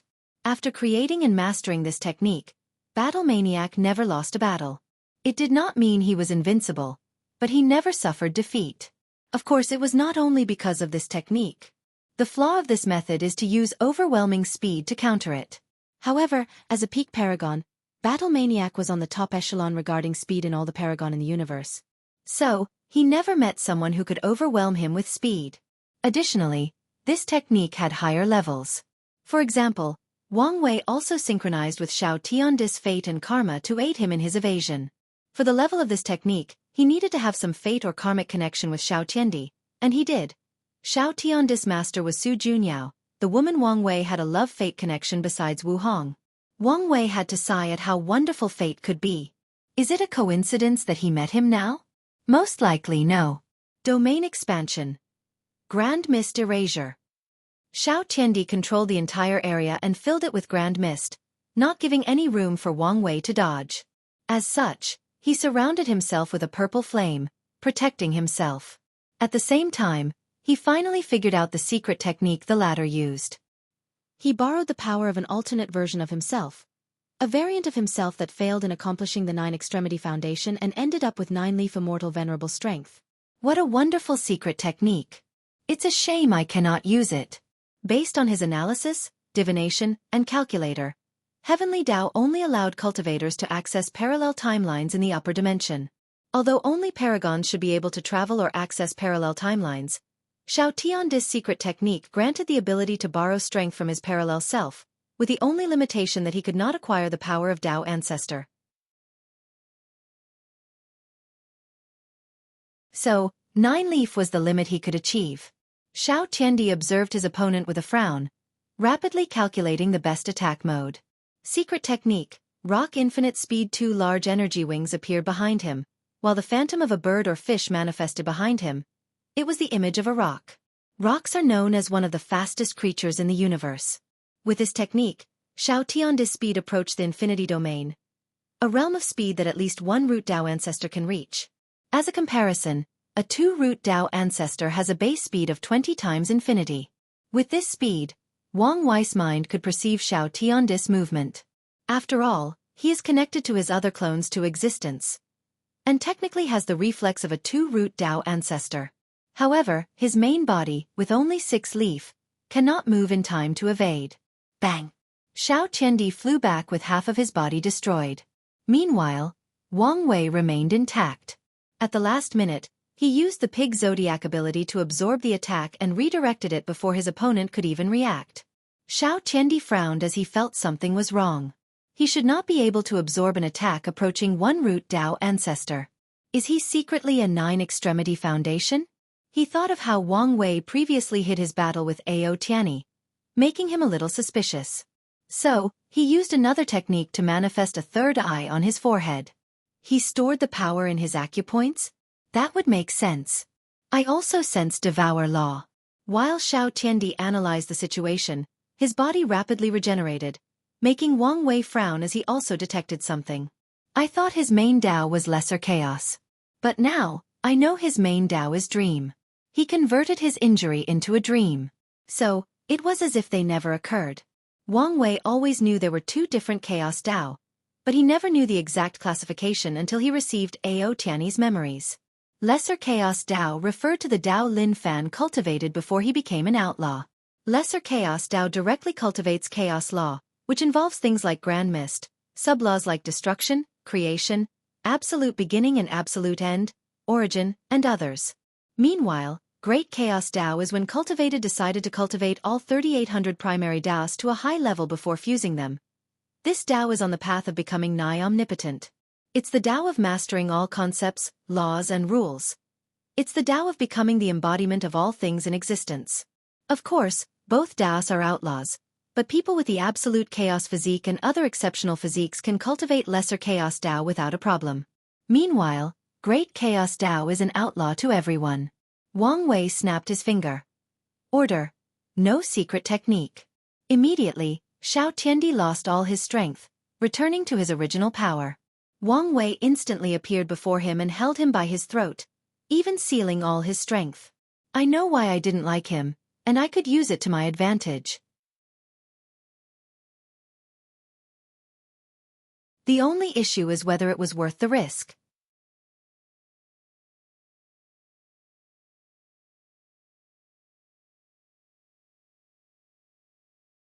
Disdain. Thanks to Janish and many others who donated gifts, they sponsored this chapter. Wang Wei scanned Xiao Tiandis' body with his divine sense and almost smacked his lips. He could feel a terrifying power preventing anyone from accessing Xiao Tiandis' physique. The power protected his blood and even his hair and teeth. Ignoring the latter's attempt to get rid of his seal, Wang Wei looked at Lord Spirit, who happily announced he was the winner. Finally, Wang Wei released Xiao Tiandi from his grip. As the winner of this battle, he won a great deal of destiny. Even more than he anticipated. Furthermore, Wang Wei could feel that a vision was about to appear due to his innate paragon soul defeating the innate Dao source physique. He quickly calculated that it was one of the reasons he acquired so much destiny from Xiao Tiandi. Nevertheless, this was unimportant since he did not want the vision to appear as it could reveal his soul. So, he quickly denied its appearance. He could sense some odd gaze from Lord Spirit, but he did not look back or explain anything. Instead, he looked directly into Xiao Tiandis' eyes and said, I know why I dislike you. You reek of laziness and depression. Despite having supposedly the greatest talent for cultivation, your willpower is so weak that it's pitiful. You know nothing about me, roared Xiao Tiandi. So don't act as if you do. I don't need to know anything about you to know you seem to have given up. Shut up, he roared again, this time even louder as his voice echoed throughout the entire miniature world. Do you know what I've been through? Do you know how much I suffer, how much pressure I'm under? Xiao Tiandi replied with clenched hands. Before I started cultivating, life was beautiful. I was born with the most remarkable talent under heaven and earth, making everyone in my family proud and looking forward to my future. I was lucky to meet my master who cared for and protected me. She was the only one who saw the real me, not the Xiao Tiandi with the innate Dao source physique. However, everything changed when I began my cultivation journey and learned about the world. My talent was not a gift. It was a curse. Every time I made progress, every time I made an achievement, every time my reputation soared, I could feel it. The gaze of the 2 suns and 7 moons. And it was not a friendly gaze.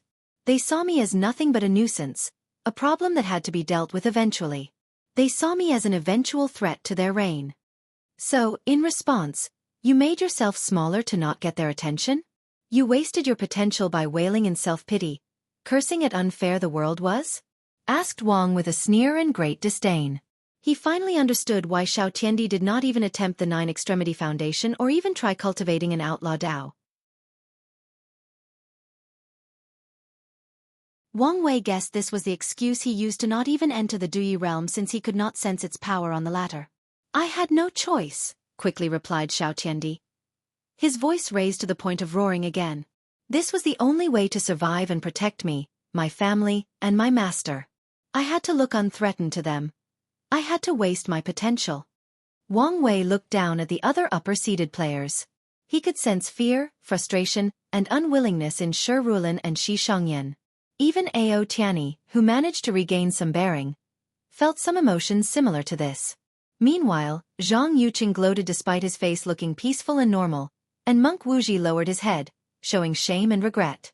I finally understand why the upper and lower dimension is separated, Wang Wei said calmly.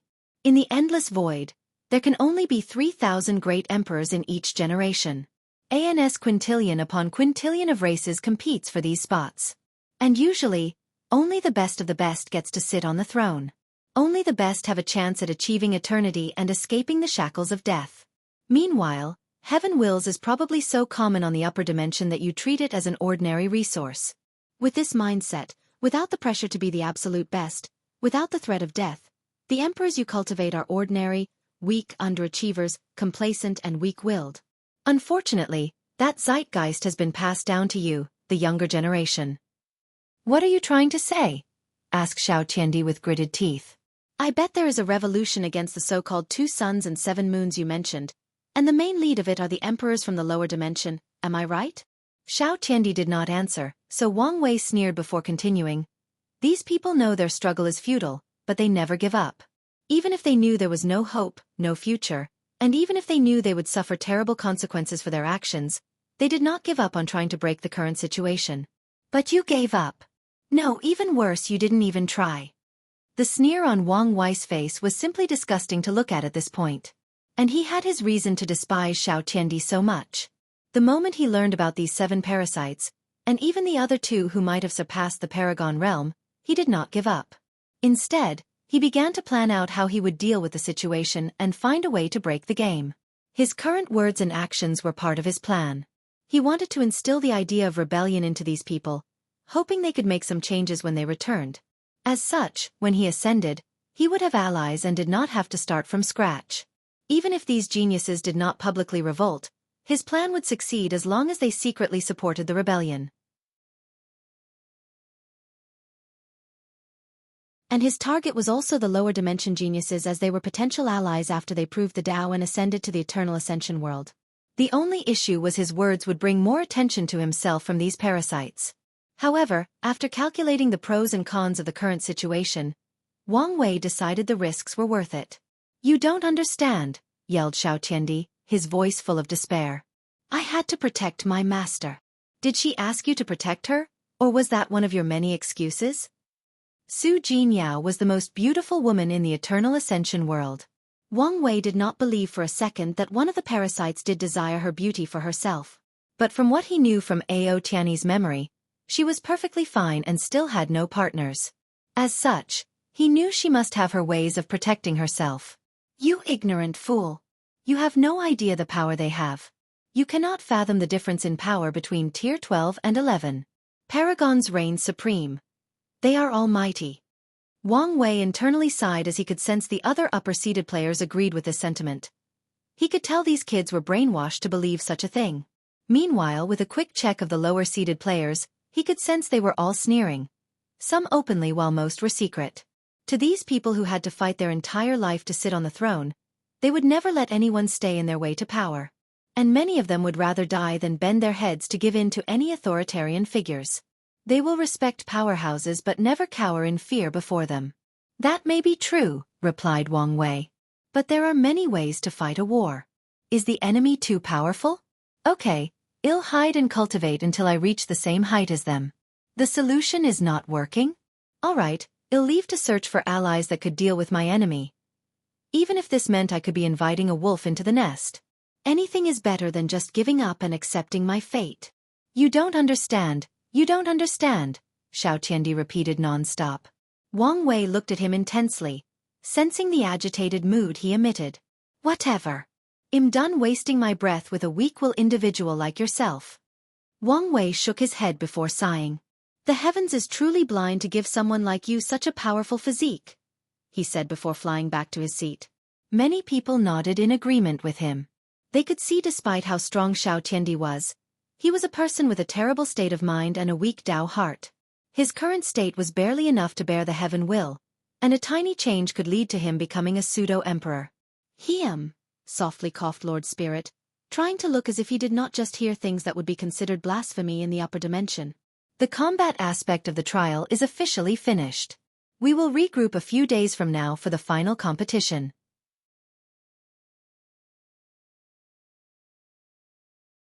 This Lord Spirit did not even care about points for the combat aspect of this trial. So, what are the criteria he is using to choose the final inheritor? Thought Wang Wei with squinted eyes.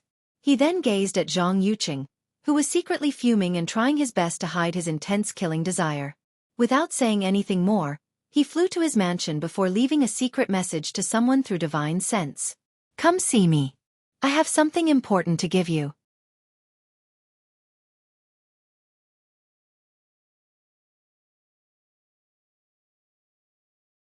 Chapter 596 Buddhism vs. Taoism, 1. After Wang Wei returned to his mansion, he immediately heard Ancestor Wuqing's voice. So, you must have reasons for taking such a risk? In preparing for the future. Without removing these so-called 2 suns and 7 moons, I can never reach the top of the cultivation world. And even the ancestors cannot properly revive. So, I will need all the help I can to deal with them. Although I know I might not need to remind you, given your personality, I still will. Always be cautious. After you ascend, I and the other will no longer be able to protect you. The sect will probably not be able to provide you any help and might even be a hindrance. So, always be slow and steady. I will, replied Wang Wei, and Wang Wuqing no longer spoke. The old ancestor felt his young descendant grew too fast, and it was only a matter of time before his old bones became useless. Although he always knew this was inevitable, recent events indicate this process might be faster than anticipated. Meanwhile, Wang Wei observed Feng Heng's mansion for a few hours, trying to detect any signs of trouble. Luckily, until Monk Wuxia showed up, nothing changed. Monk Wuxia deactivated his invisible talisman before cupping and bowing his hands. Benefactor, what do you need from me? Monk, can you tell me exactly Zhang Yuqing's strength? The last time you were vague. Monk Wuxia frowned for a moment before answering. He is only the peak of 7 leaf. However, he can use a secret technique to generate a mysterious power from his 2 physiques, boosting his power to 8 leaf. Is that so? Wang Wei briefly pondered before taking out a booklet and handing it to him. See if this can help you rise in strength. Monk Wuxia took the book labeled 7 Chakras and scanned through it. And the more he read, the brighter his eyes were. This technique is similar to the concept of 5 inner wheels. However, it is more detailed, purer, and more powerful. Monk Wuxia had access to all the Buddhist scriptures, so he remembered the school of thought based on the 5 inner wheels. Although they were not the most popular or influential in the Buddhist sect, they were generally decent. 5 inner wheel? I remember Buddhism only had 5 chakras back on earth before it was changed, while Hinduism, the creator of this system, had 7 chakras. I'm guessing this world also discovered some version of chakra, though Wang Wei. This technique should allow you to reach 8 leaf. So hurry because I don't think you have much time. You make a great point, benefactor, replied Monk Wuxia before rushing out. And to Wang Wei's dismay, the monk entered one of the rooms inside his mansion instead of returning home. This chapter upload first at Novel Bin. Net if you want to read more chapters, please visit Novel Next. Calm to experience faster update speed, Monk Wuxia took out a formation plate from his space ring, allowing him to lay out a powerful array around the room instantly. Subsequently, he entered the time treasure he had to facilitate faster cultivation. As soon as he entered the treasure, he did not waste time opening his chakra. Unlike Wang Wei, who had to use the good fortune flame to open the chakra, Monk Wuxia used the purest of Buddha power. And since the energy he used perfectly matched the concept of chakra, he benefited even more than Wang Wei did. After a few hundred years inside the time treasure, Monk Wuxia opened his eyes. His pupil had entirely turned golden, and he radiated an aura of purity, benevolence, and nobility. His body shone with golden lights for a few minutes before he returned to normal. Peak 8-leaf strength. The increase was even greater than I anticipated, Monk Wuxia muttered before looking at the artificial sky inside the treasure. Xianxia, you wait for me. The monk left his treasure before exiting the room and meeting Wang Wei again. It seems you succeeded. Thank you for everything, benefactor. No need. I'm just paying my karma. Be that as it may, you have helped me greatly and made a great contribution to Buddhism. Monk Wuxia was not lying. The 7 chakra method will advance the 5 inner wheels faction by miles, possibly elevating them to one of the great factions of Buddhism. Wang Wei calmly accepted the latter's thanks. Although he did not invent the chakra method, he translated it to fit the laws of the eternal Ascension world, which should give him some credit. Furthermore, he did not mind taking credit for someone else's work if it could help him pay some of his karma. Thus, he chatted briefly with the monk before overseeing him leave his mansion. Wang Wei was alone since Li Jun entered seclusion to use the talisman the battle maniac emperor left for him. And since he had to observe the situation in case of any changes, he decided to cultivate a little. He first checked his acupoints. He had already created or opened all his artificial acupoints. The next step in refining his body was to condense the 1964th black holes. Regrettably, he could not do that now as he could sense a fleshly body tribulation was approaching. From the 3rd stage of the true power realm, body refiners have to undergo tribulations often, and it was Wang Wei's turn. And from what he learned from his ancestor, there will be a drastic increase in pain after he reaches the 4th stage. According to the ancient desolate paragon, the pain is so intense that most cultivators give up trying to open the gate of power.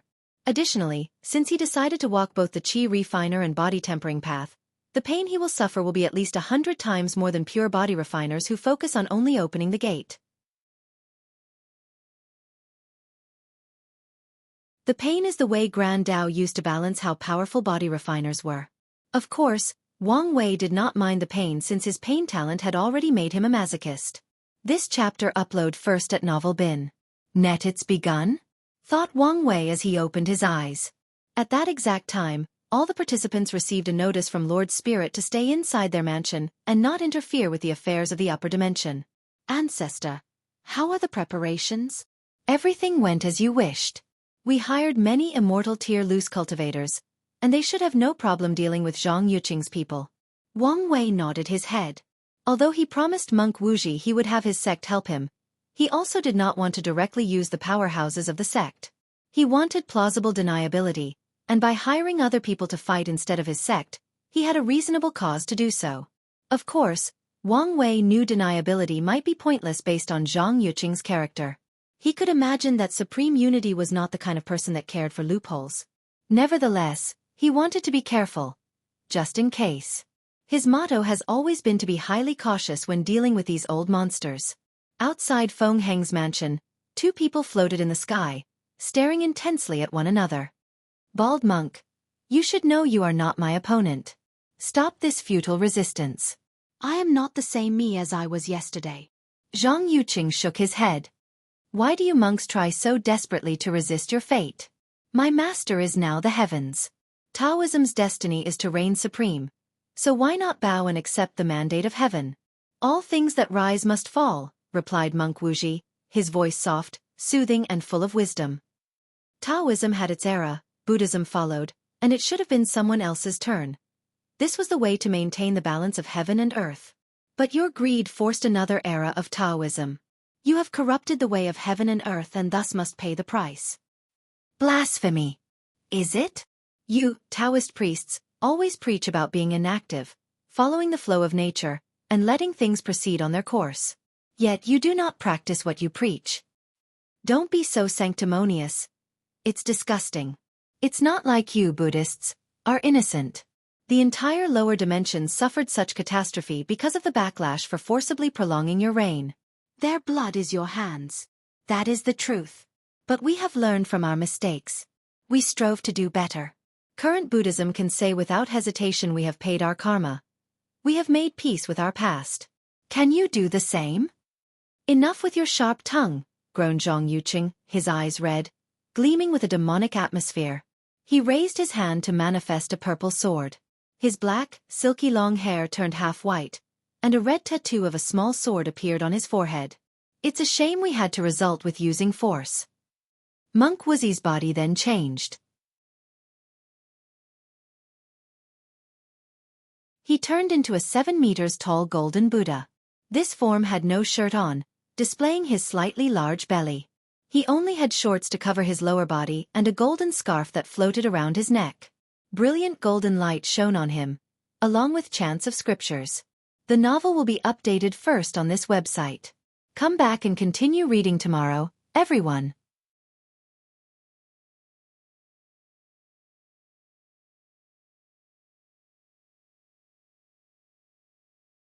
Chapter 597 Buddhism vs. Taoism.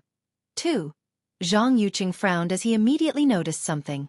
He had fought many times before Monk Wuxia again, and their last confrontation was only a couple of decades ago.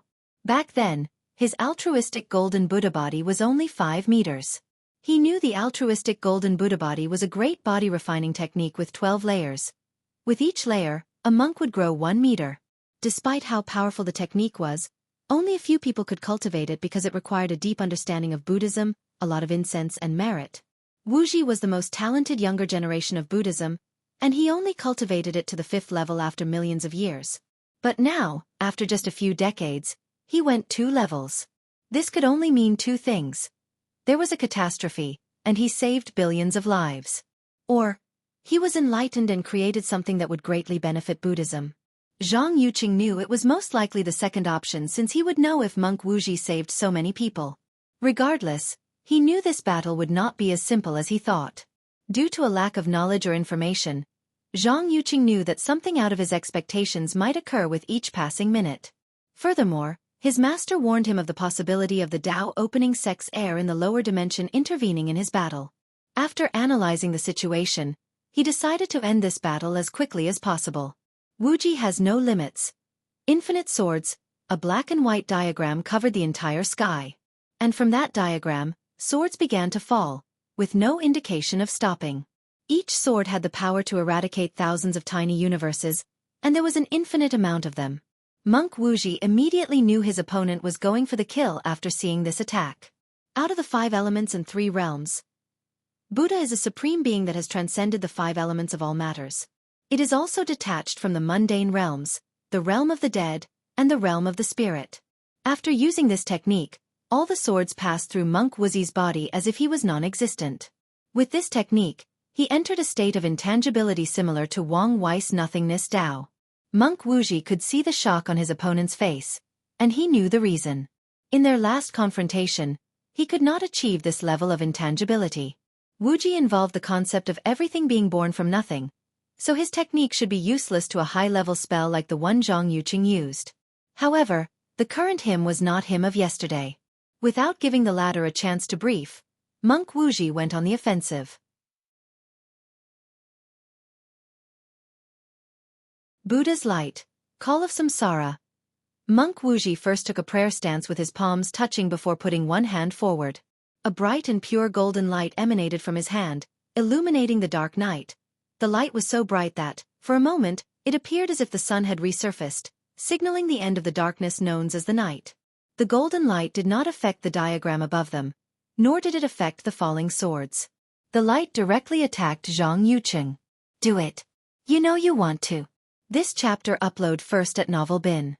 Net. If you want to read more chapters, please visit Novel Next.com to experience faster update speed. That's right. Life is hard, so why struggle? End this misery and relieve your burden by entering samsara. That's right. This is the best place. You can forget your problems, pain, and suffering. You can be free. Zhang Yuqing groaned as he felt a massive headache. He could not concentrate with millions of whispers tempting him to give up on his life and enter samsara. He could feel his will to live rapidly diminish, and each voice's reasons to do so became more convincing. Zhang Yuqing could feel his spirit falling into an eternal abyss full of despair and negative emotions.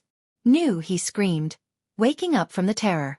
The voices continued, but he took advantage of this brief clarity to act. He manifested a twofold shield inside his sea of consciousness to defend his soul. The first shield contained yin-yang power, with a heavy focus on the yin side since it was related to the soul. Wuji came before yin and yang and can evolve into yin-yang. So, his Wuji Tao body was a yin-yang body with even more abilities. For the second layer of the shield, Zhang Yuqing condensed all the defensive and soul-related sword wills he knew. With these two levels of protection, he reduced the voices to the point where he could ignore them. But Monk Wuji would not let things proceed smoothly. Soul-sundering bell. A bronze bell appeared above Monk Wuji, ringing so loud that it echoed in the soul. Zhang Yuqing's noise bled as the vibration from the soul directly injured his soul. However, the Taoist priest gritted his teeth before also going on the offensive. He swung his sword, using a superb technique. Wuji sword, the unmanifest sword. Golden blood spewed from Monk Wuji's body as a diagonal scar appeared on his chest. He could not sense, see, or detect the slash in any shape or form. In Taoism, Wuji symbolizes the unmanifest, the unknown, the undetectable, and the non-existent. Meanwhile, Taji, the successor of Wuji, symbolizes the manifest or the physical. Monk Wuji has often suffered against that sword since he could not detect it with his eyes, his reaction, his danger sense, his divine sense, or even secret techniques. At least before that was the case. Buddha's benevolence. Buddha once cut off a piece of his body to feed a starving animal. His benevolence grants him power. Monk Wuji's aura suddenly increased, and when a second slash appeared on his body, forming the X shape, his aura further strengthened. With his technique, he can boost his power with every injury. This chapter upload first at Novel Bin. Net. Then, the monk's golden body rushed toward Zhang Yuqing to fight him head-on. Wuji wanted to limit his opponent's use of the sword while he took the time to execute the ability he developed after opening his crown chakra. Inside the mansion, Wang Wei witnessed the battle through a formation. I should not underestimate these heaven-chosens from the upper dimension. Their use of Duyi realm is phenomenal. He could sense that every attack Monk Wuji and Zhang Yuqing used was boosted by their Duyi realm. It magnified their qi/energy, spiritual strength, physical force, and even laws. The subtle and ingenious way they use this power is something Wang Wei just recently learned from the battle maniac Paragon. One of the main reasons that eternal emperors are so powerful is their Dao will's boost. It is not just a method to eliminate other emperors' imprints, but a method that augmented their overall power. The Dao will is why it is hard for insurgents to reach the pseudo and eternal emperor level of power. And the reasons that it is statistically impossible to become an insurgent on par with everlasting Empyreans. Monk Wuji is not bad. I thought his main law was nirvana, but it appeared his main Dao is soul. As for Zhang Yuqing's Wuji, Wang Wei observed carefully, fully immersed in the Taoist priest's use of Wuji law. Wuji, meaning without limits, without boundaries, boundless. A state of non-distinction, nothingness before the Tao, or the manifestation of everything came into being. The laws of Wuji contained properties of nothingness. Its very definition of beings without limits, distinction, or boundaries can also apply to nothingness. Wang Wei opened his eyes, full of wisdom and containing the universe's fundamental truth. After this enlightenment, his body had subtle and unnoticeable changes. He raised his hand to manifest a mysterious power. He removed an immortal ore from his space ring to test that new power. The ore vanished as if it had changed from a state of existence to non-existence in a matter of nanoseconds. Is this the power of the void? For many years, he pondered how to enter the next stage of his Tabo Dao of nothingness. After many failures, he decided to wait until he proved the Dao to try again. But now, after comprehension of the correlation between Wuji and nothingness, he accessed the power of void beforehand. Of course, Wang Wei knew the transformation was not complete. He was still in the intangibility stage but now contained some powers of the void stage. Wang Wei took a moment to calculate something. I can reach the void stage in the Great Emperor realm, the emptiness stage, after becoming a paragon. But what about the true nothingness stage? His eyes lit up after figuring out some things.